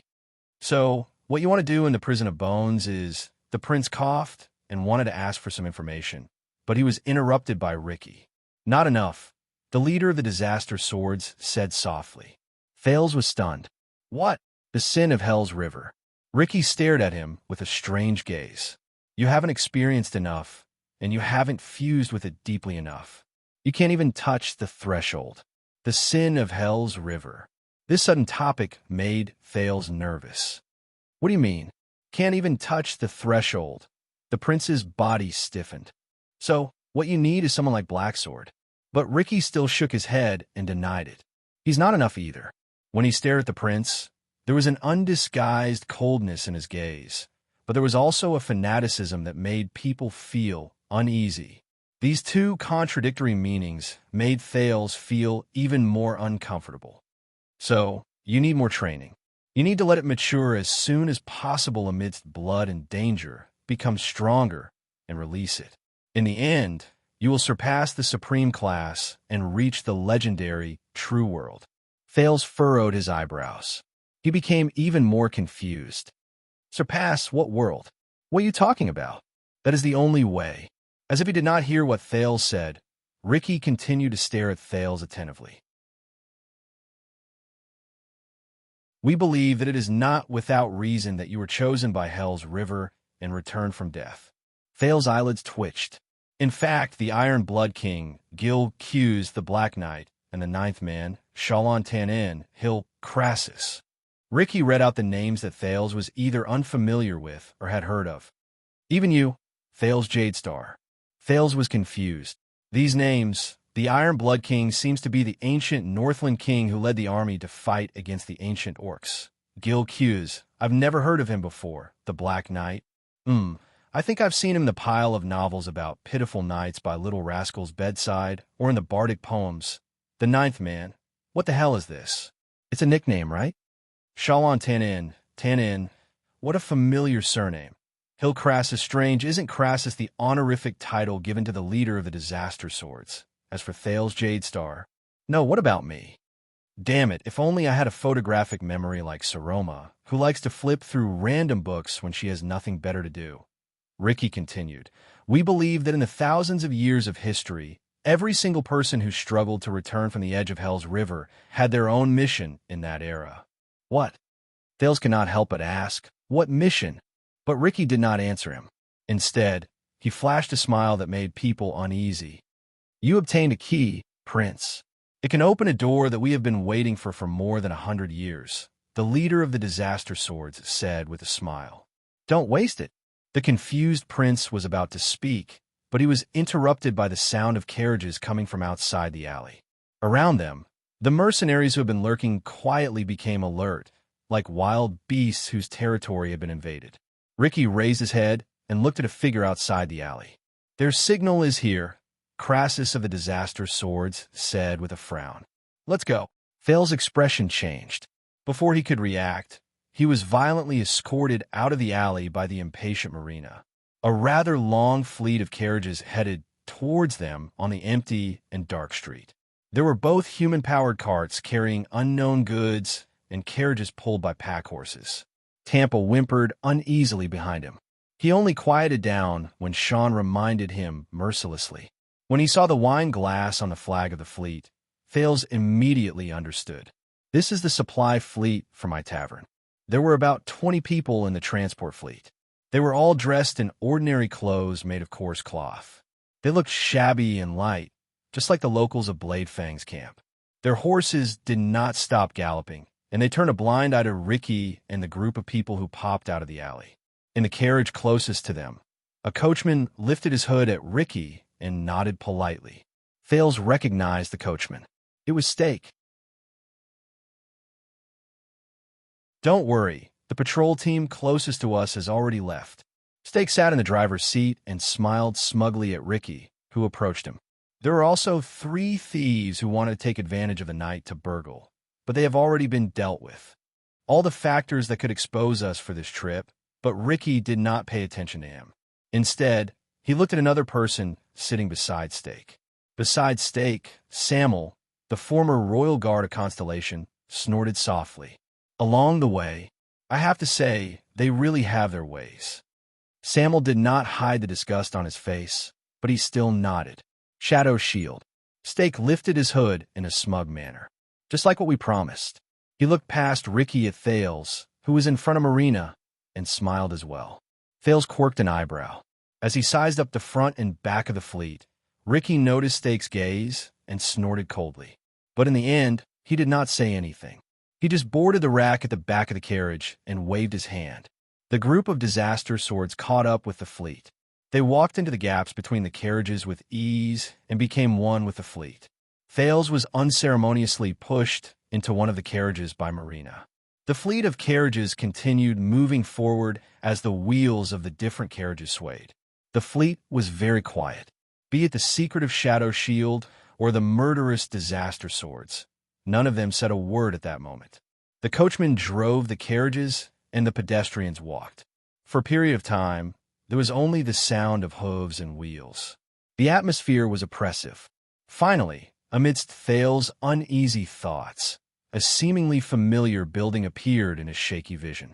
It was a huge, bowl-shaped fortress with only a protruding, arched entrance. The Prison of Bones. As the supply fleet approached, a group of soldiers guarding the arched entrance walked forward with torches in their hands. Thales watched from afar and could not help but frown. You're too early. A guard who looked like a captain approached the first carriage accompanied by a few of his comrades. He looked at the smiling coachman and frowned. There's still some time before dawn. The carriages in front of them stopped. The coachman jumped down from the carriage. While he commanded the workers to move the goods, he smiled obsequiously and said, "It's a special time.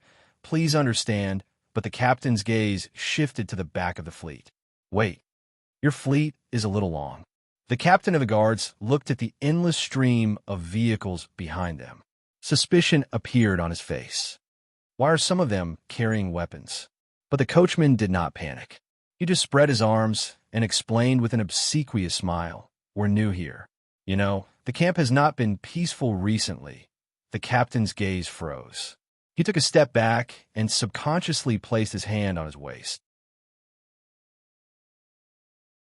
The 7 or 8 guards behind the captain also became alert. Thales clenched his fists as he watched from the side. He saw that the captain's armor had the emblem of the Stardust unit.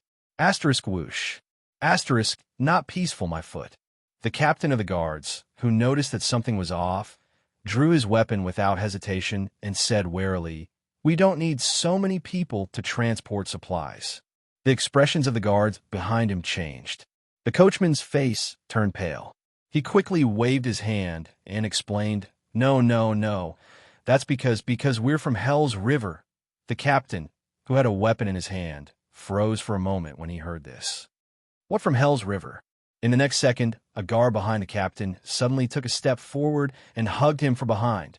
Asterisk Schick. Asterisk, the ferryman of Hell's River. The traitor behind the captain faintly finished the coachman's words. The captain's mouth was covered tightly. He twitched and widened his eyes in disbelief as he stared at the blood-stained blade that had been thrown out of his chest. Thales held his breath, but his mouth was covered by Marina, who was beside him. Before the rest of the guards could react to the sudden change, The coachman's body moved violently. He moved past the captain, who died with his eyes wide open, and arrived in front of the second guard. Under the latter's shocked gaze, he stabbed a dagger into his throat and nailed his screams between his chattering teeth. At the same time, 6 or 7 mysterious figures appeared from the darkness. A panic-stricken guard pulled out his weapon. He was just about to shout when a fellow behind him pressed down on his chin and skillfully slit his windpipe. In despair, he looked at his comrade beside him for help, but found that the latter's neck was strangled by an assassin who had appeared at some point in time. He stared back at him with a pained expression, and his hands clawed at his neck in vain. Another guard instinctively wanted to ask for help from the arched door, but before he could turn around, there was a terrifying cracking sound, and his head was twisted by an assassin. There was even an assassin who took out a crossbow and accurately shot through the back of the neck of a guard who had turned around to run away. His footsteps and his screams were cut off along with his spinal cord. In the eyes of the terrified Thales, these mysterious figures who had suddenly appeared either stabbed, strangled, or strangled 9 guards. They quietly and shockingly efficiently ended the lives of 9 guards. Everything happened in the blink of an eye. Thales almost forgot to breathe. This is Shadow Shield? The mercenaries who came with the caravan widened their eyes and watched the scene under the moonlight in shock. By the time the equally surprised Marina let go of Thales, who was breathing rapidly, the assassins in front of them had already carefully supported the guards who were no longer moving. They skillfully caught the torches and weapons they dropped, dragged the corpses to a dark corner, and disappeared from everyone's sight. Soon, the area in front of the prison of bones became empty. The last trace of the Constellatiate soldiers also disappeared from the street. Only the barely discernible bloodstains on the ground told of what had just happened. Ricky's eyebrows were furrowed tighter than ever. William's subordinates are indeed vigilant. Stake clicked his tongue as he watched the scene in front of him. He did not care at all. They're very different from those recruits. If it weren't for the fact that we were well prepared and you were alone, Ricky nodded slightly and got off the carriage. He did not bat an eyelid. He knew in his heart that this was Stake's demonstration to him. It was all for the goods they seized. Damn it. Klein, the Northlander swordsman, had walked to Ricky's side at some point in time. His expression was unpleasant as he commented on the silent and bloody massacre. I've killed quite a lot of people, but this is too. He looked at the bloodstains on the street and could not continue speaking. But Thales understood what he meant. Ricky patted Klein's shoulder and made a gesture. The mercenaries, who had been stunned by the scene just now, snapped out of their daze. The disguised caravan continued forward. They stepped through the arched door and entered the deep tunnel leading to the prison of bones. Thales was among them. His expression was solemn. As you can see, the guards on the ground outside the prison of bones have been quietly dealt with.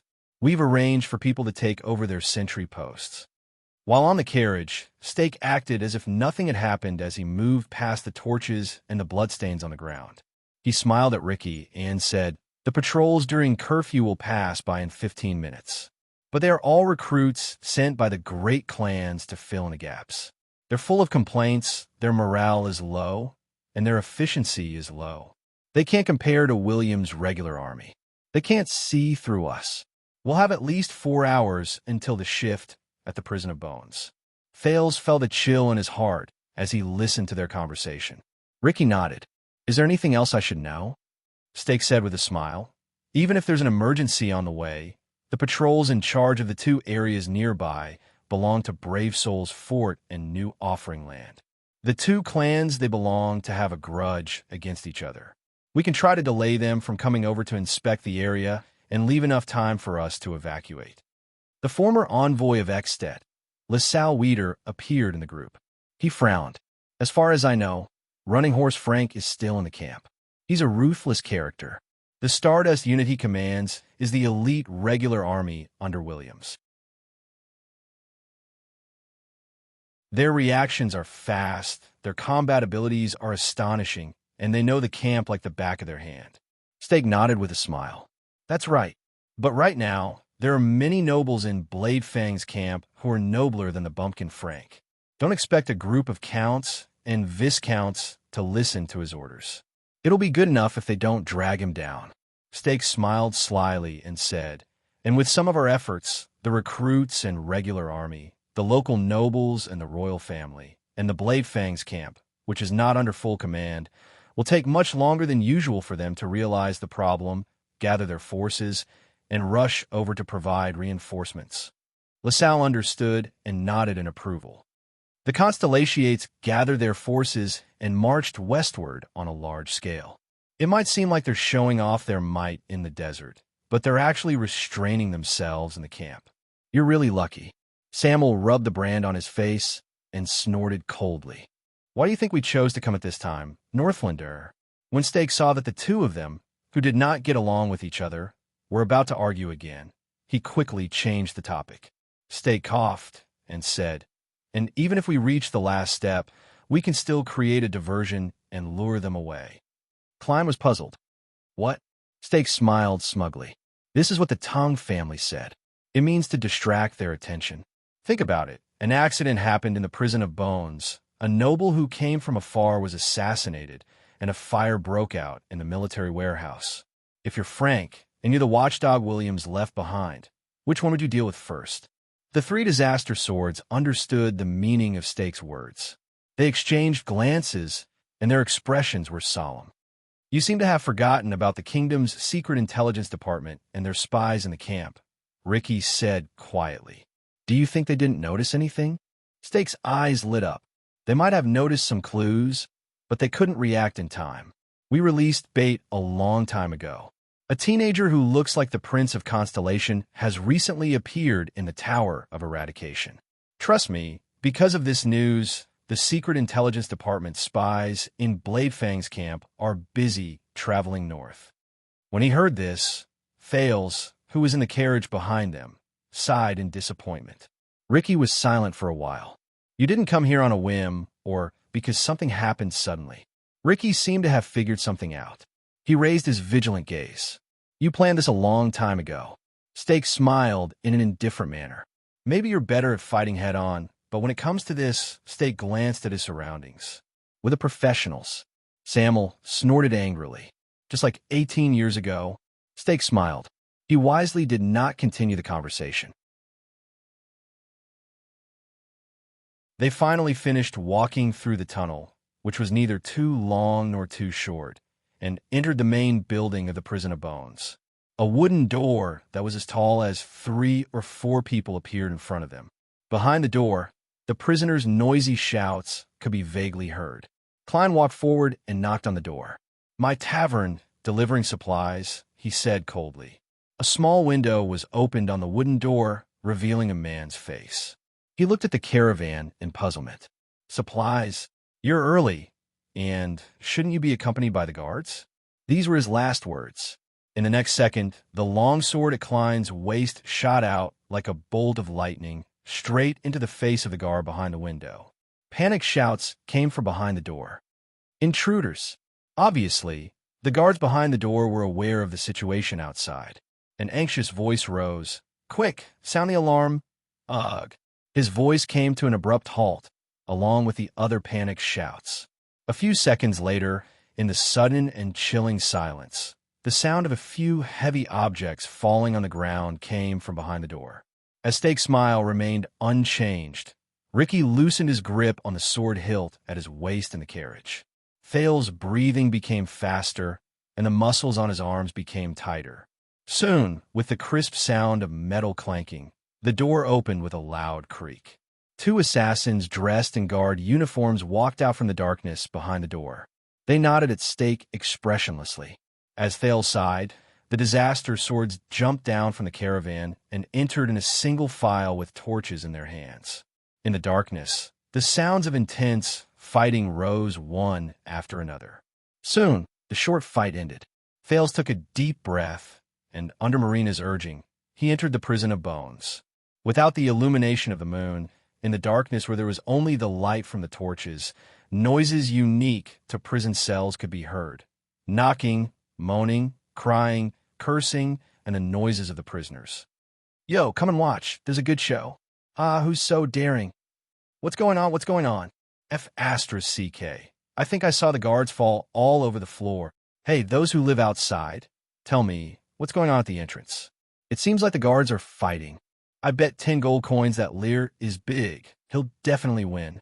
20 gold coins. I bet all my money on Morphus.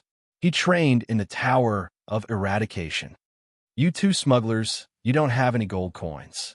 Thales moved his gaze away from the dead guard on the floor and sized up the place before him.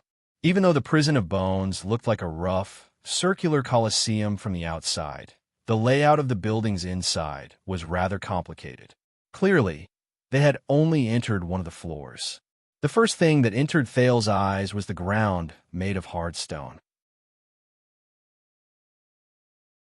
It was hard and rough, and there were a few torches stuck in the walls made of huge rocks for illumination.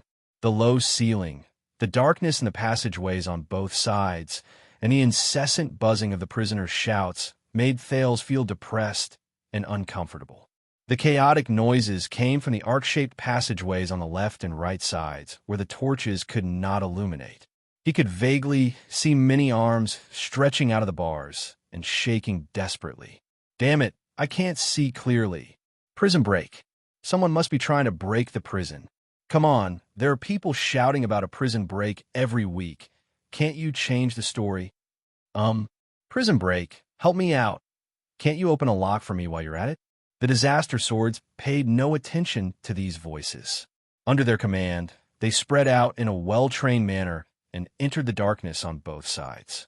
Stake stopped moving and turned to Ricky. We're in. Of course, there are bound to be some who slip through the net. After all, the guards also have to patrol, but this is the only exit to the outside world. According to the information, there are quite a number of people locked up in each floor. Stake took out a torch and gestured to the left and right sides. The first floor we saw had the most prisoners. If we go up one floor, but Ricky raised his hand gently and interrupted him. That's our problem. Stake was not annoyed, even though he was rebuffed. Instead, his smile faded, and he still bowed in a friendly manner. A few minutes passed. The sounds of fighting came from the darkness, along with the fanatical shouts of the prisoners. After a while, as the sounds of fighting grew louder and louder, many disaster swords returned from the passageway on the right, one after another. The sharp-eyed Thales noticed that there were many newcomers in ragged clothes among them. They seemed to be prisoners of the prison of bones. Among them, a strong-built prisoner came to Ricky, and with a calm expression, he took the weapon and clothes shone through to him. Looks like you're quite used to prison food. Klein sneered. Joseph, Extet, and Lenzo, Alumbia, Constellation. The places are different, but the prison cells all look the same. The prisoner named Joseph changed his clothes, looked around, and chuckled. Other than the fact that they locked me up with a disgusting male prostitute in women's clothing, there's no big deal. That was fast. I thought you guys would make a big ruckus. Fortunately, we received some unexpected help, Ricky answered with a smile. Stake winked in a friendly manner. LaSalle observed the prisoners who were released from the prison and frowned. You broke the prison because you wanted to let these people go. LaSalle did not seem to think much of it. Honestly, as long as we use some money. Ricky chuckled and shook his head. This is your first time in the prison of bones, right, Baron LaSalle? LaSalle was slightly startled. He narrowed his eyes and looked at Stake, who was beside him. The latter only smiled in resignation. In fact, the prison of bones has two parts. Ricky patted Joseph, who had just escaped from prison. He turned around and said to LaSalle, Baron, what you saw was only one of them, the so-called white prison. And the place we were going to... He looked at Joseph. Tell me, you found it. Joseph shrugged. He put away the weapon he had just obtained, took a torch, and walked into the darkness. Of course.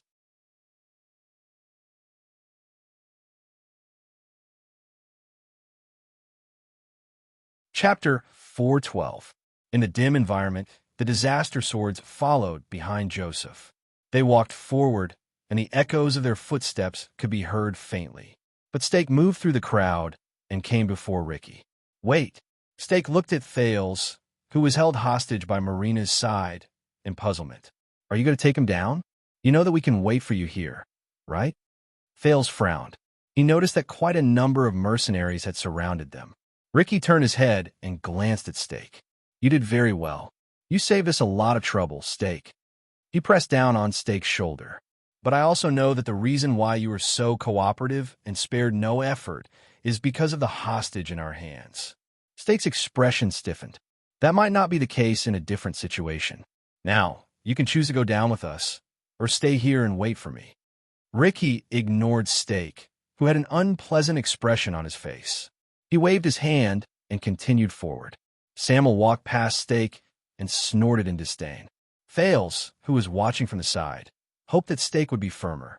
But unfortunately, Steak still did not say anything. He only made a gesture and followed Ricky with a few assassins from Shadow Shield who were dressed inconspicuously. Just like that, Thales was escorted by a group of disaster swords and continued forward. As they went further and further away, the disaster swords spread out further. Quite a number of prisoners noticed this group of intruders. From time to time, patrolling guards ran into the invading disaster swords. Unfortunately, they were often outnumbered and died in battle after a fierce fight. The prison of bones gradually became restless. The chaos was beyond Thales' imagination. Young guard over there? Yes, it's you. Let me tell you, I've made a lot of money selling weapons over the past few years. Most of the money is what they didn't manage to find. As long as you let me out, I promise I'll give you. Hey, you're not guards? Damn it. What are you doing now? Wow. There's really someone trying to break out of the prison. Ah, this is great. Last time, the people who sneaked in to break out of the prison didn't even last 5 minutes before they were surrounded by the freaks. Williams chopped them up like firewood. This time, you have to work harder.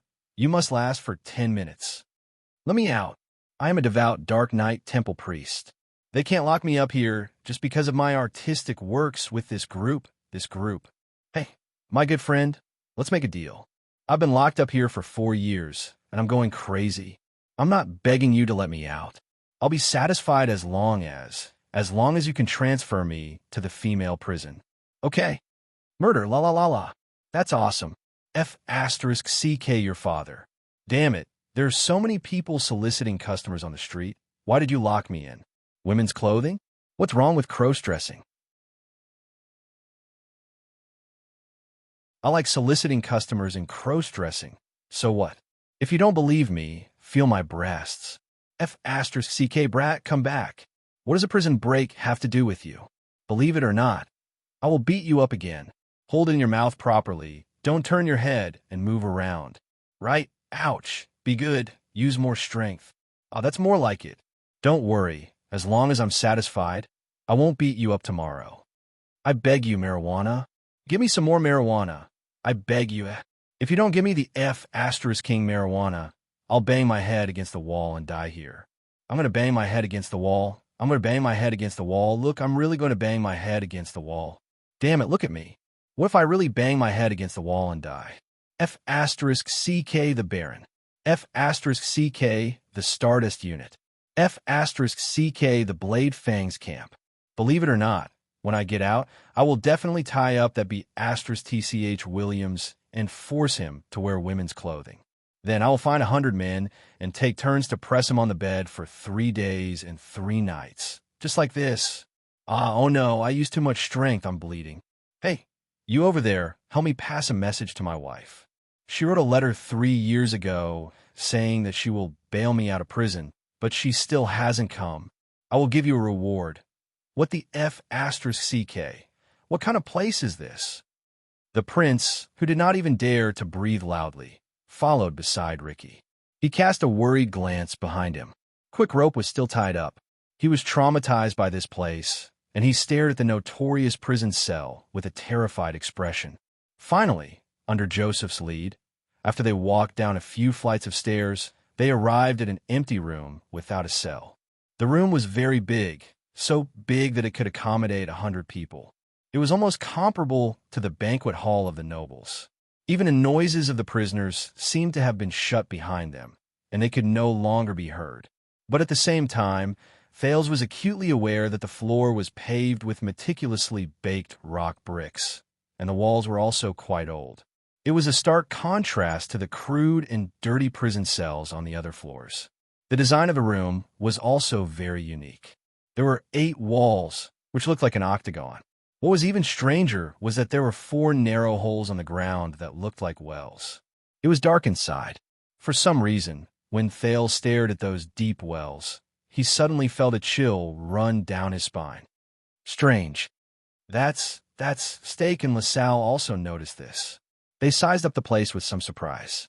Even the disaster swords, including Klein and Samuel, seemed to have come here for the first time.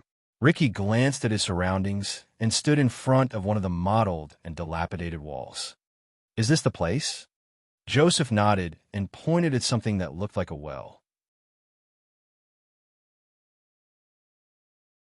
"Yes, we have observed that the guards regularly bring extra supplies here. They must have placed their supplies here." Ricky crouched down and knocked on the well. Then he picked up a stone and threw it in. He listened carefully. For a few dozen seconds, no sound came from the depths of the well. It was still dead silent. Thales understood something. "That's right." Ricky patted the dust off his hands, nodded, and stood up. "This is the place. As for the entrance..." He raised his head and looked at Joseph. But Joseph only shook his head, troubled. Ricky snorted softly, as if he felt a little helpless. "If I were like Williams, I would definitely not look for trouble." Ricky started pacing and looked down at the ground. He muttered to himself, "There's no ladder here, which means that it must be somewhere that can be reached by standing." Stake's expression changed. "Wait, Honorable Crassus," Stake said with a frown. "Does he mean that you want to enter Black Prison, but you can't even find the entrance?" Ricky ignored him. Under everyone's gazes, he took a torch from Klein, walked to the wall, and continued to size up the empty room. "Black Prison is, after all, a legend," Klein said coldly. "Aside from the people who go in, no one knows how to get in, and the people who go in, no one has ever come out," Samuel said with a light snort. LaSalle walked forward. "You know that our time is limited, and we don't have time to play treasure hunting games, right?" LaSalle said in dissatisfaction. "Once the camp realizes..." "Shut up," Samuel interrupted him. The brand on his face looked even more ferocious under the firelight. "Northlanders." But LaSalle did not restrain himself. He seemed to be angered by the former Stardust unit. "You know what kind of risk we are taking at this moment, aha." Ricky suddenly spoke, and it attracted everyone's attention. Thales looked curiously at the leader of the disaster swords. The latter raised his torch, faced a wall, extended his left hand, and gently patted off the dust and cobwebs on it. "The people in the past probably didn't think about hiding," Ricky said with a smile. "As for the Constellatiates, they probably didn't expect that someone would be able to sneak in here." Everyone looked at the wall in surprise and bewilderment. As the dust fell, a strange and incomplete pattern appeared on the mottled wall. Under Ricky's wiping, the first thing that appeared was a triangle. One of its corners pointed to the left, and the corresponding side was concave toward the center of the triangle. Soon, Ricky wiped out a circle on the right side of the triangle. At the center of the circle was a circular hole that was concave into the wall. Ricky smiled. He continued wiping. On the right side of the circle, a new triangle that was symmetrical to the previous triangle appeared. However, the corner of this triangle pointed to the right, and the concave side was on the left. Ricky stood back and looked at the pattern in front of him with satisfaction. 2 irregular symmetrical triangles sandwiched between the circle. "We found it." But many people, including LaSalle, were puzzled. "What is this? An eye?" Ricky pursed his lips. Thales stared at the pattern in a daze while he stood among the puzzled crowd. No one knew that the moment this pattern was wiped out, Thales' entire body froze. At that moment, he even forgot that he was in danger. That's Stake also stared at the pattern in puzzlement, but with his outstanding eyesight, he saw something else. Below this, Stake walked forward, extended his hand, and brushed away a line of dust at the bottom of the circle. "It seems to be a sentence." Sure enough, under his palm, a line of strange words engraved on the wall appeared. But whether it was Stake, LaSalle, Klein, or Joseph, all of them looked at this line of words in confusion. "I don't understand this sentence." LaSalle frowned. This emblem is strange enough. I've read about the coats of arms of the nobles in Constellation, but none of them match. And the words below are not even in the lingua franca. They don't seem like the language of the empire that I know either. LaSalle, who felt uneasy, looked at Ricky with a solemn expression.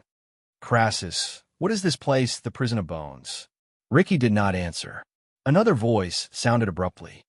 The language of the ancient empire. Everyone turned their heads and looked at Samuel, who stood on the other side.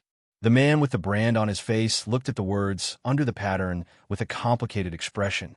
This is the purest language of the ancient empire.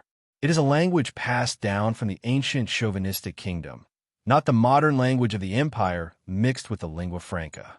It is said that it was created by the first group of ancient humans under the guidance of the ancient elves. The grammar is complicated and difficult to understand. Samuel walked forward slowly. The disaster, swords beside him, made way for him. No one uses it now. Even among the nobles of Constellation, there are few who know it. LaSalle and Stake turned their heads in surprise and looked at the unfamiliar words again. Samuel extended his hand with a dazed expression, as if he was reminiscing about something. Aside from the elves of all races, only a few archaeologists and historians in Dragon Kiss Academy understand it. I don't know these words, but I remember the root of the word. He touched one of the words with his finger. When I was young, my father asked the old scholar to introduce me to some of the words so that I could enter Renaissance Palace and be selected as the royal guards. Samuel's expression became gloomy. The root of the word is probably in total or all. Everyone listened quietly to the words of the former flag bearer of the royal guards, except for one person. Omniscient. A teenager's voice rose faintly in the crowd. Stake turned his head in surprise. Together with the unhappy LaSalle, they looked at the person who surprised them the most. Klein and Joseph cast their leader a questioning look, but Ricky also raised his eyebrows. Even Quick Rope, who was tied up, widened his eyes. Omniscient or omniscient? Thale sighed and walked past Marina, who was staring at him with a frown.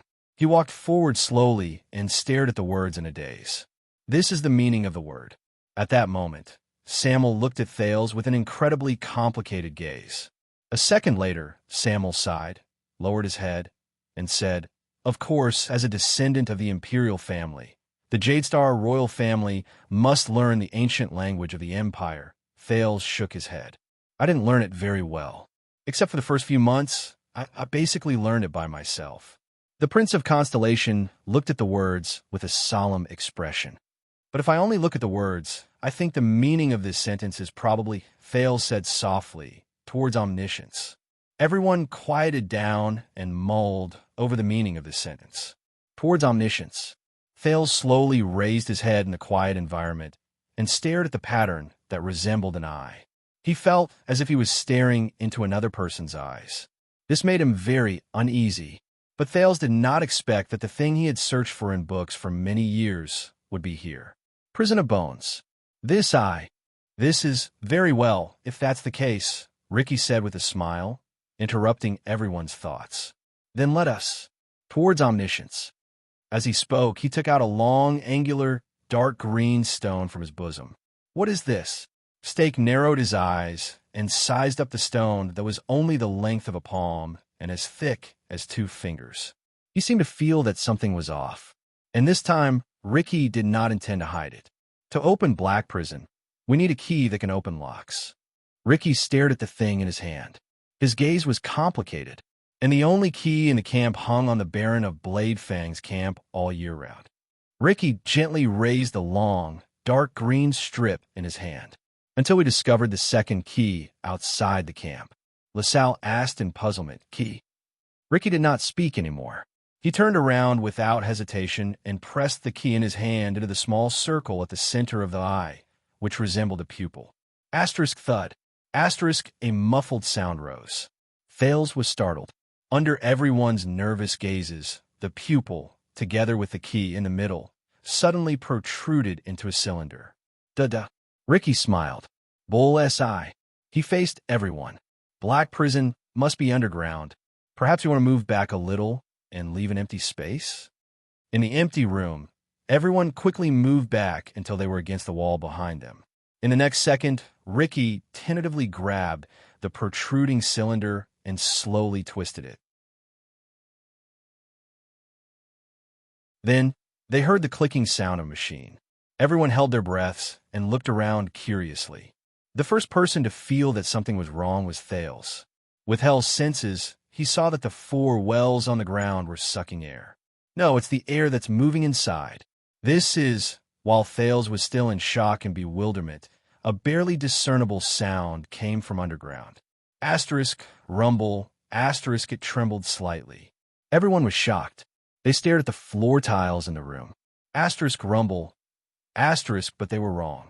It was not the ground that changed. It was the wall. Asterisk, rumble, asterisk, no. Samuel turned around and shouted angrily, "The wall! The wall is moving back." Thales subconsciously took a step forward and looked behind him anxiously like the others. Asterisk, rumble, asterisk, as expected. It's the wall. The 8 walls were moving back at the same time. It looked as if the ground was expanding. Asterisk, rumble, asterisk, under everyone's dumbfounded expressions, the walls in the room were moving back at the same time. Gaps were exposed between different walls, and they kept growing. Fortunately, the unusual movement only lasted for about 10 seconds before it quieted down. The walls were no longer moving back. Thales looked at the walls moving back inexplicably in shock. He looked at the hollow gaps that were several meters long on the ground where they moved. Looking down from above, it looked as if the octagonal room had suddenly been pulled outwards. And the part that was pulled apart, Thales saw it. Those were not gaps, but layers of spiral stone stairs. With the center of the room as the center, they went downwards. He did not know where they led. When he thought of this, Thales subconsciously glanced at the sentence under the picture again. My God! LaSalle stared at the spiral stairs that suddenly appeared under his feet, dumbfounded. I might have heard that Constellation and Steel City are on good terms, and that their forging skills are excellent, but this is still... Stake stared at the sudden change in disbelief. He warily sized up the room that had become much larger. What is this place? Ricky smiled. Do you know why the prison of Bones only has such a small number of guards to maintain basic operations, even though it is a prison for serious criminals? Ricky switched to another torch and said faintly, That's because the real guards of this prison are not living people. They're the dead from hundreds and thousands of years ago. He took the lead, stepped into the gap, and walked down the spiral stone stairs. The prison of Bones is not just a prison cell. It does not only lock up criminals. As he moved forward, Ricky's voice came from underground. What it really locks up is the past. He strode down the spiral stairs that led to an unknown place. The disaster swords behind him followed. LaSalle was stunned. The former Baron of Extet immediately frowned and turned to Stake. Lock up the past. What does he mean? But the assassin of Shadow Shield had a solemn expression. In my long career, I have seen many strange things. Stake stared at the strange room and exhaled. But the most unsettling one was the legend that the knowledgeable tongue told me one night. LaSalle was stunned. Tongue? Legend? Stake nodded and became more uneasy. Legend has it that before the Battle of Eradication, even before the age of the Empire, such people existed in the world. They despised taboos and authority, but they were knowledgeable, skilled, and unbelievable. Stake gritted his teeth and looked up at the strange emblem on the wall. They were once the most dazzling existences in the world, until the merciless course of history turned them all into dust. Only their words were heard, and not a single piece of paper was left. LaSalle's eyebrows rose and fell. The most dazzling existences? Are you talking about? Stake shook his head. He saw that Thales was also being escorted down the stairs, so he quickly followed. Thales followed behind Samuel and walked nervously down the stairs. It was obvious that no one had been here for a long time, because with every step he took, he would stir up a lot of dust. The prince, who was not tall, had to cover his mouth and nose to prevent himself from coughing. This place gave him a very bad feeling. In the darkness, even Hell's senses could not help him. Only the torches illuminated the stone stairs under his feet. Deeper and deeper, lower and lower, darker and darker. After walking down an unknown number of stairs, Thales finally stepped on the ground, and he relaxed. The first floor. Ricky's voice traveled into his ears. "We're here." The Prince of Constellation took a deep breath. With uncontrollable curiosity, excitement, and an inexplicable sense of uneasiness and fear, he raised his head and looked around. The disaster swords raised their torches and looked around in surprise. This was still an octagonal room that could accommodate dozens of people. But unlike the room on the ground floor, the dark bricks here were exquisitely crafted, and no one knew what material they were made of. There was a thick pillar in the center of the room, and beside the pillar was a circle of curved stone tables. But Ricky did not pay attention to the stone pillar. Instead, he turned to the 8 walls. As he followed his torch, Thales noticed that the 8 walls here were not walls. Instead, it was a fence made up of thin metal pillars from top to bottom, and every single one of them was covered in a layer of gray dust. It's like Thales looked at these fences, and through them, he could vaguely see the space behind them.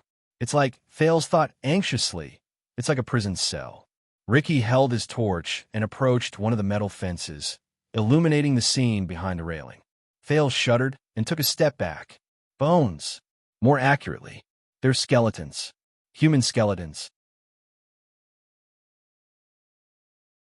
Ricky held his torch and spun around, illuminating the 8 wide prison cells. The ground behind each prison cell was covered with a thick layer of dried human skeletons. There were ribs, arms, legs, skulls, and many of the skeletons were covered with faded clothes that were also covered in dust. No one knew how long it had been. Samuel stood in front of Thales. He looked at the ancient skeletons, and his emotions surged. He subconsciously clenched his fists. It seems that there are no longer any living people in the first level. Ricky shook his head in resignation. Unfortunately, we still have to go down. LaSalle and Stake followed closely behind him, and they arrived at the prison cell of the first level. LaSalle saw his surroundings clearly, and his eyes widened. This is the prison of bones? Stake frowned. He did not seem to be able to say a word. Ricky snorted softly and waved his torch at his companions, who were equally surprised. Of course.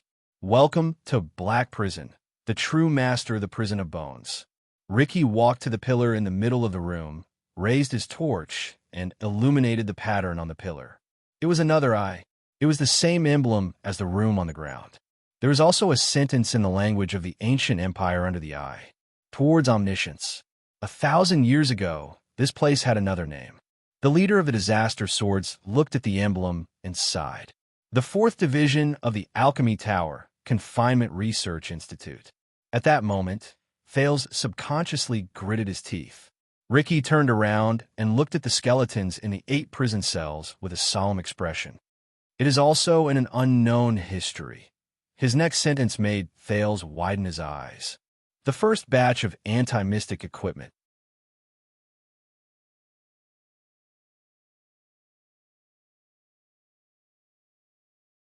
Chapter 413. Alchemy Tower. The prince muttered the name silently, staring at the ancient and mysterious building in front of him, looking at the dilapidated but vaguely distinguishable eye emblem on the stone pillar, feeling the ever-present gloomy coldness. Thales was in a daze. It was as if he had returned to that icy and snowy night 6 years ago. In the murderous military camp of the Archduke of Black Sand region, that neurotic, big-nosed doctor drew those 3 unfamiliar patterns by the bonfire. The 3 great magic towers. Thales stared blankly at the emblem representing the Alchemy Tower and sighed softly. Memories of the past slowly surged into his mind. Since the night of Dragon's Blood 6 years ago, the former Brotherhood's unscrupulous doctor, Ramon, died tragically in the hands of the Blood Mystic. When he thought of this, Thales could not help but recall the carefree expression of the seamstress, Kurtz Ramon, when she mentioned her long-lost father. Thales lost an important channel to investigate the legendary magic in wizards. Asda might be another source of information, but whether it was his long-term, uncertain whereabouts or his reservations when he taught, they could not satisfy the knowledgeable prince. Over the past 6 years, Thales could only spend as much time as possible in Rikaru's library. With Saroma's help, he searched for the long-lost taboos from books. At the same time, he had to do everything he could to avoid Nicholas, Leespan, and the others spying and surveillance to avoid attracting trouble. According to what Ramon said when he was alive, since magic and calamities were taboos that the world tried its best to forget for centuries, it was better for news such as the Prince of Constellation is obsessed with mysterious knowledge, and Prince Thales is obsessed with the legend of calamities to not appear on the tables of the major intelligence agencies. Alchemy Tower. Just as Thales was immersed in his own memories and a daze, LaSalle could not help but ask, "Alchemy? What is that? What does it have to do with the alchemy ball?" No one paid attention to him. Of course, it might be because no one knew the answer. Samuel kicked a pile of gravel under his feet and frowned. "You're saying that this is the legendary alchemy tower? The source of those alchemy balls, anti-mystic equipment, and various gadgets from the Secret Intelligence Department?" Ricky shook his head. "Of course it's not the headquarters." Ricky raised his torch and looked around. Looking at the barren floor, he seemed to sigh. "Legend has it that there are more than 100 magic towers in the headquarters of the Alchemy Tower. They occupy a vast area and are incomparably magnificent. How can this simple and crude underground building compare? More than 100 towers." Thales looked around, deep in thought. "Simple." Samuel snorted softly. He used the torch to illuminate the stone stairs behind them and looked at the bottomless path ahead. "You call this simple?" Ricky smiled strangely and didn't reply. He turned around and walked down the spiral staircase. "Let's go to the next floor." The mercenaries who were still in shock came back to their senses. It's true. When he passed by Stake, Thales noticed that the assassin from Shadow Shield could not hide his surprise as he sized up his surroundings. He gently stroked the stone pillar that had been sealed for a long time and mumbled to himself, "Wizards, magic, those legends and stories." Stake lowered his head and looked at Ricky. "So it's all true." Stake's eyes moved. "Maybe we can find more valuable things. Alchemy balls, anti-mystic equipment, even stop daydreaming." Samuel walked past him and interrupted him. "I don't know how long ago, but Constellation turned this place into the black prison of the Prison of Bones, dedicated to detaining their felons," the former flag bearer of the Royal Guards said coldly. "Whether it's reconstruction or demolition, do you think the kingdom's secret intelligence department will leave anything valuable for someone like you?" Stake fell silent. The group of people continued to move down. In the face of the unfamiliar unknown, the group's whispers rose quietly in the darkness. "I remember now, wizard." LaSalle's voice came from behind the narrow passage. "It was mentioned in some random books, but I always thought, do you think that's just nonsense?" Stake chuckled and answered. LaSalle stopped talking. Thales listened to their conversation, but his mind was elsewhere. Even though he was a hostage, the prince did not come up empty-handed after 6 years of searching. However, magic and wizards left Thales with more and more questions. Obviously, all the books that existed before the Battle of Eradication would more or less mention magic and wizards. For example, the biography of Knight Joseph Needham from the Age of Kings mentioned that the wise wizard Laven blocked the path of 6 knights and prevented them from robbing the execution field. He gave them advice in a barn. The Martyrs of Northland mentioned that in the face of a grim situation, the wizard's consultants suggested that they retreat, but King Anzac sternly refused. He decided to lead his troops to stay at the 6th outpost and use the terrain to stop the main force of the Ashbone clan. The Union of Kings mentioned that the temple guards, the priests of the Bright God, and the wizard's representatives tried their best to mediate so that the irascible King Nalgi and the arrogant King Peren, who had feuded with each other for generations, could sit in the seats furthest away from each other. The long bardic poem, Talega, mentioned that even the wizards in the court were helpless when faced with the princess' illness. In fact, in the heroic biographies and bardic poems from the Age of Kings, regardless of whether it was fighting against the orcs or the elves, wizards were often seen as wise men in the background of battles against other races. Many of them were even important strategists by the nobles' side. However, during the age of the Empire, the records about wizards and magic began to decrease, and their image became more mysterious, evil, and terrifying.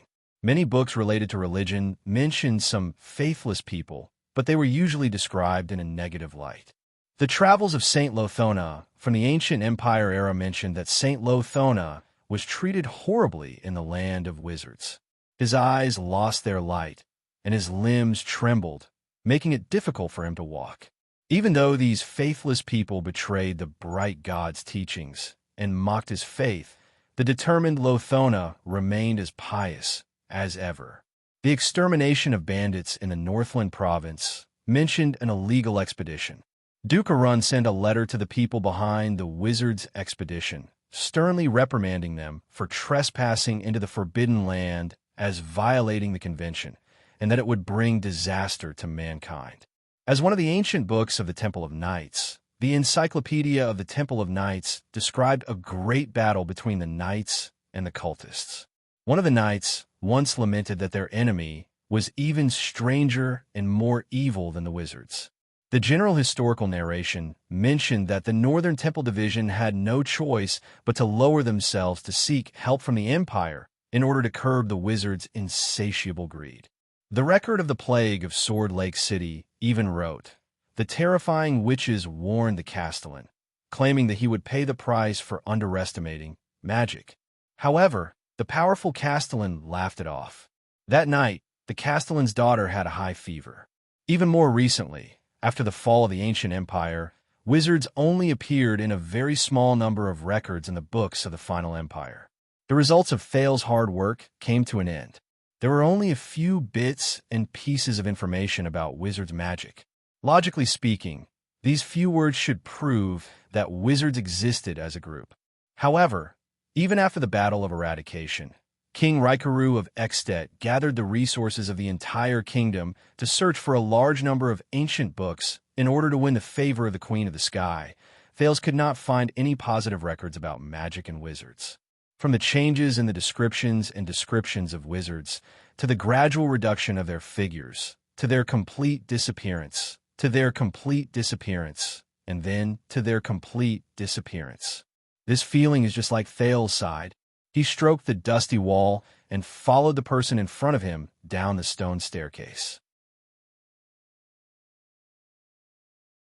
It's like having a person everywhere in your life. His footprints, the things he used, the records he wrote, the information he saved, and the pictures he took. However, when you really want to go back and look for this person, everyone around you will tell you in unison that there was never such a person. He did not exist. Even in a group photo, there was only a blank image of a person. This is a wizard. Thales could not help but feel a strange sense of fear. Even when he sat alone in the library, he could not help but feel a chill run down his spine. And today, Thales could not help but raise his head. He looked past the shoulders of the people in front of him and at Ricky's figure. Today, he really stepped into the legendary Magic Tower, even though it was just a branch. According to him, it might even be the birthplace of anti-mystic equipment. At this moment, Stake spoke again and interrupted Thales' thoughts. "How did you find that key, Crassus? I don't think the Constellations would keep a lock that can be opened with 2 keys and use it as a prison for felons." This question piqued Thales' interest. Ricky, who was walking in front, paused. The Constellations thought that they controlled this place, just like how they thought that they covered up history and sent magic and wizards to their graves. Ricky's laughter rose slowly. A grave that only gravediggers know about. The problem is they are not the only gravediggers. The records in the Tower of Eradication are no less than theirs. Stake's voice suddenly rose in the darkness. "So, you used to be a member of the Tower of Eradication?" Ricky did not speak, as if he had suddenly realized that he had said something wrong. Thales' expression froze. That explains it." Stake's laughter traveled into his ears. Thales could imagine the way his lips curled up in the darkness. "Why you were able to break into the Tower of Eradication with an unstoppable force not long ago." As time passed, the cold around them became more and more unbearable. Through the torch's illumination, there were still only stairs. Fail's feet touched flat ground again. They arrived at the next floor. Ricky kicked away a piece of wood that blocked their way and raised his torch. What appeared in front of them was still the central stone pillar with the emblem of the Alchemy Tower, the familiar architectural layout, and the 9 pitiful skeletons of the prison cells. Wait, 9? But Thales realized that this room was bigger than the one on the previous floor. Still no one. Ricky put away his torch and shook his head in disappointment. Let's continue down. Thales put away his curious gaze and his desire to scrutinize this place in detail. Behind him, Marina pushed him forward once again. The 3rd floor was still empty. There were only skeletons left. The 4th floor, the 5th floor, the 6th floor. With each floor they went down, the number of corresponding prison cells increased, and the rooms became larger. Black prison, Thales said to himself. This is like a cone buried underground. As they failed again and again, they were disappointed again and again, as well as the same dark scenes. Just like when Thales was trudging through the desert, he realized that the people in the team were gradually affected. In the boundless darkness, the group's voices slowly became fewer. Only the sound of footsteps could be heard. The atmosphere became more and more oppressive. They arrived at the next floor of the prison cell. This is the 10th floor. Klein exhaled, and there was impatience on his face. Ricky, if we still can't find him, maybe we should consider our retreat. When he said this, the disaster sword's expressions darkened. LaSalle looked at Stake, who was beside him. Makes sense. Stake did not answer. He only glanced at Ricky. Ricky frowned slightly. He first shone the light around him, and was disappointed to find that there were still skeletons. He then turned to Samuel and said, maybe he's further down. Maybe... Are you sure he's still alive? Samuel walked to the prison cells, held a torch, bent down, and carefully examined the skeletons in front of him. I'm sure. His voice was slightly stiff. Yes, he must be alive. Him? Thales saw Klein shrug and cast a disapproving glance at Joseph. Joseph understood what he meant. You may believe that he's still alive, but do you know how much damage imprisonment can do to a person? Joseph crossed his arms, and his voice rang out in everyone's ears. Especially in the black prison, you can only pass your days in solitude, muddle-headed, and die miserably. From the moment you are locked up to the moment you die, you will be cut off from all contact with the outside world. No one will be able to hear your cries. Believe me, I've been in a lot of prison cells. Few people can last that long. Samuel paused for a moment and stood up. But after a few seconds, the former royal guard only shook his head firmly. If it's him, he will definitely be able to get through it, no matter what kind of damage he suffers. Thales' heart skipped a beat. Him? Joseph smiled. Do you know what is the most terrifying punishment for a person? It's not death, injury, or torture. Joseph sighed softly. He seemed to be sentimental. It's isolation. Samuel stood motionless on the ground. Thales could only see his back trembling slightly. Joseph paced slowly. When you lose all means of communication with the outside world and are completely isolated in the eternal darkness, no one listens to you or talks to you. No one reacts to you or waits for you to react. No one interacts with you or brings you to interact. You can't see new things, hear new voices, or feel new things. Everything around you, including yourself, is the same. Day after day, this cycle repeats endlessly until eternity. Joseph's voice grew louder in the darkness. There was a hint of hatred and gloominess in his voice, which made people feel uncomfortable. Thales saw Samuel slowly clench his fists. On the first day, it's still all right. You can still handle it. On the 3rd day, you feel uncomfortable all over. You're extremely agitated. You jump up and down, hit the wall, and hit the ground.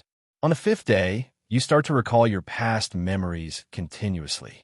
The good ones, the bad ones, the painful ones, and the good ones. These images are there, flashing back and forth, whether you want them to or not.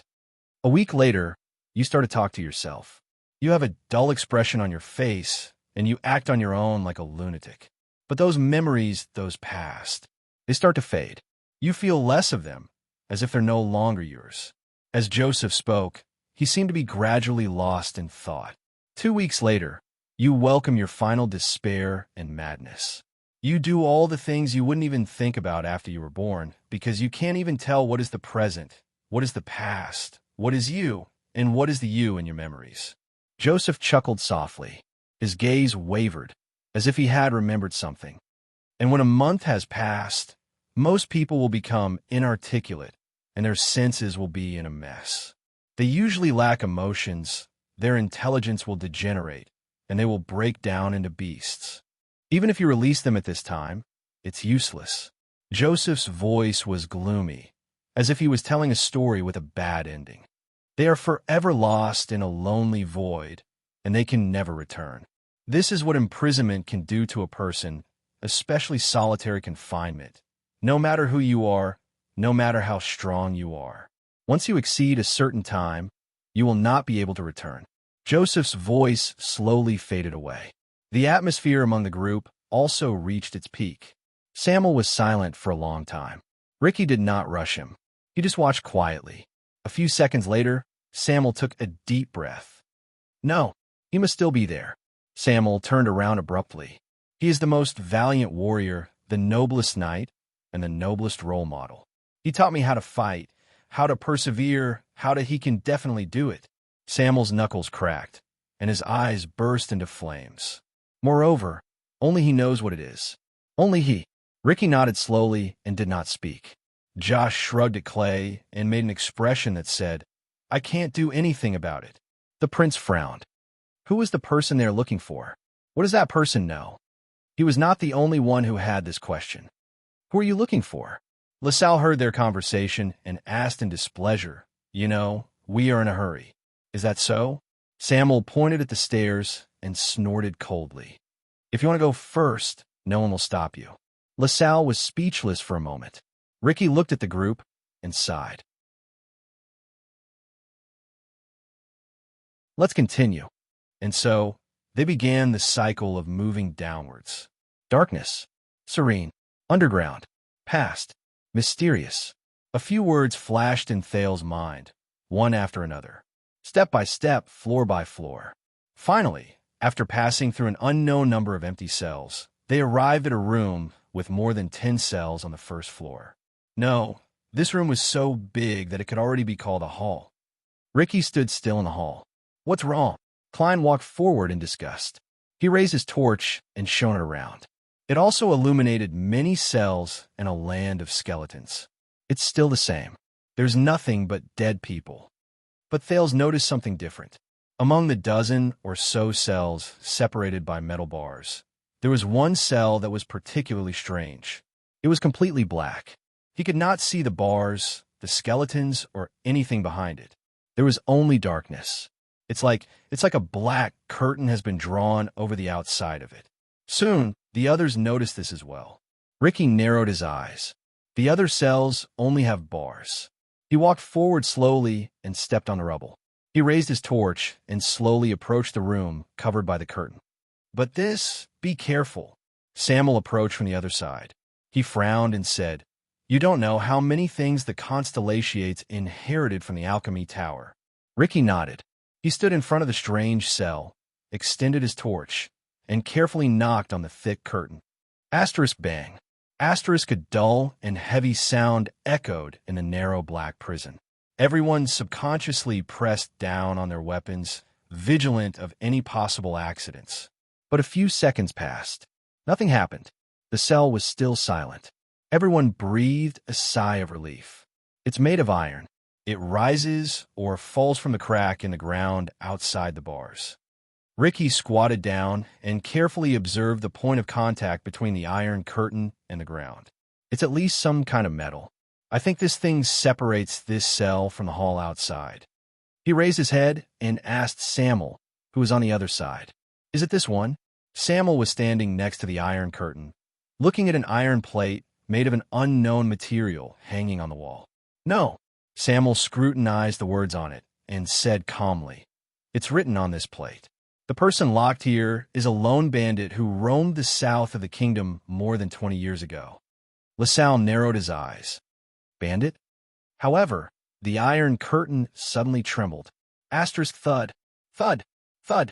Asterisk. Everyone jolted and took a step back at the same time. In the incomparably oppressive darkness, a frightening, dull sound suddenly came. Asterisk thud. Thud. Thud. Asterisk calmed down. Ricky instantly drew his sword and watched the iron curtain, which trembled continuously along with the dull sound. Klein's face turned pale. The fearful group looked at each other. At this moment, asterisk, a faint, miserable cry seemed to come from a place dozens of meters away.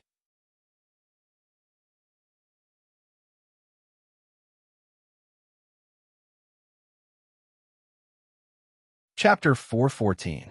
Aha! The strange wails lasted for 5 to 6 seconds before they slowly weakened under the pale faces of the group. Only the echoes were left. They floated in the dark and empty hall. They were faintly discernible and sent chills down their spines. What's wrong? Ricky frowned and shouted softly, "Report." The disaster swords turned their heads in unison and searched for the source of the wails with tense nerves. More than 10 torches were raised high to illuminate the area. The group of people were like adventurers exploring a wasteland. They were nervous and wary of the unfamiliar, unknown. Thales withdrew his hell's senses while still in shock. He saw nothing but dust in the darkness, an old stone table, and a cell full of skeletons. The order was passed down layer by layer, from the great hall to the heavily guarded stone steps. No. After a while, Sean the mercenary's panting voice came from behind them. "It's not one of us." The report later said that everything is normal. The doubt on Ricky's face grew deeper. On the other side, Stake whispered a few words to a subordinate who had appeared at some point in time. He watched the latter retreat into the darkness again before he raised his head solemnly. "It's not us either. It's something else." Ricky turned to Samuel and cast an inquiring gaze at the former Constellatiate noble. Samuel seemed to have discovered something. He observed the iron plate beside the iron curtain with slight surprise, then looked at the hanging ring beside the iron plate. But at that moment, the heart-wrenching scream that sounded like a phantom wail came faintly from the darkness again. Everyone's hearts tensed up again. This time, the terrifying wail was accompanied by a piercing and unbearable scratching sound. Screech, screech. Almost everyone subconsciously furrowed their eyebrows. Some even covered their ears. "Damn it!" LaSalle's face contorted. "What the hell?" In the unpleasant noise, Ricky held his sword hilt tightly. He suppressed his emotions and asked Samuel, "Do you think this is related to the alchemy tower?" Screech. Thales gritted his teeth. He felt that the sound made him incredibly nervous. "It's just like the sound of fingernails scratching the blackboard in my previous life." When he thought of this, he suddenly froze.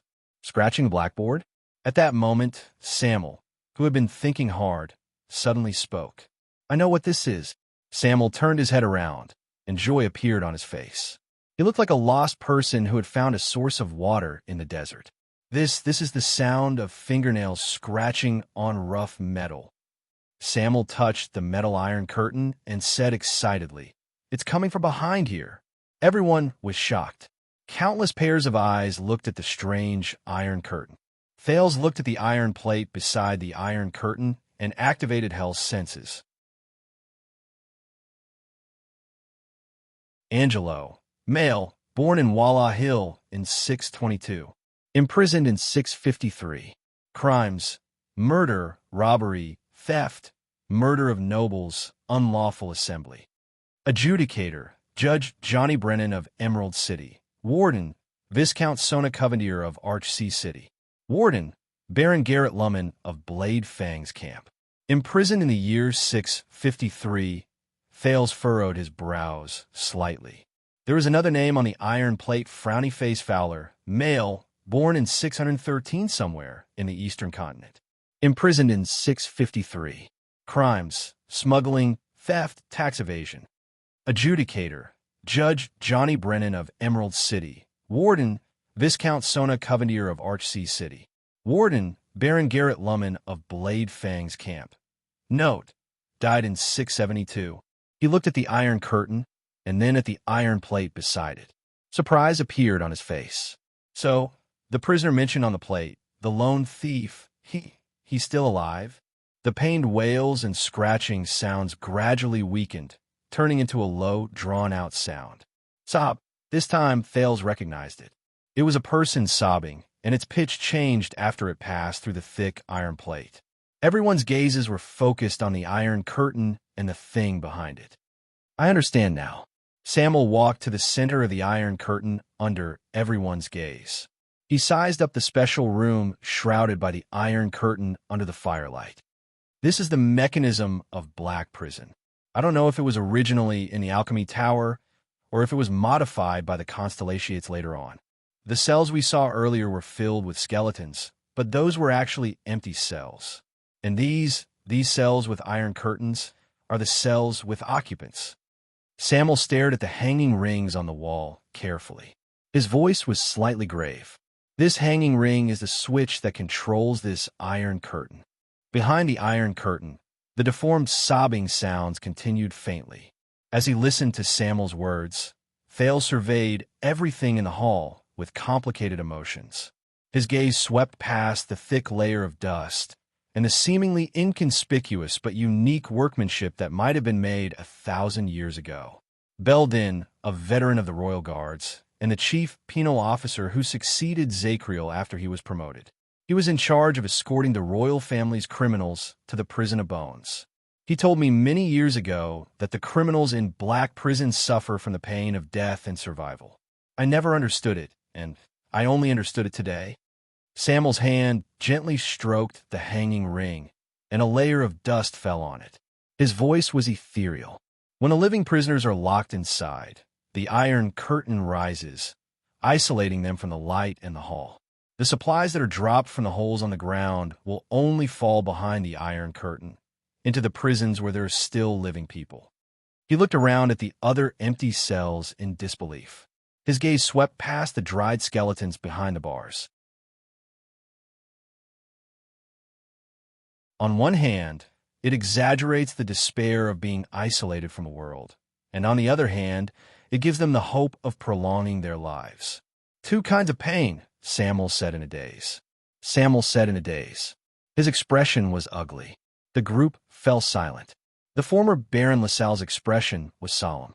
Why doesn't this prisoner behind the iron curtain speak or call for help? Why does he only scream and scratch? Stake arched his shoulders, but did not speak. The person who answered him was Joseph, who was rescued by the disaster swords. Because he can't do it. Joseph shook his head, causing LaSalle to be slightly stunned. It's just like practicing with a sword. If you don't practice for a day, you'll get rusty. I've said it before. When you stay in a lonely prison that is isolated from the world and has no one else for too long, so long that it exceeds your expectations. The disaster swordsman, who had just been released from the prison of bones, looked at everyone. The people who were swept by his gaze felt a chill in their hearts. Believe me, what you lose is not just time and freedom. Thales stared at the prison behind the iron curtain. He felt that the air here had become much colder. What the hell? Klein stared at the iron curtain with a burning gaze, paying attention to the movements behind it. The prison of bones. Does this place want people to die or live? No one answered. There was only the faint sound of sobbing. Does it want people to die or live? Thales stared at the heavy iron curtain with a heavy heart. A few seconds later, Stake sighed. Or neither. Ricky twitched the corner of his lips and interrupted the depressing conversation. I think we're on the right path.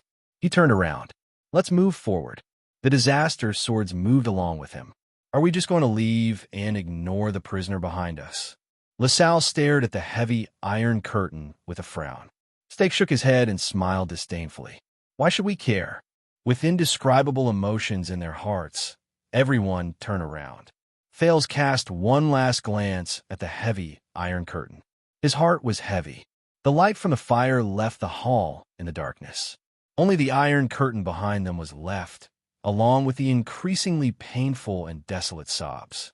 Their journey continued, but it was clear that the discovery just now made the disaster swords, who already had a target in mind, feel a lot more excited. Soon they walked down step by step. The halls they passed became bigger, and the number of prison cells in each hall increased. From 9, 10, to a dozen, then 20. What made Thales uneasy was that more than one of these prison cells was shrouded by an iron curtain. In other words, we found the way. Samuel looked at another iron curtain in front of him with a frown. He looked at the sign on it and said, "The real black prison is all below the 10th level. The real black prison is all below the 10th level." Klein nodded and ignored the crazy slapping sounds behind the black curtain. "Looks like that's the case." Ricky straightened his back from the other iron sign with the prisoner's profile written on it. Tucker Pung, male, born in Zodra in the year 630. Imprisoned in year 661. Crime, robbery, rebellion. Adjudicator, Supreme King Kessel Jadestar. Warden, Honorary Baron, Claus Chatham. Warden, Baron of Blade Fang's Camp, Roman Williams. Thales looked at these iron signs with a depressed heart. Aside from the lone bandit at the beginning, they walked down the levels. Along the way, they saw cells where real living people were imprisoned everywhere. Without exception, these cells were all shrouded by heavy iron curtains. Some were filled with cries of pain, and some could barely make out one or two human cries for help. There was only dead silence. According to the vague iron signs and Samuel's words, in these cells, there were female dukes who murdered their husbands and children, great pirates who plundered merchant ships without permission, frustrated nobles who rebelled on their own, and blood avengers who killed 34 people in one night. But Ricky did not care about these prisoners. He just continued walking, and the further down they went, the more serious and terrifying the crimes of the serious criminals became. They became more complicated, difficult to understand, and treacherous. Thales walked through layer after layer, past cell after cell, and layer after layer of iron curtains. Among the prisoners, he saw the heroes of the forest who plundered military resources and saved the people during the War of the Bloody Year. He also saw the generals who killed incompetent superiors in the war, led their troops to kill the enemy, and won in the end.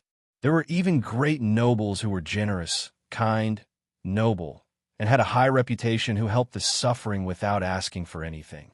"Why did you lock him up?" The Northland swordsman Klein stood in the cell where the noble and his subordinates were imprisoned. He frowned as he looked at the iron curtains and iron signs. "According to what you said, he is generous, kind, charitable, and has an outstanding reputation. Is this also wrong?" "Of course it is wrong," LaSalle said coldly as he stood by the side. "Because his ancestor was infected by a prince, and he is a close relative of the royal family who inherited the Jadestar bloodline. In the eyes of the current king, this is called ambitious and scheming. Did I tell you that from Empress Dowager Iron Spike to Sumer the First, from Erica to the Red King, there is no lack of bloody power struggles in the history of Constellation?" A thought appeared in Thales' mind. He glanced at Quick Rope from the corner of his eye. Beside him, Samuel paused for a moment. He snorted softly and continued forward. Along the way, they passed by countless prisons with iron curtains. They met embezzlers who had made great contributions to the kingdom, but also made great mistakes. Temple priests who preached the theory of the unity of the gods and the theory of mortal destiny. Historians who insisted on going back to the era of the Red King and reopening old taboos. And this person, I remember him. This is a scholar who was thrown in after he wrote a few books. Stake looked at his cell and smiled. He seems to have been locked up with a noble who started a private war, and he seems to have been locked up for 30 years. When he heard this, Thales could not help but speak. "Scholar? Why?" Samuel walked up from behind and said coldly, "Because he wrote a book. He insisted that civil rights are higher than royal power, and that the teachings of the people are higher than the teachings of the gods." Thales was momentarily stunned. He was immediately speechless. "Your grandfather did not take his life. He only threw him in here. He is considered very merciful, Your Highness." Samuel's gaze made Thales feel rather uneasy. The stories of these people are incredibly complicated, mysterious, and legendary. It is enough to make bards write about them for 3 days and 3 nights without rest while they are in ecstasy. There was a strange look in Samuel's eyes as he stared at the iron-curtained prisons in front of him. There was an underlying meaning in his words. Most of the time, the kingdom cannot determine their life and death based on the existing laws and crimes alone. Thales frowned quietly. So, you mean the prison of bones is— But Samuel only interrupted him and said quietly, "Now, they're sealed behind these iron curtains, waiting for time to kill them." Samuel continued to stare at Thales. His eyes were fierce and full of indescribable emotions. The anxious Thales had no choice but to avert his gaze. "I'm thinking, if we release these somewhat strange felons and hold them in our hands, will we be able to—" LaSalle rubbed his chin and seemed to be deep in thought. "That is not our goal," Ricky interrupted him coldly. "As our guest, you do not have to do anything unnecessary." LaSalle snorted in dissatisfaction. In the darkness, Steak coughed and attracted everyone's attention. Steak narrowed his eyes and said, "I don't know if all of you have noticed. The empty cells on the top few floors are filled with dried-up skeletons." And now, he turned around and looked at the scene behind the empty cells. The empty cells in front of us are filled with dried corpses. Some of them even have a faint smell. Ricky's expression changed. "You mean, either these are prisoners who have been dead for a few years." Steak's expression was stern. "Or, we're already very deep underground. Here, even the decay of corpses is much slower." Very deep underground. Thales' heart sank to the bottom. Steak slowly revealed his intentions. "Honorable Crassus, if we continue to search aimlessly, are you sure we can return to the surface and safely evacuate within the time limit?" Ricky's expression did not change. He raised the torch. "How long have we been walking?" Klein answered quietly by the side. "More than half an hour. We went down 18 floors." Ricky did not speak and looked at Samuel. Samuel shook his head. The determination in his eyes remained. "It should be soon. We must find him to have an answer." Ricky was silent for a while, then nodded solemnly. So the group turned around again to search for an unknown target. Steak smiled helplessly. He found that his reminder did not work. "This place is too big. They won't be able to find us." LaSalle snorted coldly and followed them. "Yes, it's too big. But what surprised me the most is that even though the air is a little stuffy and the smell is a little unpleasant," Steak said to LaSalle, who was beside him, "but I don't find it difficult to breathe. Look at this building. It's the Confinement Research Institute, right?" Steak looked around and sighed at LaSalle, who was gradually becoming impatient. The people at that time, the so-called wizards, they must have been very powerful. Thales thought of something. He saw Ricky and Samuel discussing something while walking in front of him. "Yes." Thales walked to Steak's side as if nothing had happened. He sighed with sincerity. "I think so too. Such a large building is buried deep underground. The preservation, layout, and ventilation are all done meticulously." Steak glanced at Thales in surprise. This was the first time the prince took the initiative to speak to him. Thales smiled and said, "My father told me about the prison of bones. According to him, wizards are really amazing existences. They could surprise you at all times." Surprise. Sure enough, in the next second, Thales saw Steak's expression change. Their search did not last for long. Soon, they went down one floor and arrived at a hall they had never seen before. It was the same dust-covered floor, the same ruins, and the same thick stone pillars. Thales looked around and saw nearly 30 prison cells. 5 of them were wrapped in thick iron curtains. The bars and the prisoners behind them could not be seen. Samuel stood in front of one of the cells and raised his torch. At that moment, Thales clearly heard Samuel's sharp intake of breath in the quiet darkness. The torch in his hand flickered. "That's right." Samuel's voice trembled slightly. "This is our target." The group, who had been mentally exhausted, instantly became alert. Ricky even walked forward quickly and looked at the iron plates with a serious expression. Thales used Hell's senses and tried to see the iron plate clearly. Quill Barney Jr., male, born in Eternal Star City in year 631. Imprisoned in year 661. Crime, colluding with the enemy. Adjudicator, Supreme King Kessel Jadestar. Warden, City Master of the Ruins, Guardian Duke of Western Desert, Cyril Fakenhas. Warden, City Master of Splendid Port City, Guardian Duke of Eastern Sea, Bob Cullen. Warden, City Master of Jade City, Guardian Duke of South Coast, Leinster Covendier. Warden, City Master of Cold Castle, Guardian Duke of Northern Territory, Valorund. Warden, Suzerain of Brave Souls Fort, appointed Count Louis Bosdorf. Warden, Suzerain of Wing Fort, appointed Count Devon Chroma. Warden, Chief of Intelligence, Honorary Lord Morat Hansen. Warden, Honorary Lord Araka Murch. Warden, Honorary Lord Roman Williams. Warden, Sonia Cecere.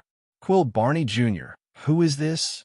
When he saw the iron plate, the time he was imprisoned, and the unusual names of the adjudicator and the warden on it, Fales became even more puzzled. There are so many wardens with prominent identities or extraordinary skills, and his crime is colluding with the enemy? Wow. Stake's voice rose from the side. He seemed to have understood something. This is that Barney Jr. Samuel took a deep breath. He knocked on one of the iron curtains and tried to pull the hanging ring next to the prison cell, but found that it did not budge. He was slightly disappointed. He turned around in front of the last iron plate. Is there a way to open the iron curtains? 5 prison cells, all of them. Ricky smiled. He took out the long key again and walked to the stone pillar in the center of the hall. The dust was blown away, and the emblem of the Alchemy Tower was revealed under the firelight. Just like before, Ricky put the key into the round hole in the center. When it protruded, he nodded at Samuel. Samuel took a deep breath and gestured to the others. The 5 of them walked together to the 5 prison cells, pressed their hands on the dusty hanging rings, and pulled hard. Asterisk clack. Asterisk 5 unpleasant mechanical sounds rang out. In the next second, asterisk rumble. Asterisk as the sound of friction rose. The torches in the hall swayed in unison. A lot of dust suddenly fell from where the 5 iron curtains and the ceiling met. Asterisk rumble. Asterisk the sound of friction rose. Soon, Fales noticed that a gap appeared between the iron curtains and the ceiling. Metal bars could be seen in the gap. It also revealed the darkness behind it. It's descending. Fales thought, the iron curtains are descending. He could not help but clench his fists. Asterisk rumble. Asterisk gradually. The iron curtains descended more and more, and they let out unpleasant sounds of friction. The light from the fire shone on the metal bars that were exposed after the iron curtains descended. Compared to the empty prison cells, these bars were obviously not affected by the dust. They reflected a smooth metallic luster. Asterisk rumble. Asterisk, but the light from the fire only illuminated a small part of the prison cell. It was still dark behind the bars. An unpleasant smell came from behind the iron curtains. But the group did not care. They focused their attention and stared at the 5 prison cells under the iron curtains with great anticipation. Asterisk rumble. Asterisk finally, the iron curtains descended lower and lower. In the end, they completely sank into the ground and could hardly be seen. Asterisk thud. Asterisk as a muffled sound rose. Fales knew that the iron curtains had been completely opened. You're tuning into the Romance Rendezvous YouTube channel. We're so grateful for your support, and don't forget to subscribe to join us on this incredible journey through captivating stories.